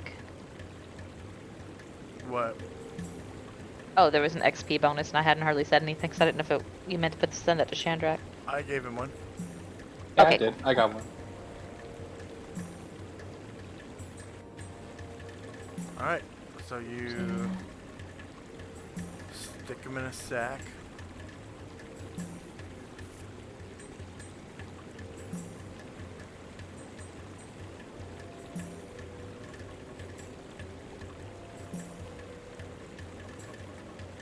Okay,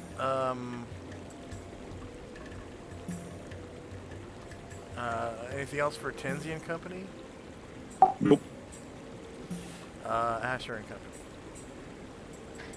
Alright, so Varen will cast his second dimensional folding to get to. You said he's very familiar with the inn at Enervia City, correct? Yeah. Alright, he'll go ahead and do a dimensional folding to the inn. Okay.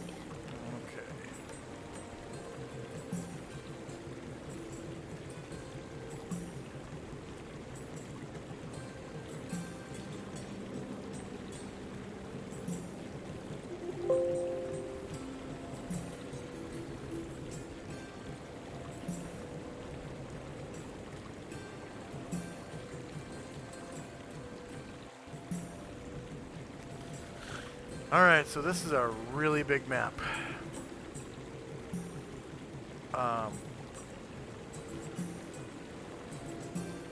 Cities tend to be pretty big.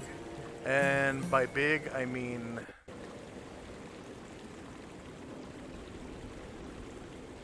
really big. So the dimensions on this map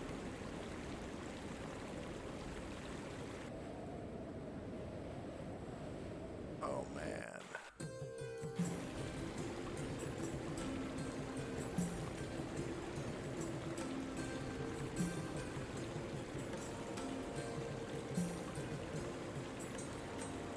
Oh, come on. There we go.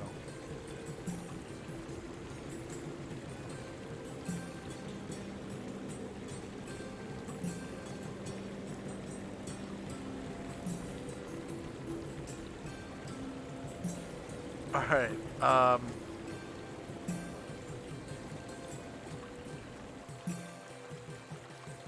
this map is 500 squares by 500 squares. So, it's pretty freaking huge. Let's see. Dynamic lighting.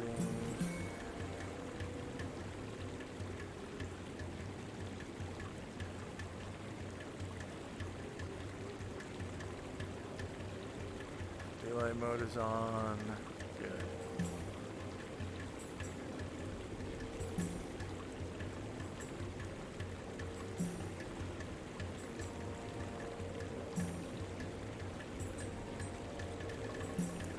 For now, I'm going to turn off animations. Just because the map is so freaking huge.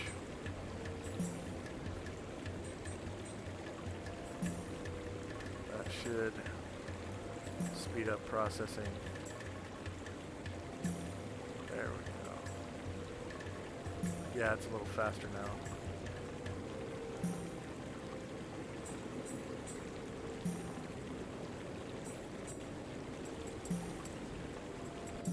Oh my lord. So I don't think Tenzi's been to this city. Nope.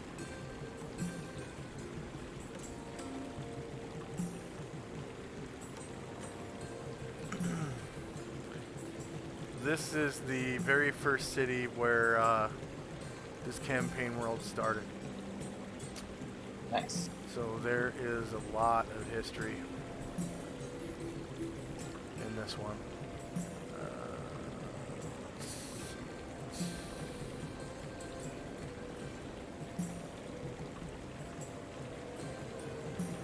King's Quarter.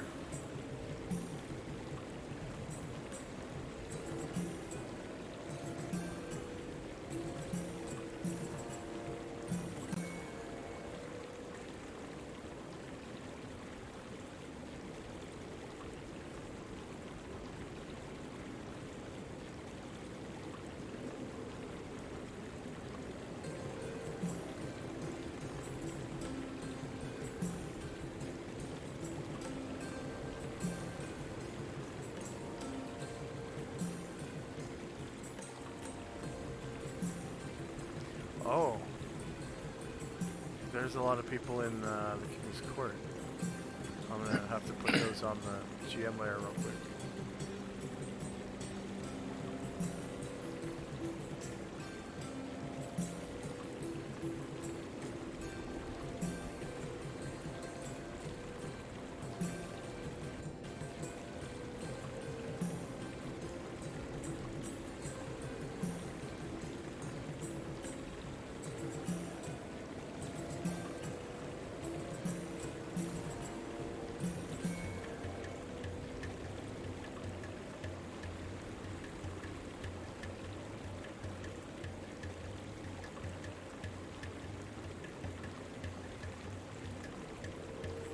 Somebody had a mule named Click.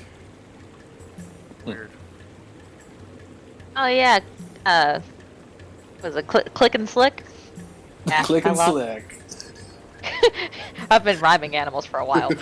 Oh, I've noticed. Yeah, I lost them and Inguion in the desert. Mm. Right before we got to the desert, because they were gonna die in the desert.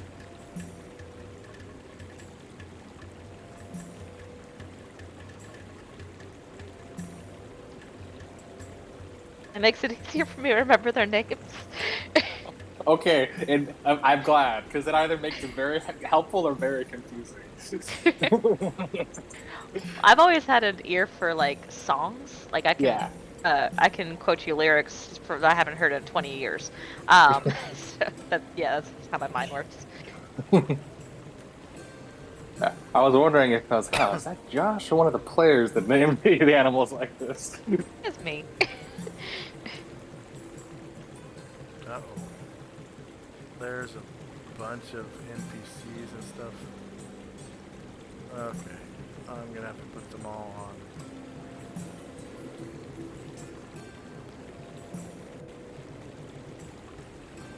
Poor Josh, he was not prepared for me to suggest this shit. Well, luckily I can just select all of them and put them all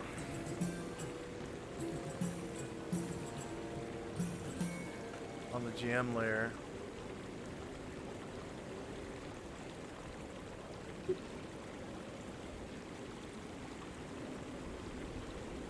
It's not turning off their vision somehow.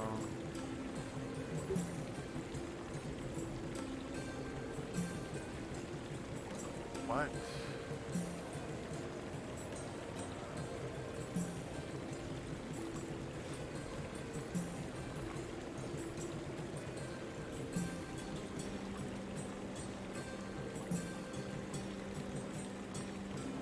Why is it not turning their vision off? Okay.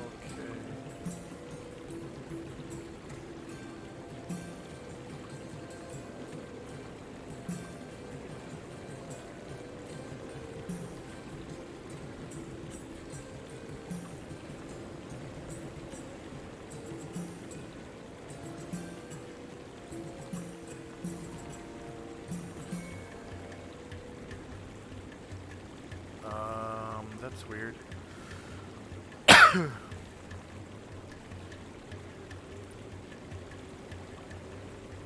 me.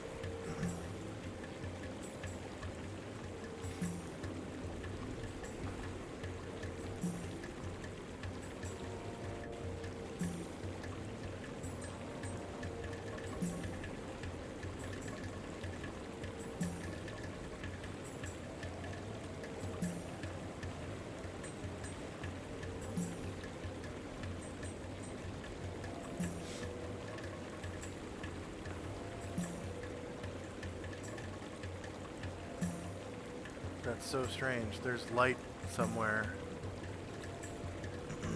Or vision coming from nothing. The tokens that were there that I put on the GM layer are still seen. And I've since put them on the GM layer and then deleted them.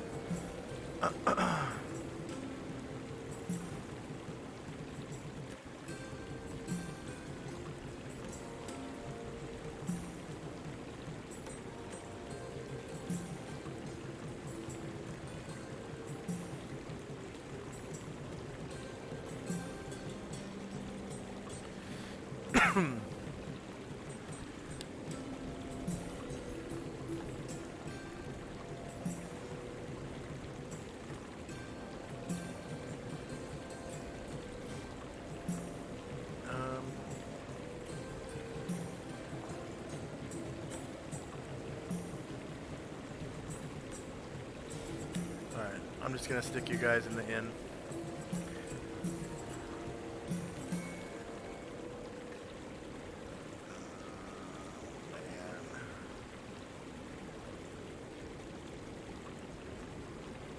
Ooh, wow. Let's see, Bravo is still here. Cobb? What? Whoa. Oh, Cobb! I don't think he would be here. That's... Yeah, no, I know.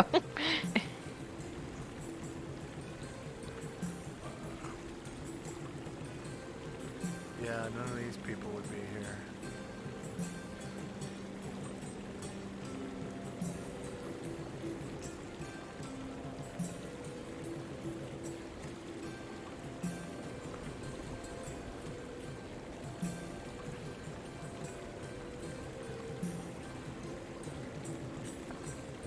You're fine. Dad likes to go behind the end table, where he easily gets in and out, but once he gets back there, he starts crying. Like, why did you let me go back here? It's scary.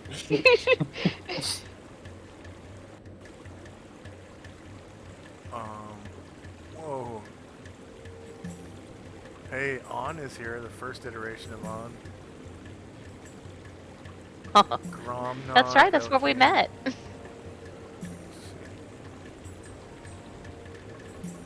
Oh, Kane, I was trying to remember his name last week.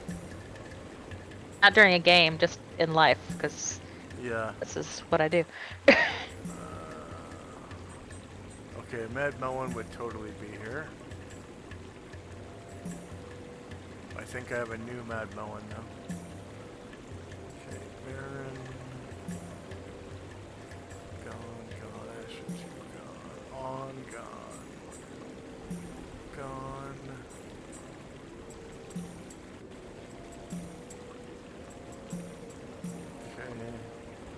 All right. So you guys pop in at. Do you want to go to the Hay Bale Tavern or the Red Carpet Inn? Which one was the less fancy one? The less fancy one was the Hay Bale Tavern. That's the one Asher likes. Okay.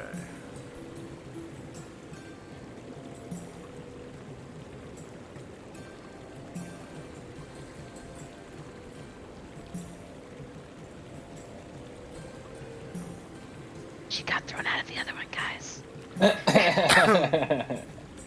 All right. See, these birthday decorations wouldn't be here anymore.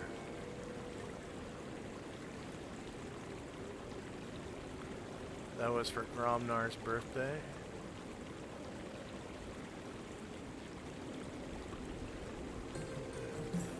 Okay. So you guys pop in at the Hay Bale Tavern in Enervia City.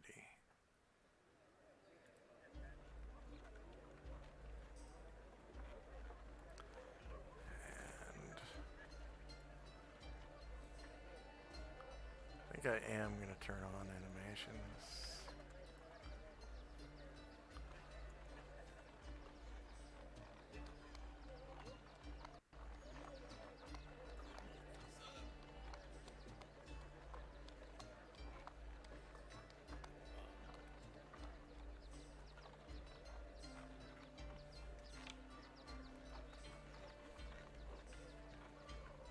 Ooh, bad idea. Okay, turn that back off.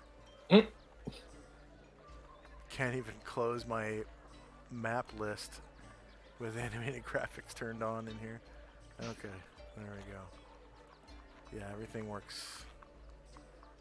Everything works. Alright, so you guys just magically, there's a like an audible sound, and you guys are in this bar. This seedy little bar.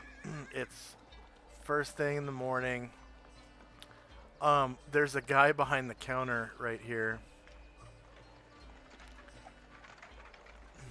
Oh wow, I can't shift ping.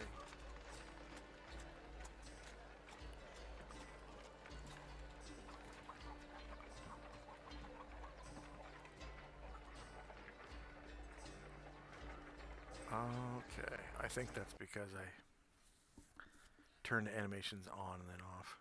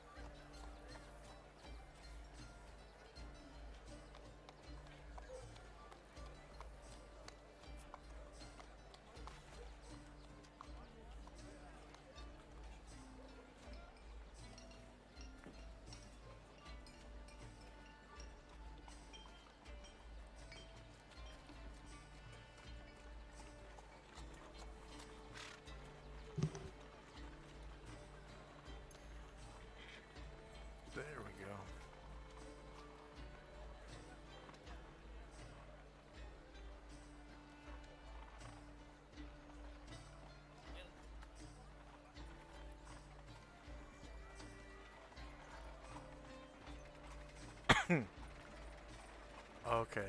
There was a token that I couldn't see out in the city. Nice. Okay, so that turned that light off. And there's still something here.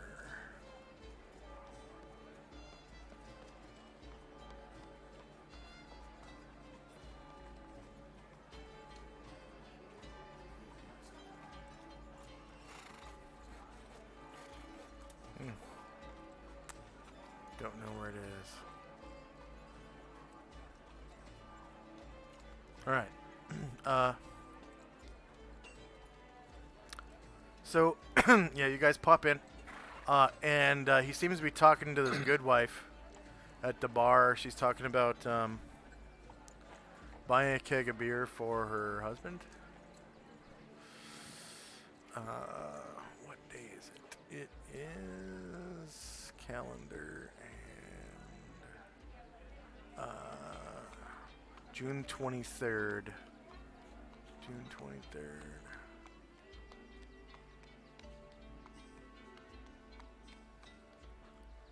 June the 23rd is a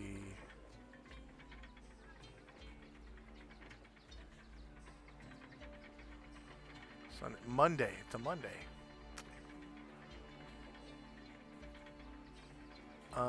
So first thing Monday morning, she goes to replace her husband's beer that he drank all weekend. That's a good wife. May, June 23rd, yep. It's the season of the waning moon. So you already had the full moon season. And, yeah, you guys pop in. And the merchant stops talking mid-sentence. And she's like... The good wife is like,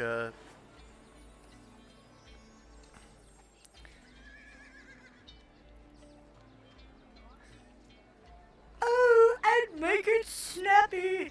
My husband's going off to work soon, and he wants a brass monkey with his eggs.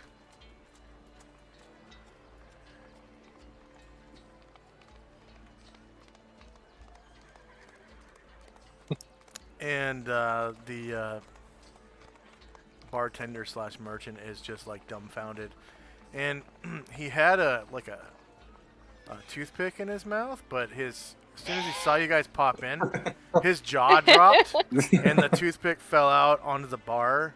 And he's still like wiping the bar, the bar down, and the toothpick is all in his cloth now.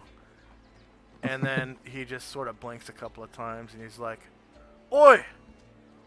Ain't you the ones that was here months ago and had that birthday party for an ogre?"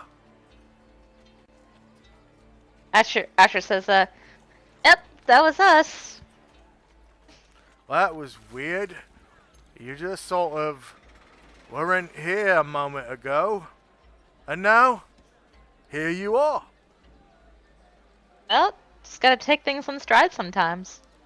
It's like it was, if I didn't know any better, magic or something.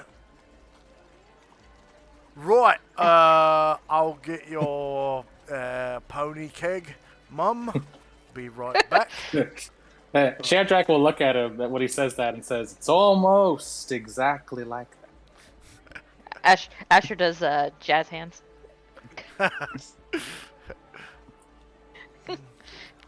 And he seems to be working out the price with her. She's like, no, that's too expensive. She's got this voice kind of like Julia Child. No, that's too expensive. I must be more. Sorry. You can't ask me for that much. Why I alter? And Asher says, "Hey, this is a fine establishment."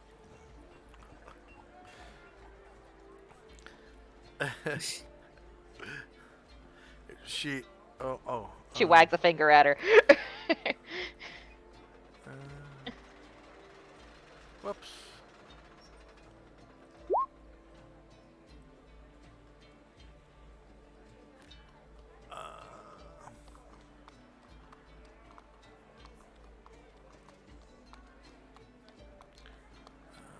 Asher.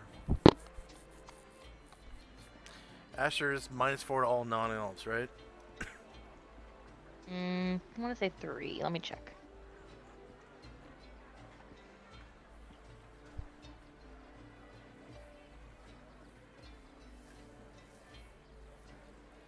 Yep, -3 to non-elves. Okay. People are racist against gray elves. Bitches. The hell? It's because gray elves come off like snooty. Mm-hmm. Oh wow, okay.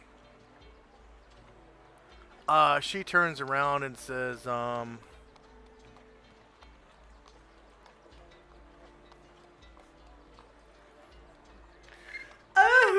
a grey she-elf? Where are my manners? Pardon me, I'm Marjorie. Can I get you anything?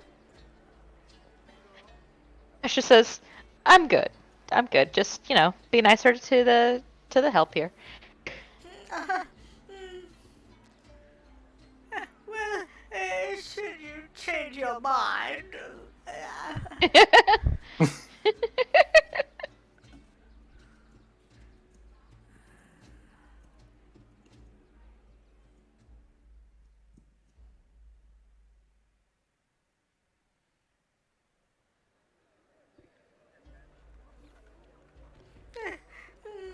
Well, I'll be going now. Asher raises an eyebrow. and she's got this little, like 1 gallon pony keg in like a, I don't know, this thing with like handles on it so she can carry it without bending her back too much. And she kind of makes her way out the door.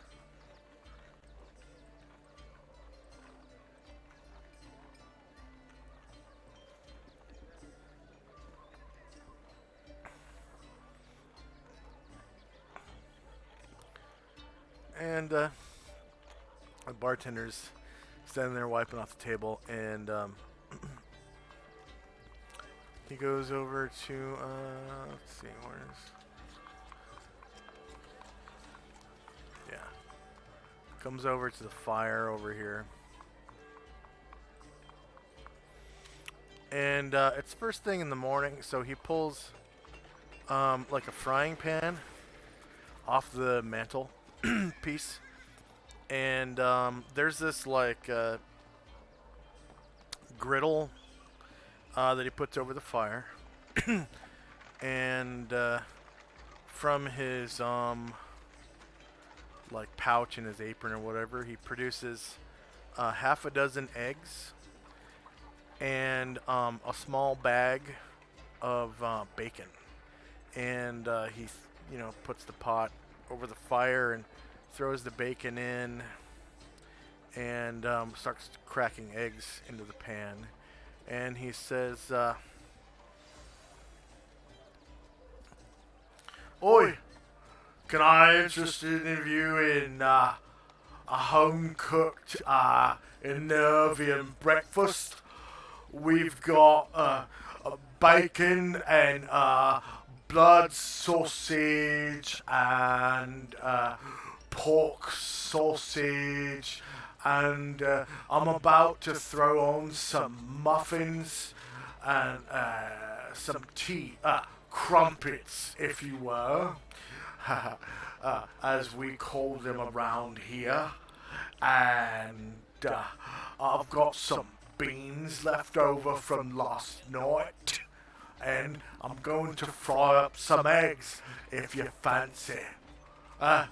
2 copper for a plate of Nervian traditional, if you were a Nervian breakfast. Asher says, that sounds really good, but I have a friend who's in bad shape. Maybe when we get back. Yes, a celebratory Ah. meal. We are a bit busy.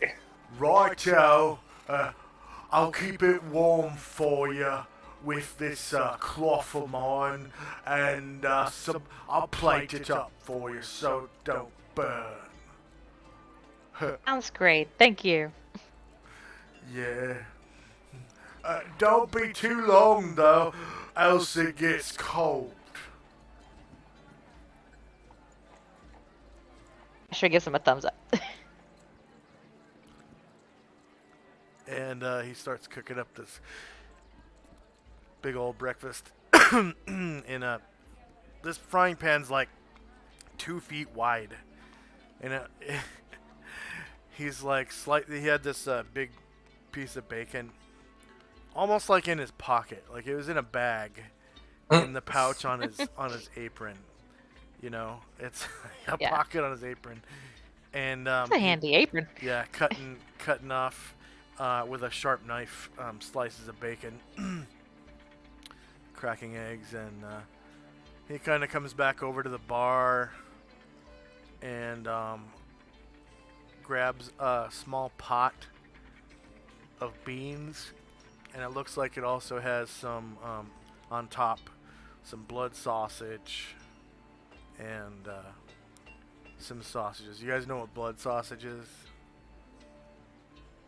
No, I've heard before, but I forgot. Yeah, same. It's small patties of actual fried pig's blood that have been seasoned, and it scrambles up like kind of like eggs.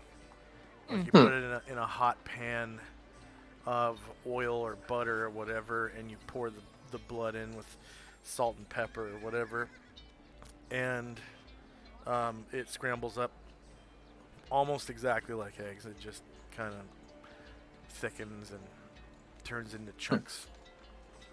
And he puts some of that on there after adding the eggs, and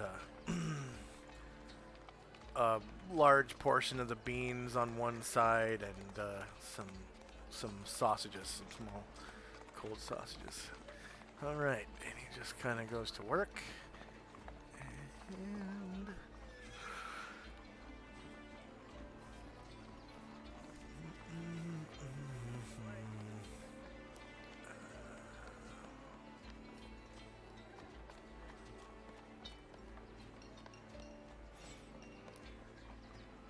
all right.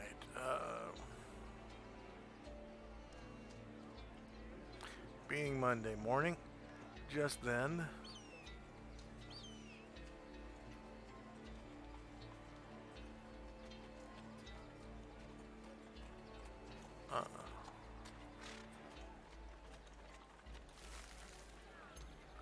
Oh,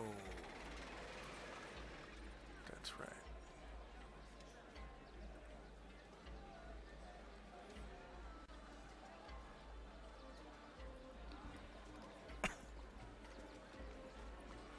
There we go.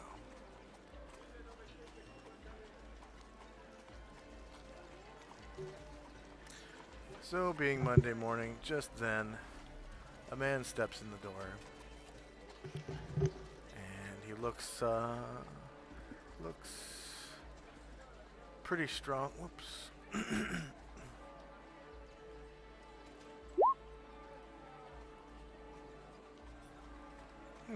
And 2 of his buddies.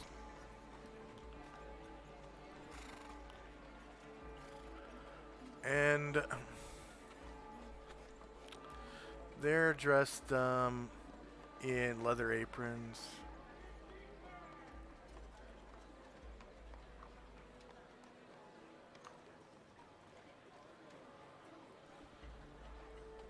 And they have big, like, tree trunk arms. And long beards and bald heads. And they come in and they say, you know, "Morning, Sega." And he goes, "Oi, morning." And they kind of seat themselves at the bar.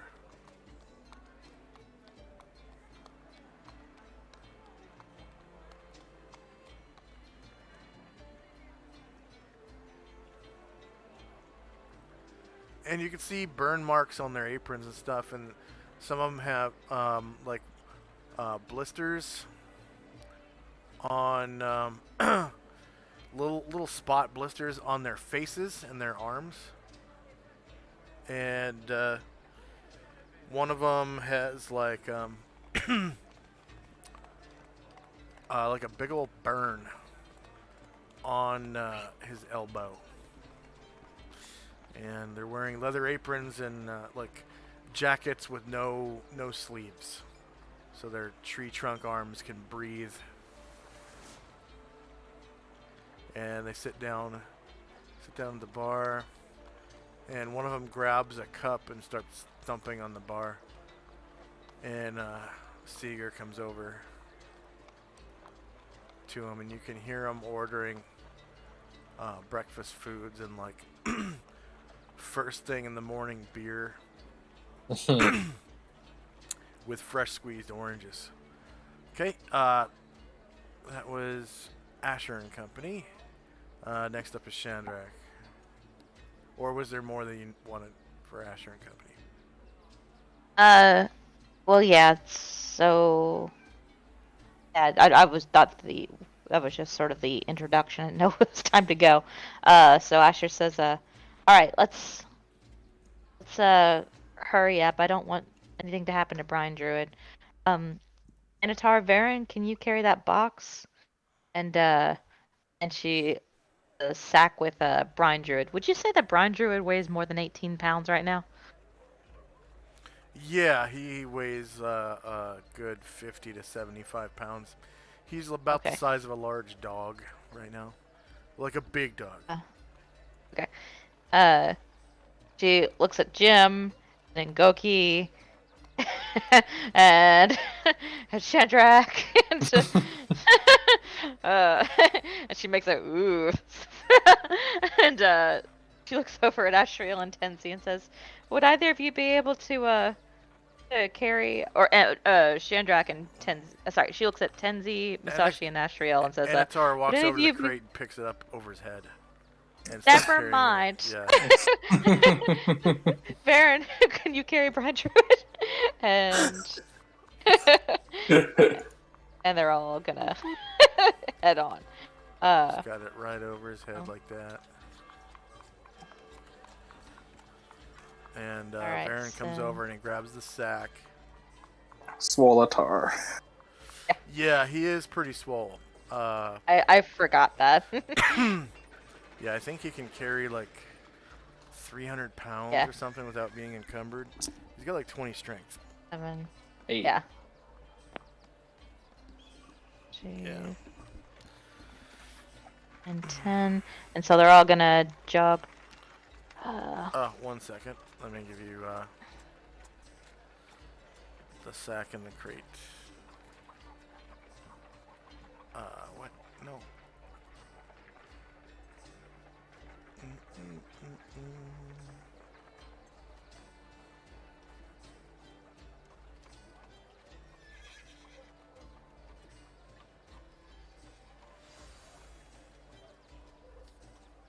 Uh-oh, they don't have permissions on the details page anymore for tokens?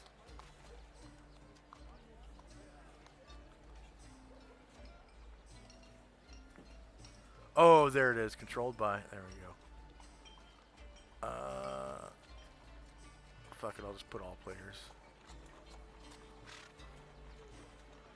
And the crate. All players. And we'll just delete that for now. Alright.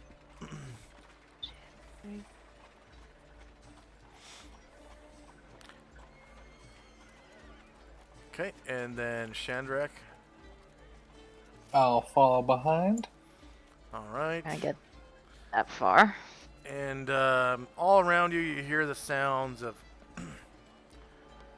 bustling streets. There are notionally people walking around all up in these streets. You need only but stop a person, and I will put them on the map. Or start talking to somebody, and I'll put them on the map. Or ask me details about the nearest person, and I will put them on the map. But there are people coming to and fro. There are carts with horses and the hustle and bustle of the day, people coming and going, and sounds of people talking, just like the soundtrack is portraying. Yeah. Church bells and pinging away of shops, smithies and whatnot. Okay. Time now is 8:17 and Tenzi and Company. Did you want to do something, Shandrak? I just do I see? I don't see Asher. Do I see or hear where she went? Yeah, just around the corner over here. Oh, okay, around the corner. I've got a few more steps.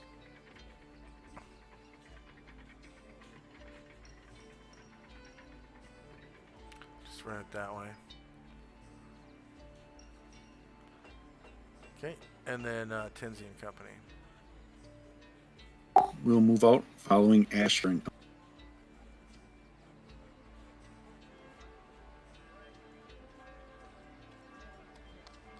Oh, you know what? Go ahead and roll base size initiative for your player characters, because you guys can't see what's on the turn order tracker right now. The only things that are still on there is the time and Tenzi's Blessed Watchfulness. I don't know if you can see Tenzi's Blessed Watchfulness anymore. Yeah. Yeah, I can. Yeah, we can see Okay. it. Can you see the time still? Yes. Yep. Okay. Yeah, so just roll medium base speed for your PC, and it will add you to the TOT.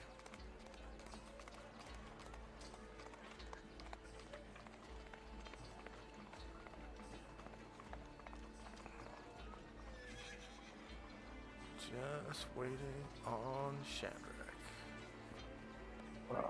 Should be loading. Should have sent it to you now.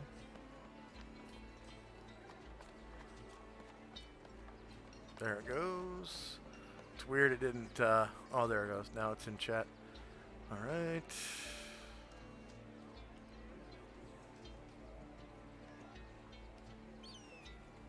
Huh, same order. Yep, time now is 8:18, and first up is Tenzi and Company. Alright, so there are, excuse me, cobblestone streets in between the buildings, similar to Gronar.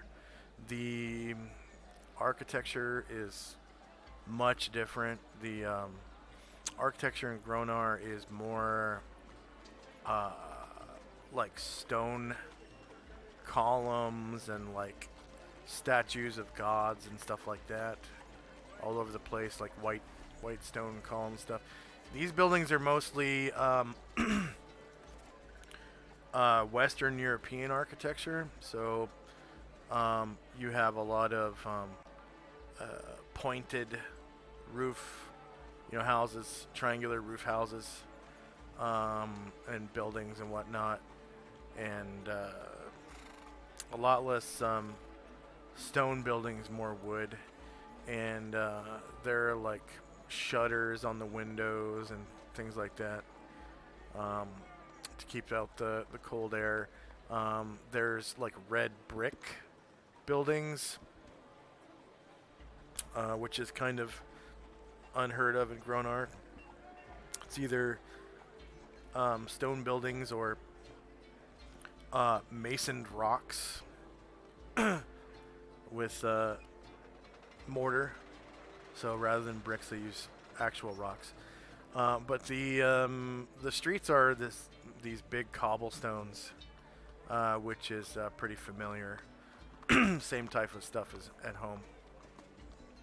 And as you can see, there are gates. You're at the southern edge of the city. You can see out the gate, just the south of you. Then there is a long bridge that goes on for miles and miles over a lake, actually. And on the other side of the lake, you see a great wide plain with a nice road headed south. And then to the north, you can see a gate at the end of the road there. And then right here is a great stone wall, about 30 feet high. And you see the gate right there, about almost 400 feet up to the north. And there are many buildings on the way. There's this inn here, and then there's the next inn there. You can see a sign on the outside of each of the buildings has like a bed and a mug of some bubbly liquid. And then beyond the next inn, you can see house, street. Well, I guess street, house, alley, house, street, house, street. Going off this way. And this gate looks like, from what you can see, there are guard towers here, here, and here. It looks like a triangular nexus between sections of the city. Right? And on the other side of this wall, you can see there is a tall tower of snakes right here. And then way over here, you can see a temple dedicated to the magic goddess Isis. And you can see it over the wall. The wall is only 20 feet high, or sorry, 30 feet high, and you're like 40 feet from it, so you can see a few of the buildings on this side. There's also a great cathedral over here. And here there is some kind of shrine.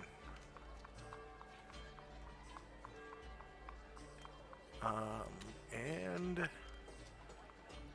it's a warm, almost summer day. I think, well, did summer start actually?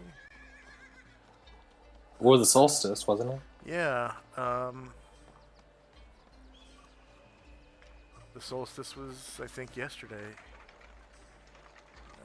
June.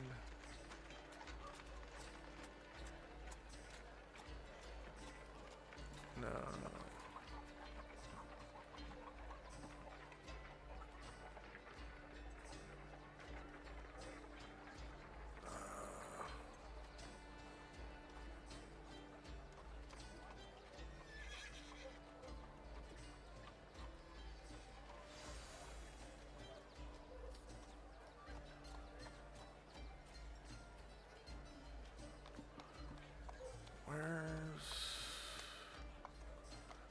I used emojis for the different phases of the moon and like this. There we go. The solstice was on the 21st, so that's 2 days ago. So this is the third day of summer. So it is nice and warm. It's probably about 70, 75 degrees. The sun is up and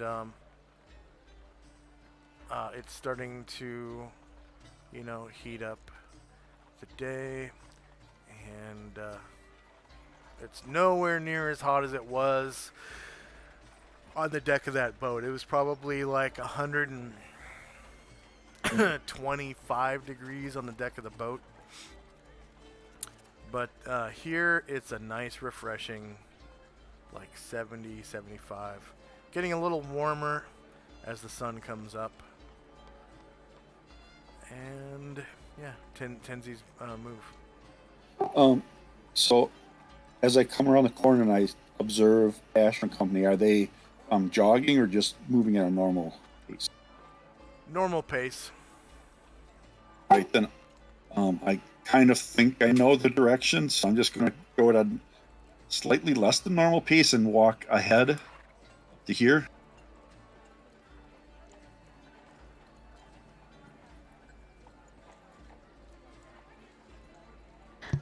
I'm sorry, I was distracted.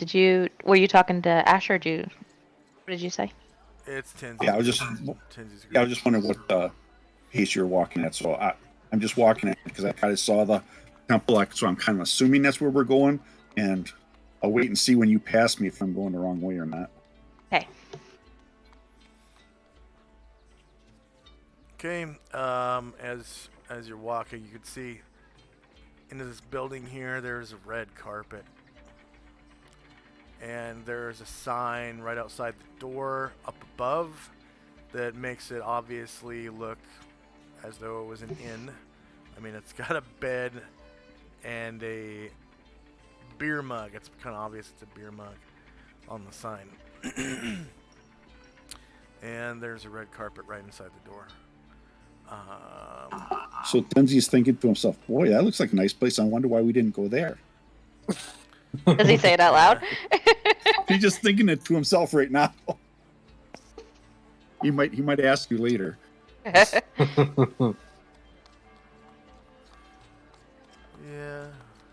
That'll be it for Tenzi. Okay.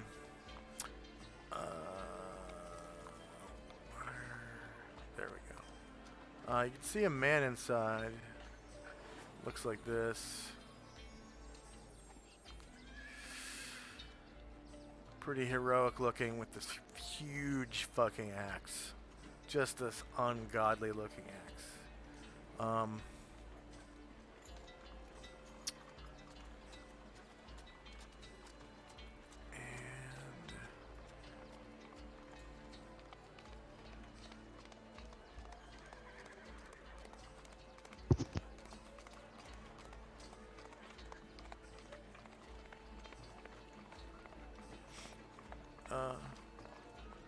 There is a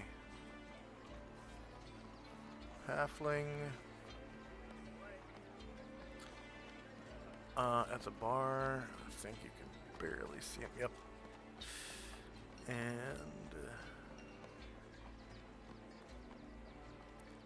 you also see a drow next to him, seated at the bar.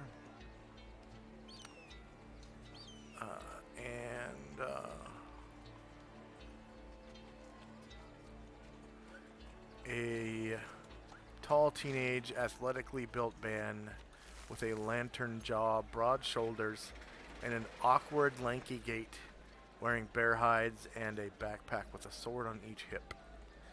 And he looketh like... whoops.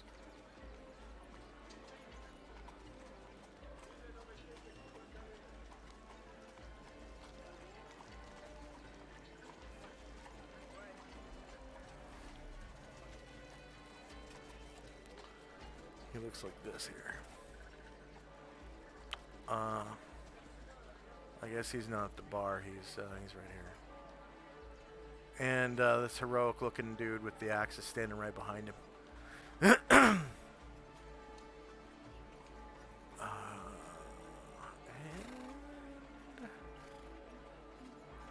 Yeah, that's about it.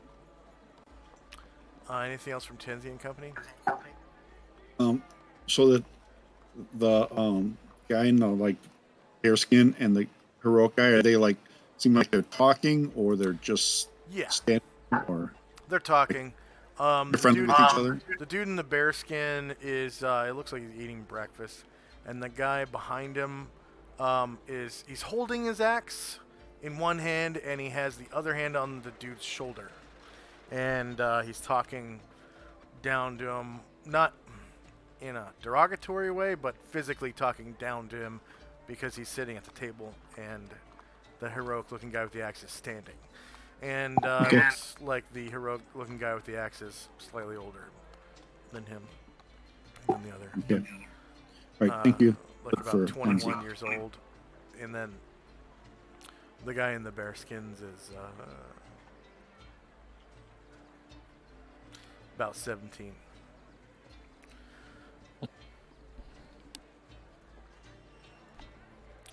Okay, Asher and Company.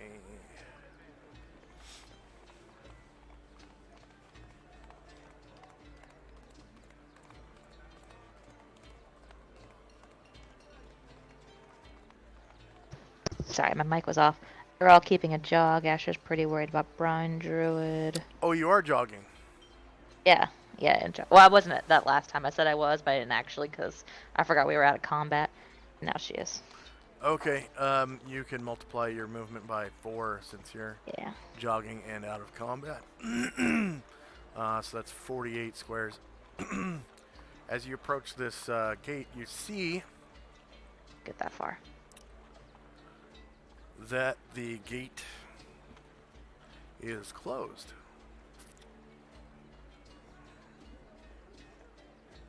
Asher remembers that it was last time, but you have to state your business and such.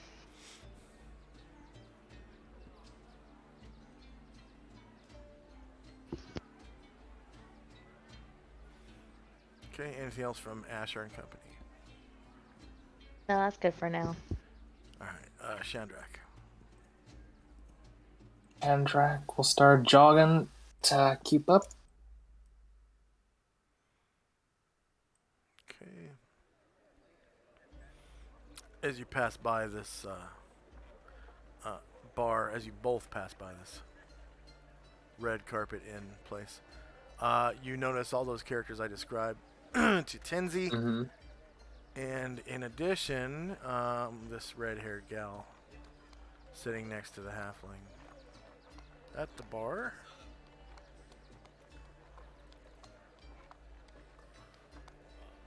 And she looketh like this.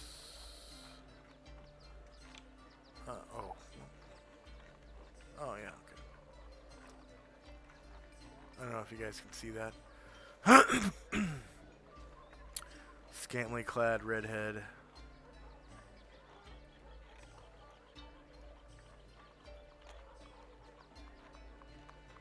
Did you see that?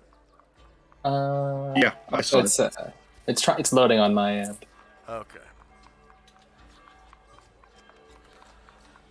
There. So the clothes she's wearing are made of leather. So some probably super tight leather pants and like not even a brassiere. It's like just covering the naughty bits. Whatever it is, the leather top, if you want to call it that. And then, yeah, she's got this like red headband, a long sword on her back, actually, and a quiver. Wait, let me see if she has a quiver. Yeah, long sword on her back, a quiver on her back as well with a short bow in it, and flight arrows, and on her right hip is an offhand short sword. So for her left hand.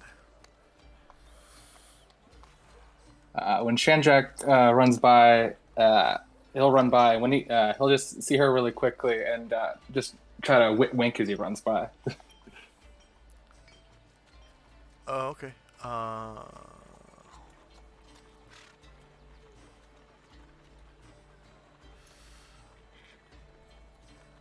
Oh,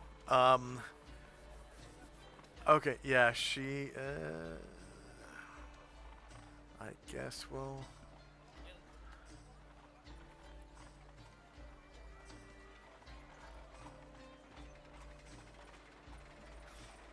counter react.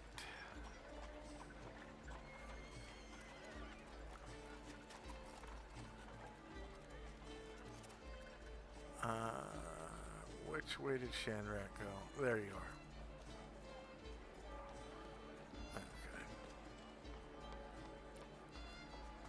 are. Okay. Yeah, she, you look back, you know, when you're like way down there, Uh-huh. and you see this head of red hair peek out the door,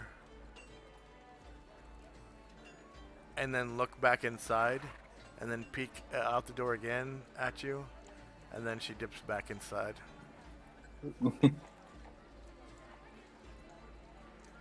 That'll be all for Shandrak. Okay. Time now is 8:19, and Tenzi and company. We'll jog up towards the gate.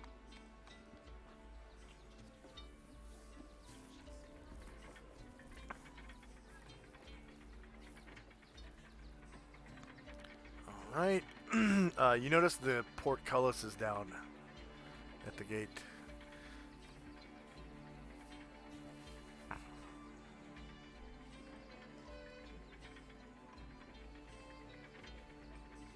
Get about this far.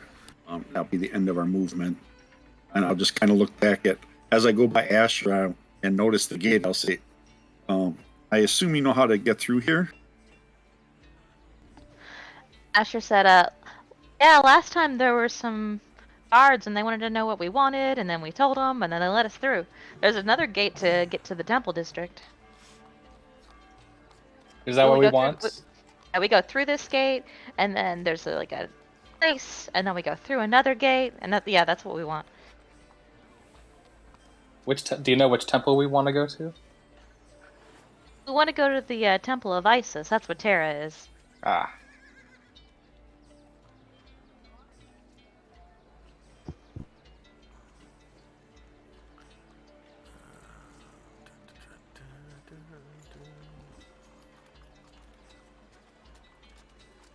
Okay. Next up is Asher and company. Alright, we're gonna go.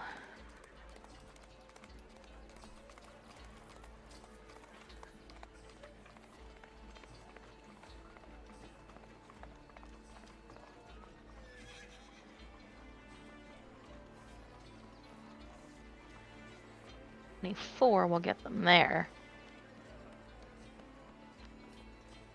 And Asher shouts, hey, who's working this gate?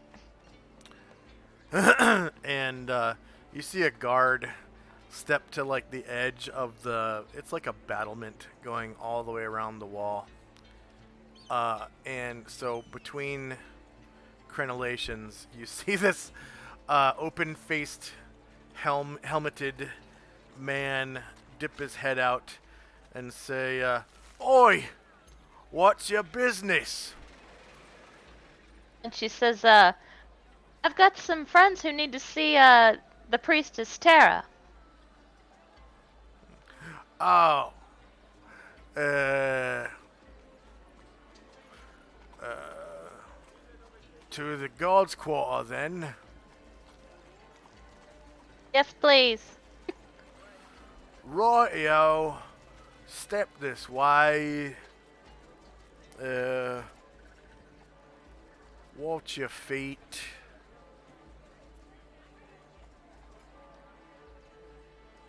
And, you hear the sound. Left and Goki back here. Bring her up.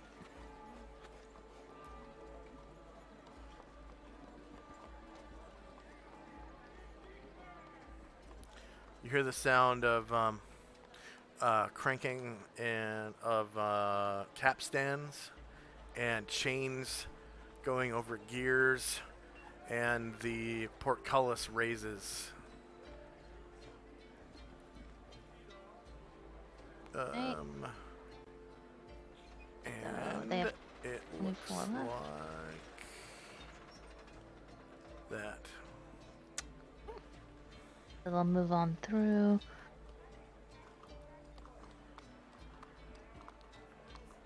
Oh It's no. 30. Okay.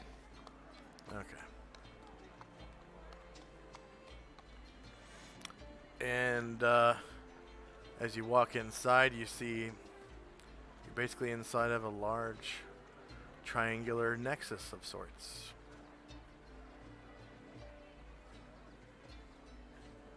35. Between quarters of the city. And she shouts to the guard, "Which one's the god's quarter?" And he goes, points over this way.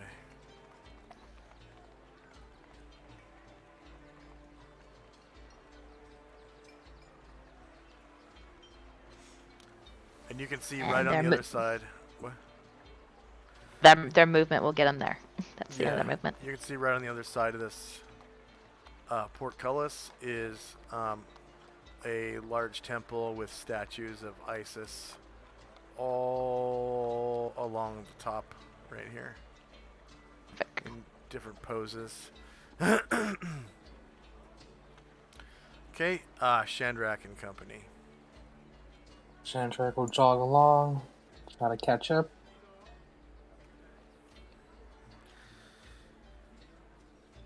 And you're passing by these little ramshackle like townhouses. Mm-hmm. They don't look like much. They're, you know, little, they're not like hovels by any means, but they're not very big. They're like 5, 10, 15, 20, 25, 30. They're like 35 by 30. 5, 10, 15, 20, 25, 30. Yeah.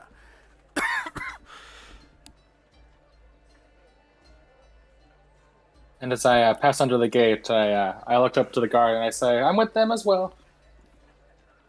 Oi! Hurry it up then. Watch your step.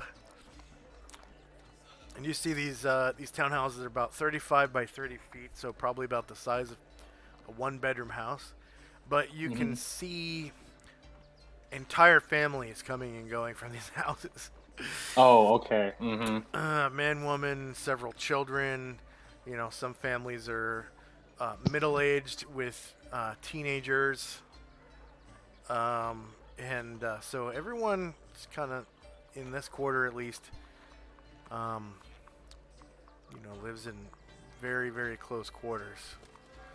And you kind of peek in the door as people are coming and going. And pretty much on the inside, it's just like a living room with a fire and like a hutch. And then up against the wall, there's like a bed. And then in the back, there's an actual bedroom. Mm-hmm. So, very, very small and cramped. A dining room table, maybe. And that's about it. Okay. And Yeah, that'll be all for Shandrak.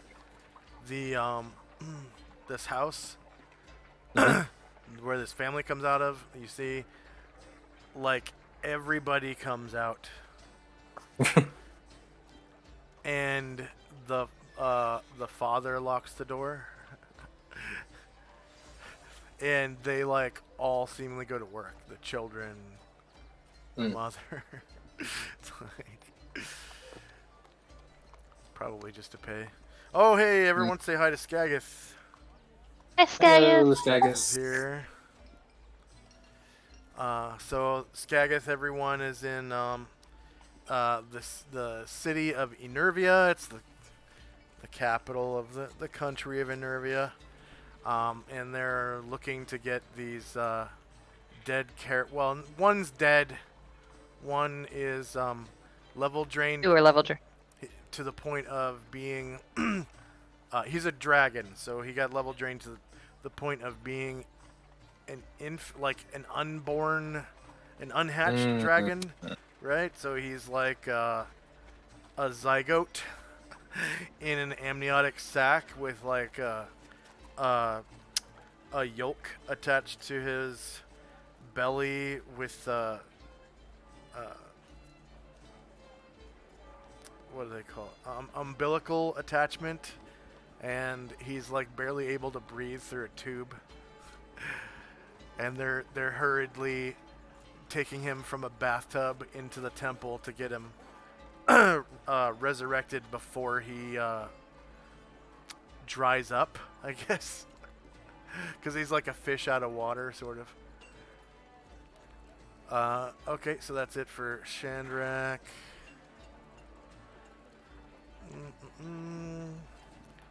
Okay, end of round.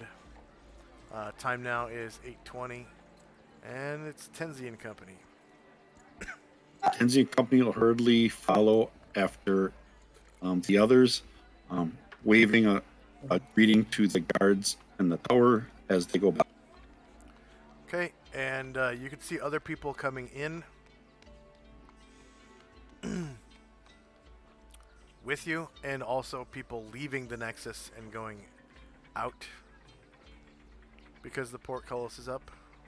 And there's like crowds of people standing around waiting for the correct door to open, because they only open one at a time. And it just kind of goes in a clockwise circle.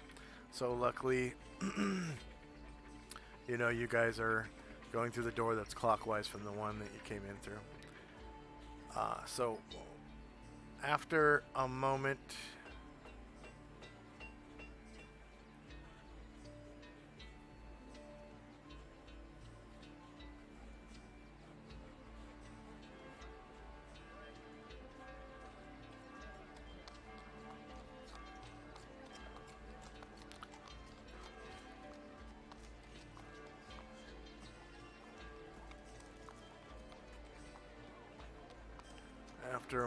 the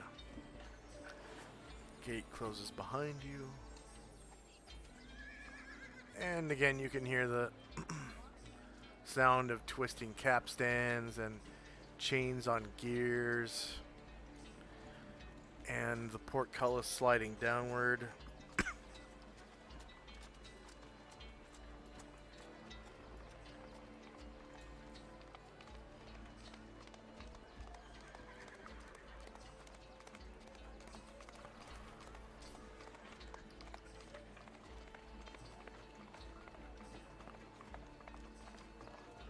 Oh, come on.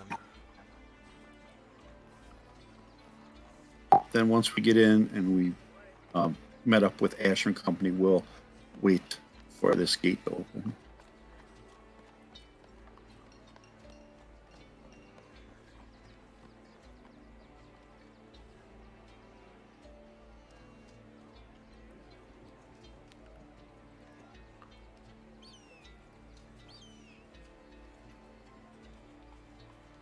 There we go. So that portcullis comes down, and then after a minute,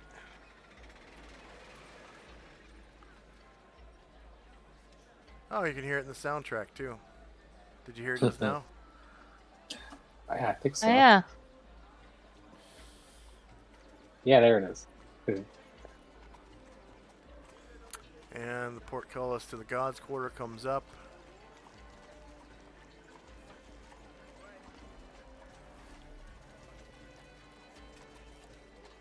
And people start to egress into the God's Quarter.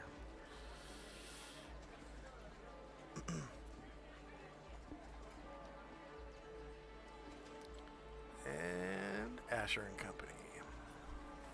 Alright, they're gonna keep on jogging to the temple.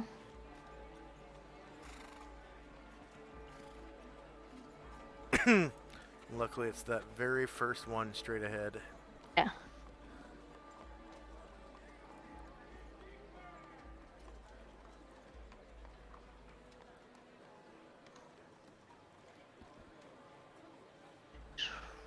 $20. I'll start moving them one by one.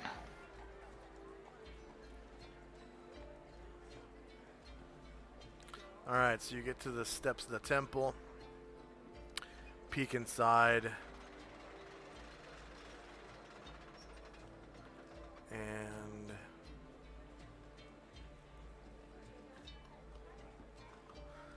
Three.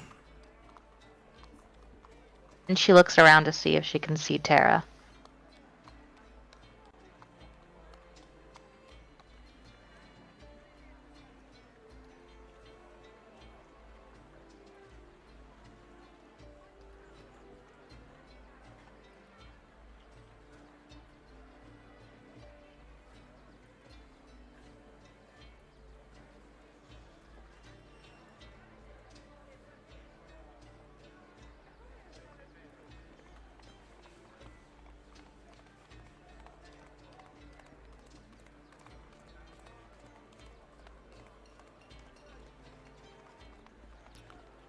Alright. You see these 3 priestesses. And along the walls,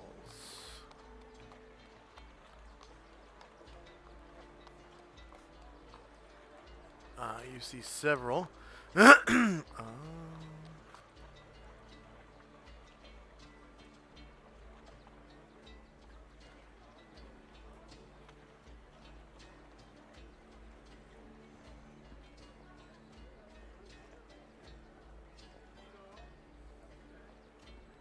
These statues.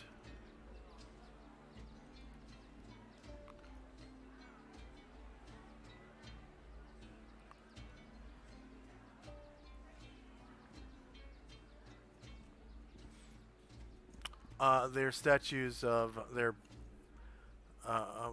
large men. They're made of metal, and each one seems to be holding a sword,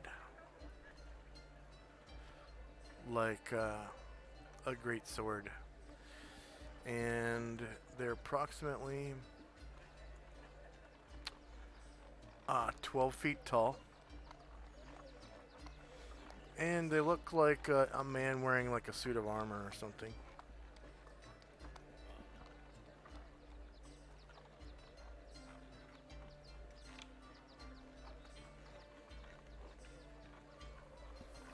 And they look like this. They're not moving, but that's what they look like. And these priestesses are polishing with fervor these benches or pews in the temple. This one over here is pouring lamp oil into this brazier.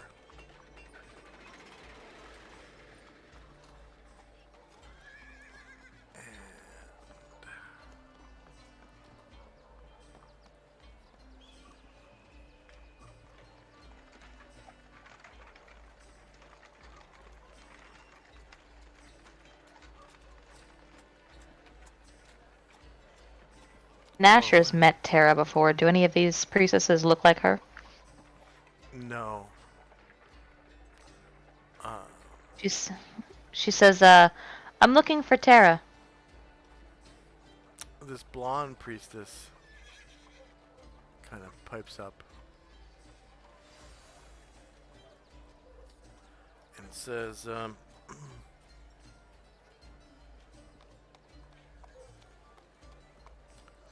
Oh. She's in her office. Over there. Right that way. Nasher nods and says, thank See you. there? And she hurries into there.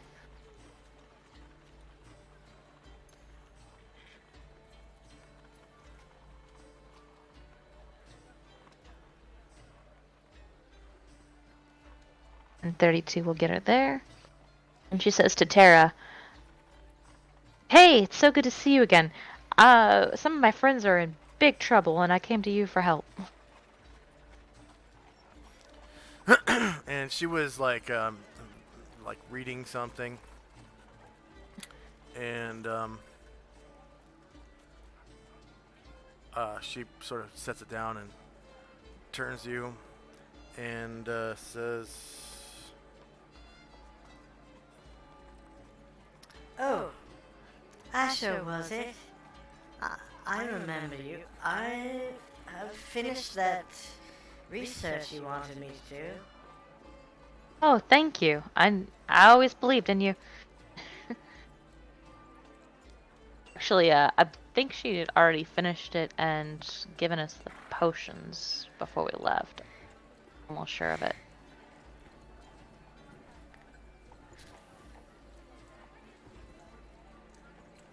So Asher says, yes, thank you. Your incredible, your incredible, uh, try, studiousness and, perseverance in the face of adversity is, why I knew we could come to you for help. And she waves in the other ones who are kind of like standing in the hall. They're gonna... And Goki's gonna go here. Necklace. Oh.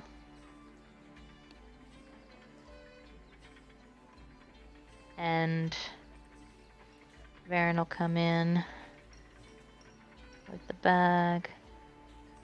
And Jim will come in.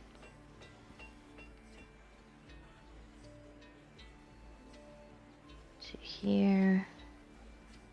And Anatar comes in with this box. Oh.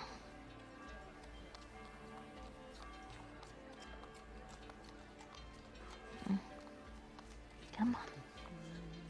Oh.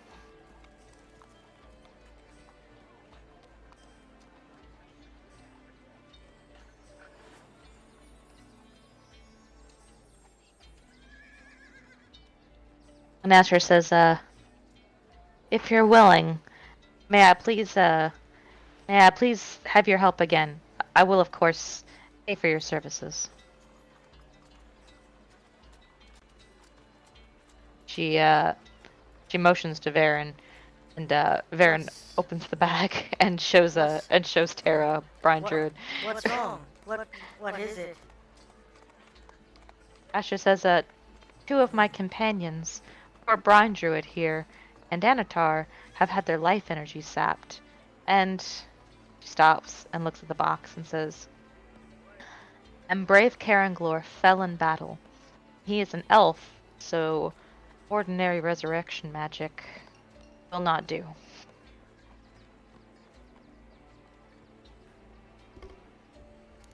Ordinary what magic? Sorry, ordinary magic to bring like a human back from the dead. It won't do for an elf. I was hoping that you might have the special skills needed to bring an elf back. Oh. That I do. She sighs. But this this magic of the seven circles, not to be given lightly. Asher nods. I understand. My companions, they're brave, and they have helped to save the world on multiple occasions. We are nearing the end of a quest now to restore the Bell of Ultimate Balance, and they deserve whatever help we can give them, and I know that once they are restored, they will help us to restore the Bell of Ultimate Balance. They're restoring them means helping to restore balance to the world. Well, I should be requiring payment. The resurrection nods. spell is no laughing matter. And it should take some Asher time. nods. Says, how much will I owe you for the resurrection spell? Amounts of no less than 20,000 gold coins. And I'll be requiring a quest. Asher's face falls. Says, Oh, we're already on a quest. Um, I will do this, of course. Karen Glor uh, deserves it. But I am not free to do a separate quest at this time, and also, I will need to sell off some art objects and get the rest of the coin you require, which is you're right. Um, would it be possible to leave poor Karen Glor's remains in your care until I am prepared to come back and give you what you require? Uh, we have facilities for cadavers, yes. Um, Thank you. resurrection and raised dead are part of our temple services, though very Asher, rare Asher, and expensive. Asher nods. Um, she says, what about my other companions, the ones who have had their life energy sapped? Are you able to help them, maybe? With the restoration spell, Yes, please. uh, yes, I can, and I'll be requiring a quest for that as well. Asher sighs and says, very well. Um, it'll be the same as the other. I am not free to uh, offer my services until I restore the bell. Um, hmm. My friend here needs to be submerged in water. Would you be able to have a place for him until we return? Yes, you can place him in the basin out in the uh, temple proper. You pass it on the way in here. It's filled with holy water. Thank you. And she says, do you know at this time what your quests might be like, or an example of what they might entail, or will you need to give it some thought?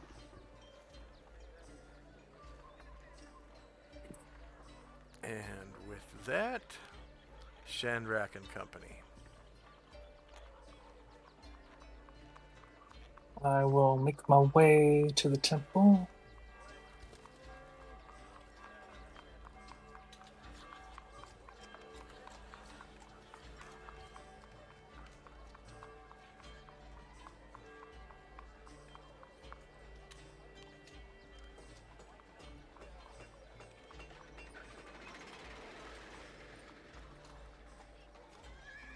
Okay.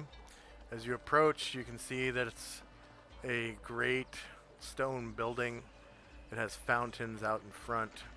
Many columns line the front of the building, holding up a massive, thick stone.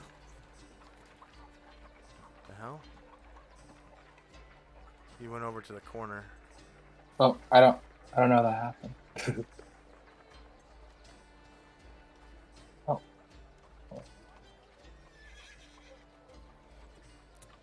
Massive, thick stone roof, and all along the roof are statues of Isis in different poses. Inside, you can see a holy water basin here, and 3 priestesses are hurriedly cleaning and polishing the trappings of the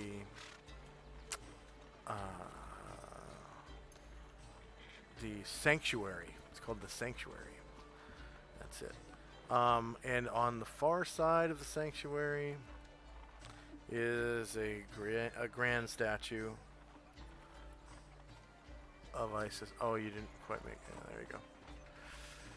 So you see on the far side of the sanctuary is a grand statue of Isis, aside braziers for light. All right. Shandrak will enter the temple.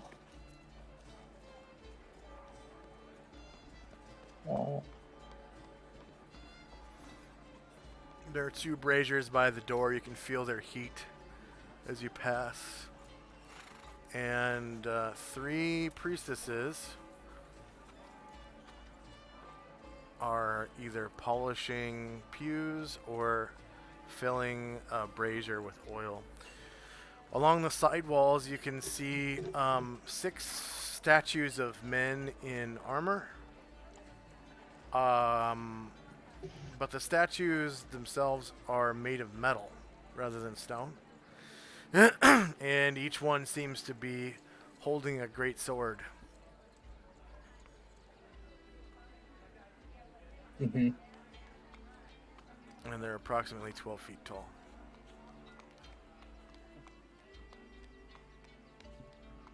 I'll make my way inside.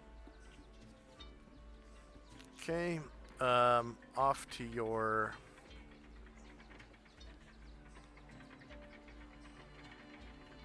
left, you can see an open door. Off to your right is a closed door. Beyond the open door to your left,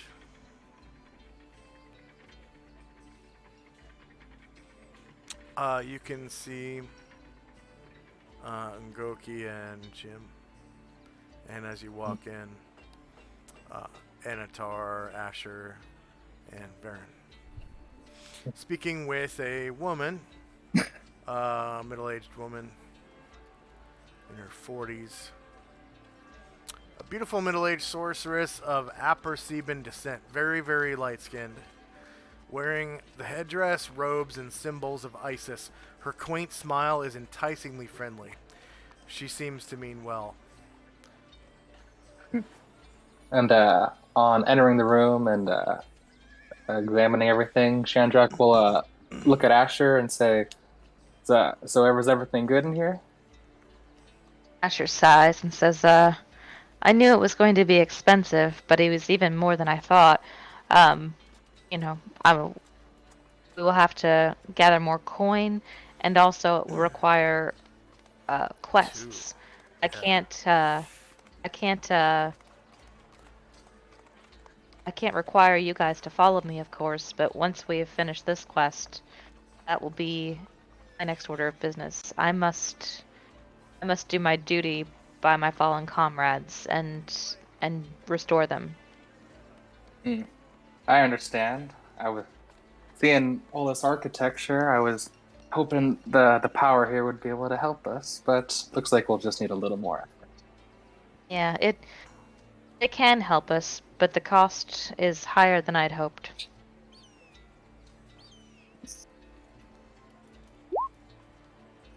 And that'll be all for Shandrak's turn. Okay, end of round. Time now is 8:21. Tenzi and Company.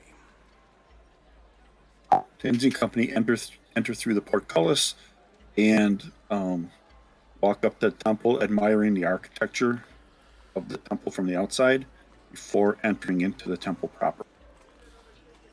Okay, inside the temple proper, you can see a beautiful sanctuary, as described before, with the basin of holy water, the statue of Isis on the far end, the basically iron giants lining the walls, and with 2-handed swords, like just great swords. They look like short swords in the hands of these creatures, though, or these statues. And the statues seem to be made of iron rather than stone, oddly enough. And the 3 priestesses, well, acolytes really, are polishing pews or filling braziers with oil. Off to your right, you see a door that is closed. Off to your left, you see an office, inside of which you see Shandrak, Jim, and Ngoki. Yeah, sure, may have enough money to cover that now that I think about it. I forgot she had those. Gems. Yeah, the gems, yep. And all the... No, it's still not enough. The sapphire and the oriental gems. and all the Yeah, platinum and gold you guys have picked up so far in in the dungeon. Yeah. Well, it's still not quite enough because she took less of a share of coin because she took the library, and then she's got plenty of henchmen she has to split it between. So she didn't end up with as many gems as other people did. Yeah.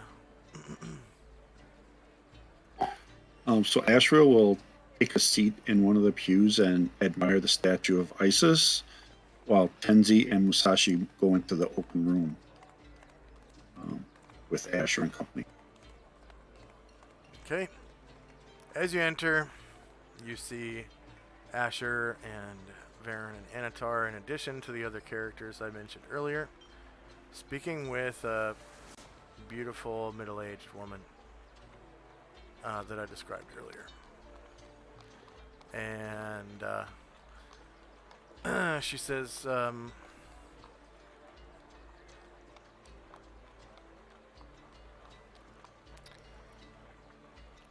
So, that's a total of 20,000 gold coins and 2 quests.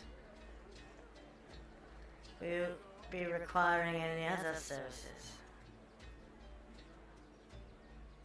She says, I have a second companion who has been drained of his life essence. He is fit to fight, unlike poor Brian Druid, but I will also need to, I suppose, perform a quest to have him restored as well.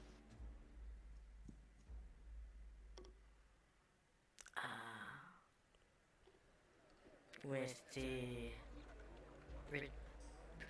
restoration spell as well? Yes, he was So, level drained by undead, as like Brian Druid was. I guess you wouldn't say level drained. Sapped of his life. Sapped of his life. okay, so he lost a level in Mage, correct? That's correct. And has since earned the XP back, correct? Yeah.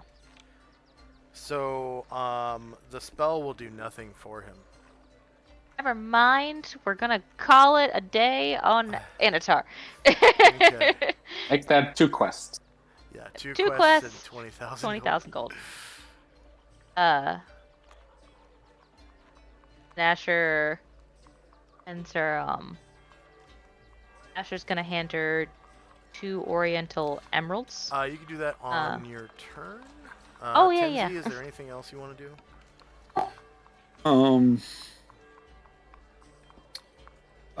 I'll greet Tara and mention that we had just seen Adolf earlier this morning, and I'm sure he sends his best wishes to you. oh, my love! I've not seen him in months. It's been since before he went on that expedition to the Castle Rommel, Lord High Justice Rommel's castle. Yes, with that barbarian woman and those thieves and the paladin fighter. That's right. It was November, December, sometime around then. It's been 8 months. Huh. So, he's alive. He's alive and doing well. Good. I wonder what kept him. Must be some world-shaking events. No doubt. I do so long to adventure, but my duties here as the High Priestess are far outweigh my desire to adventure.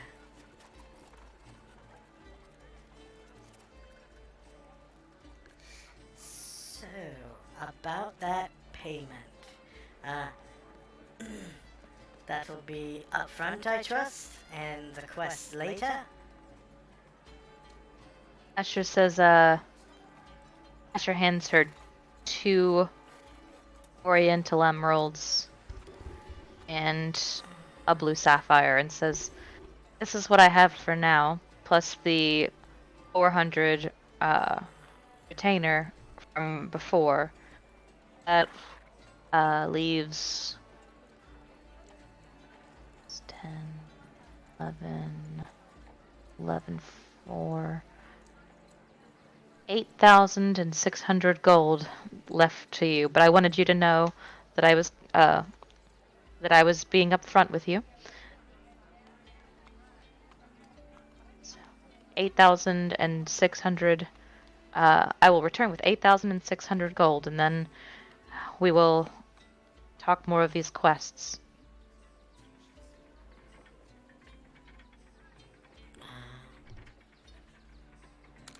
I should be requiring 20,000 up front before I cast these spells on your companions. I understand. If you can look after their bodies for a little while longer, I shall return with it. Tenzi will break out one of the Oriental emeralds, and he has like 700 platinum pieces. 752. I was gonna planning on chipping too if Tenzi was. Oh, thank you guys. So is it five gold to a platinum? Yeah. So 700 platinum plus 1 Oriental emeralds would be 8,500. I can give a sapphire too if you want, Tenzi. Or 3.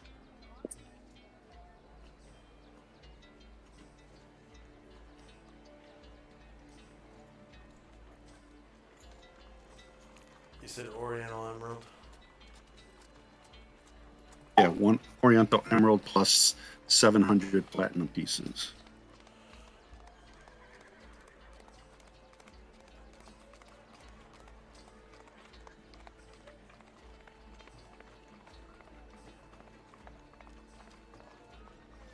Okay, Oriental Emeralds are worth 5,000 GP each.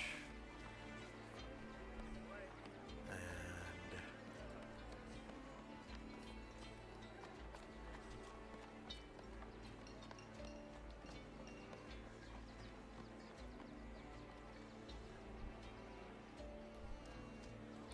that comes out to 8,750.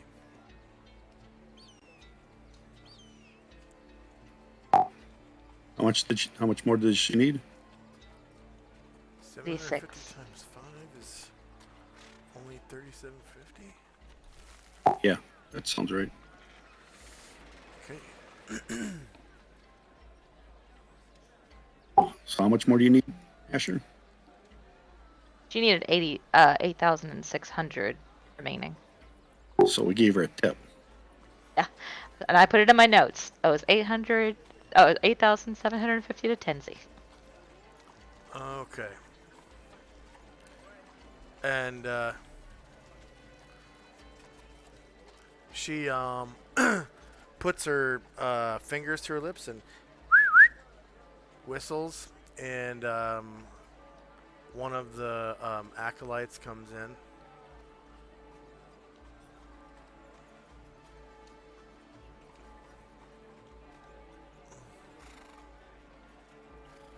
And says, Yes, Your Eminence. Yes, Your Eminence. and Tara says, Take the dragon and place him in the holy water. He shall stay there until I have time to deal with him. First shall be the resurrection. Place his body on the altar in the sanctuary.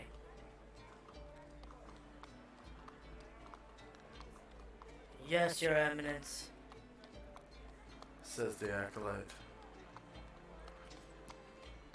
And she comes over and grabs Varen and brings him out to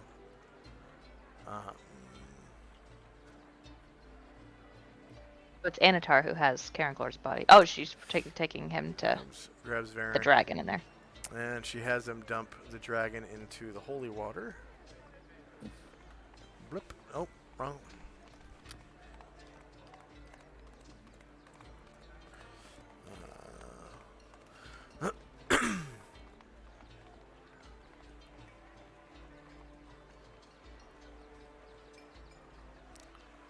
So it's the dragon is in the form of an amniotic sac with a rather undeveloped looking gold dragon zygote inside with a umbilical yolk attached to him, and in his mouth is a tube leading out of the sac through which he's breathing rather laboredly. As soon as he gets into the water, though, the tube fills, and he seems to be breathing normally, like you can see his chest expanding and contracting just fine in the holy water. And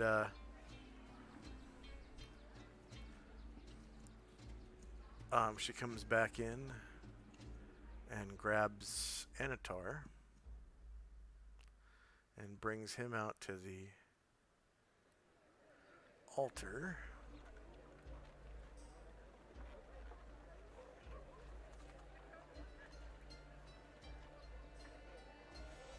And has him break open that crate and place Karenglor's body. Let's see, he is a Sylvan Elf, aka Wild Elf. And I think we were using this one for his. Yeah.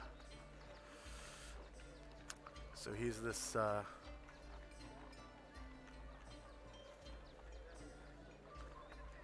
little wild elf. I know his corpse shouldn't have that two-handed sword, but he usually fought with a two-handed sword until someone gave him like a trident +5 or something. Yeah, Gromnar traded him a higher level trident for his sword. Yeah. I think because he was capable of dual wielding the two-handed sword because he was so big. Yeah. Gromnar wanted both great swords. And Gromnar had that +5 trident, which is way more powerful than either of the great swords. Well, slightly more. I can't remember if the defender was +4 or. I think the defender was +4, so it was slightly more powerful than the defender. That's right. Okay. So Karenglor's body is on the altar, and the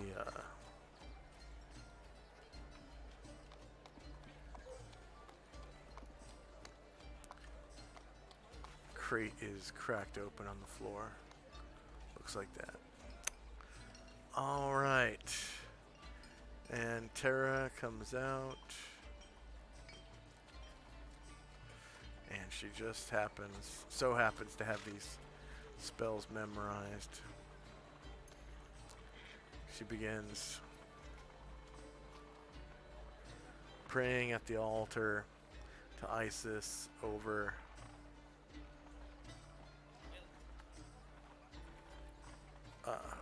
Karenglor's body.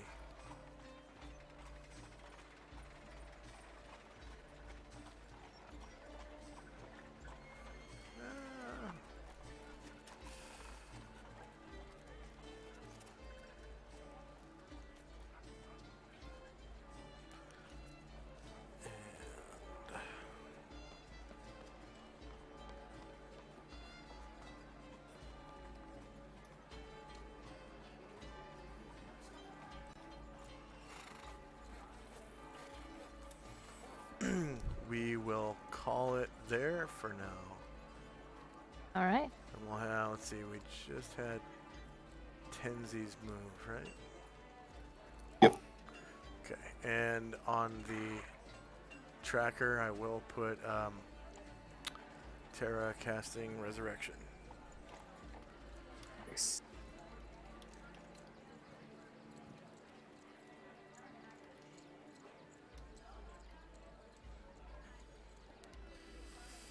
Plus 1.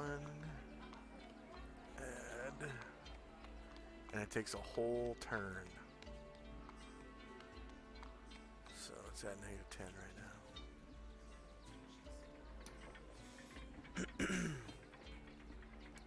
And then Restoration.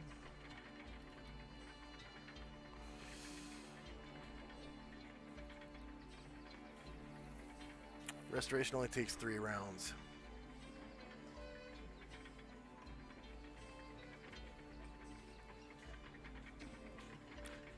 And you left her payment on the table, which was a whole bunch of stones. Yeah. Okay.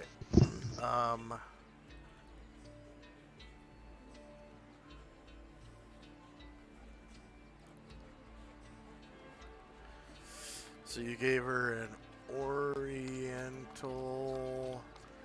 Sapphire, 750 Platinum, and what did Asher give her? Sorry, Asher gave her 2 Orientals and a Sapphire, and Tenzi gave her 1 Oriental and the coins. How many coins? 750 platinum, it looks like. Oh, okay. So, total of 3 Oriental Sapphires have been given. And a regular Sapphire. Yeah. They're Oriental emeralds. Oriental Emeralds. Okay. Yeah. Oriental Emeralds.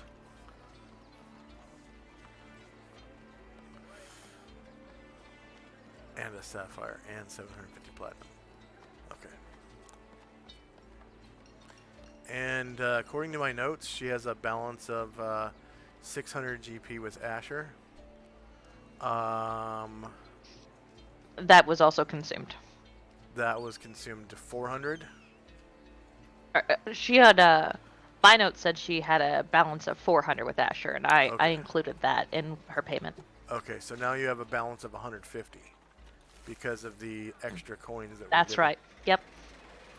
So I'm going to change that to a balance of 150, but not with Asher, but with Tenzi. Tenzi.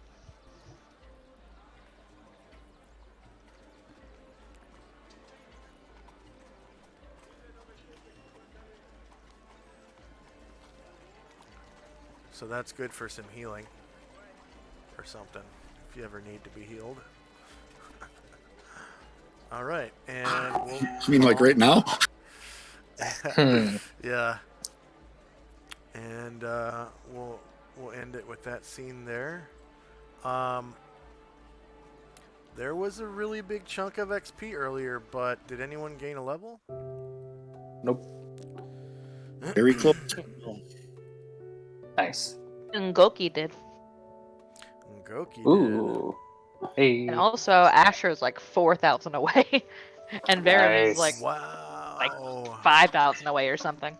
Ashriel's 4,000 away too. All right. Yeah, Some levels coming.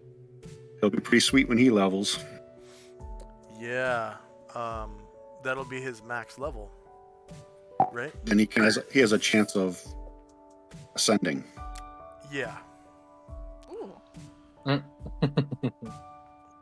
Yeah, that one isn't based on experience points. That one's going to be based on like quest completion. So like, you know, every story arc or something will raise him up one level to where he's you know,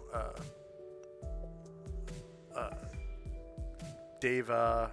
It goes through a cycle of three types of Devas, and then Planetar, and eventually a Solar.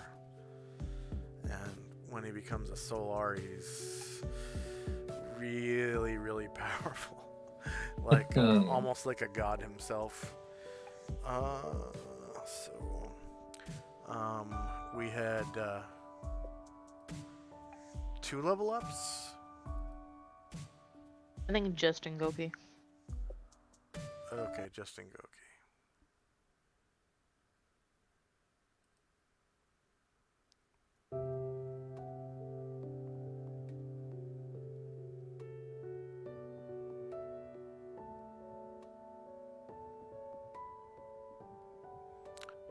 So Ngoki gets 30 skill points and no more than 15 spent on any one skill.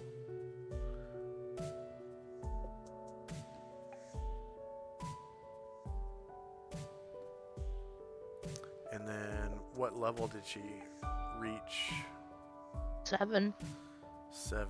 Okay, so she doesn't get any proficiencies or anything from that.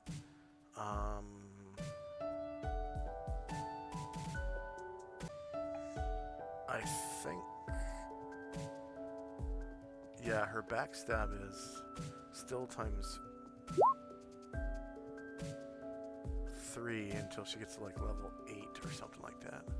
I can't remember how it breaks down. I think it's level 8. You get, yeah, it's times 2 at level 1, times 3 at level 4, times 4 at level... No. It's times 3 at level 5, times 4 at level 9. And then at 14, is it times 5 or 13? I don't remember how it works. It must be 13 because that's when Asher got it. Yeah. So it's every 4 levels. So at level 1 it's times 2, plus 4 levels times 5, or times 3 at level 5, times 4 at level 9, and then, yeah, 13. It's times 5. Next, she's gonna take 15 and pick pockets. Nice. And 15 and find and remove traps.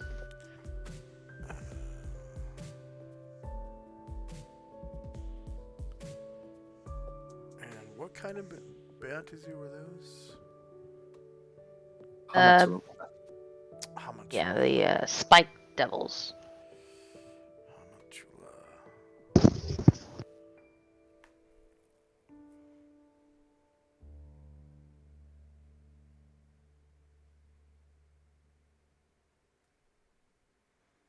And there were 8.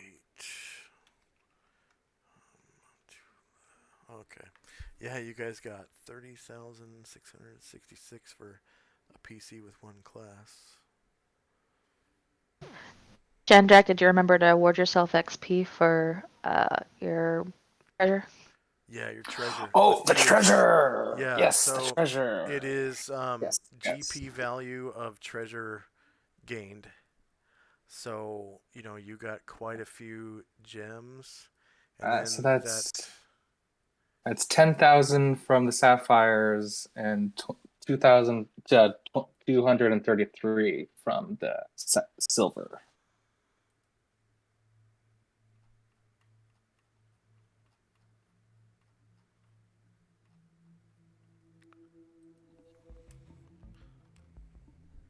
That's supposed to be times 2, right? divided by 10 divided by 3 times 2 slash R. So that's 466 points from the silver.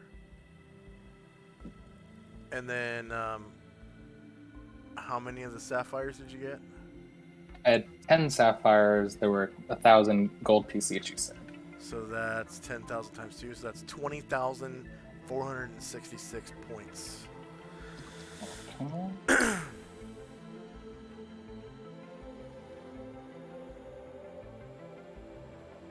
Okay. On top of your 30,666. Right. So I'm pretty sure you gained Yeah. a level in both classes. No, No, you're I about don't think so. 20,000 away. About 25,000 away.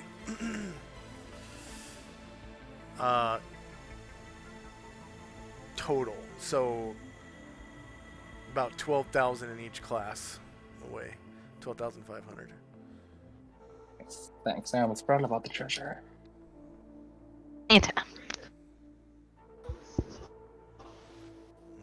Okay.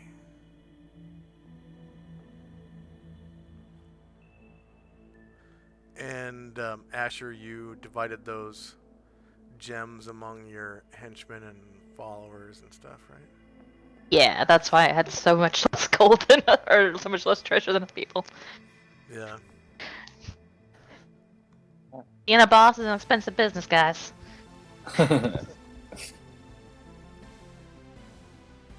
Oh yeah.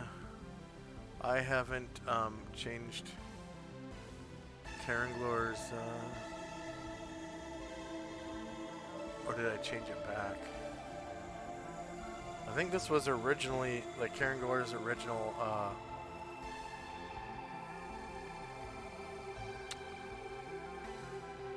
Yeah, that was his original. okay. It's like a So- red mage or the Fire Nation from Avatar. Oh, it is like that. Order of Superior Star, Asher, Karanglor. Yeah, here's the new one. This new one is way better. Oh, sick. Yeah. So much better. Yeah, I want to bring him back. Yeah, he doesn't. He still has a two-handed sword, but he doesn't use it as much because that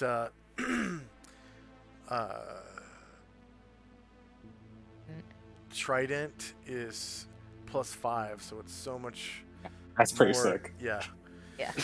But you can use transfer enchantment. That's a spell that it allows you to switch the enchantment from one item to another.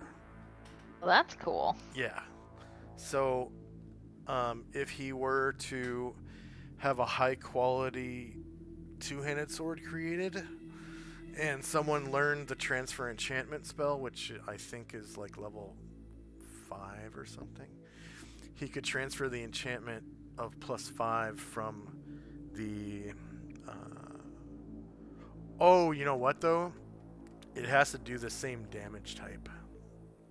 Okay. So yeah. it could be like a spear or something. You could switch it to a spear. Imagine a +5 long spear. Holy shit. But there, I'm sure there's. I know there's one sword floating around. I saw it on Asher's camel today. We'll have to see if. Yeah, I had that forgotten about it. actually I'm sure exists. somebody wants that. Yeah, we'll have to see if that actually exists though, because we'll have to go through Yeah, I'll the check the treasure. The what? I'll check the old treasure maps. It probably is from one of the towers that we beat before this, Yeah, and see if there's anything that says Asher took. yeah.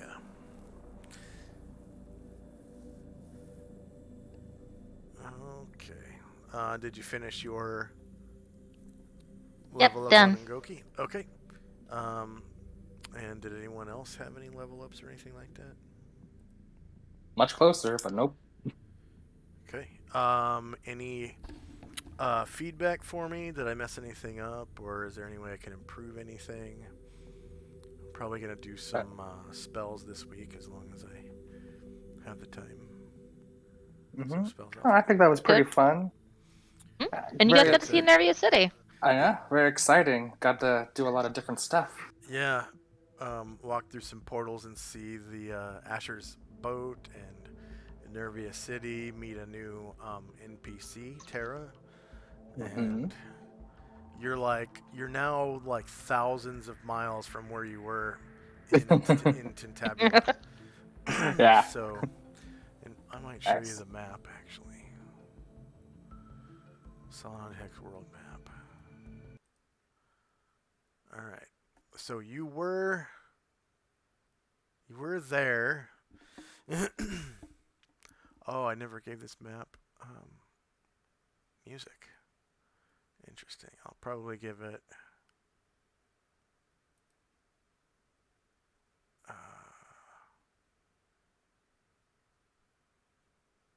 wild space or something. Yeah. Wild space. Save changes. Because you're viewing Solynod Hex from space, basically. So this is the known world. This is the ones that have actually been traveled to. Mhm. And they're literally screenshots of region maps. Okay? Mhm. So each of these squares is approximately... let's see.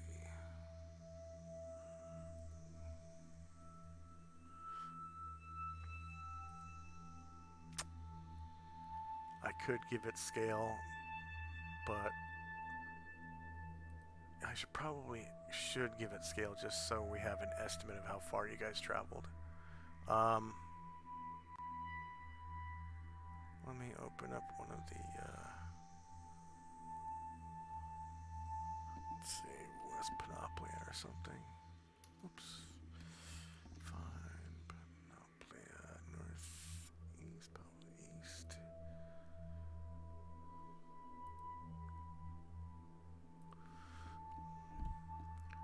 Okay, so they are...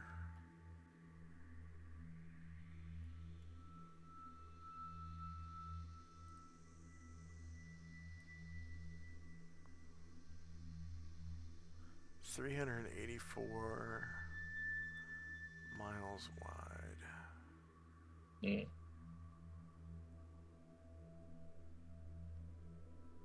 Yeah. So we'll say... Yeah, 384 miles wide. And for this map...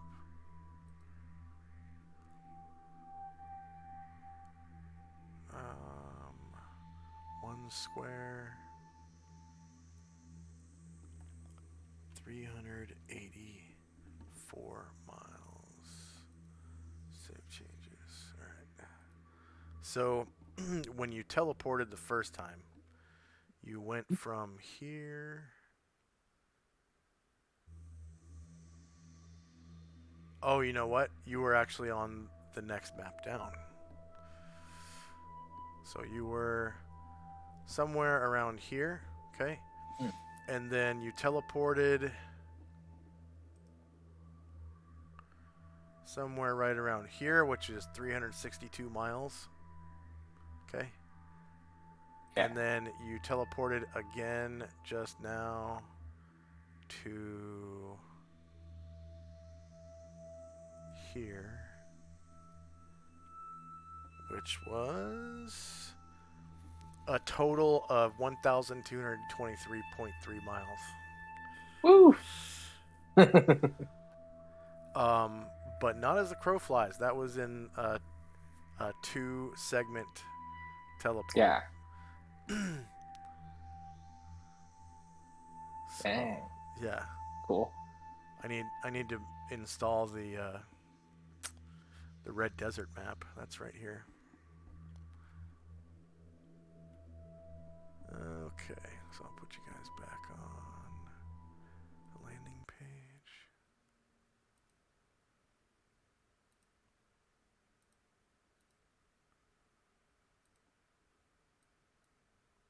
There we go. All right. For our viewers, thank you very much for watching. Please give us a follow on Twitch. on YouTube. Give us a subscribe and leave comments and stuff. Share our videos, VODs with your friends. You can highlight them, stuff like that, by putting in a timestamp in the URL. And thank you very much for watching. I do want to raid somebody today if my friends are on. I'll check real quick to see who's on. Yeah, Lord Gosumba is playing some 2nd edition Greyhawk, so we'll raid into him, and hopefully we'll see you all next week. Bye bye. Have a good Bye. night. And that'll start in about 10 seconds. 7, 6.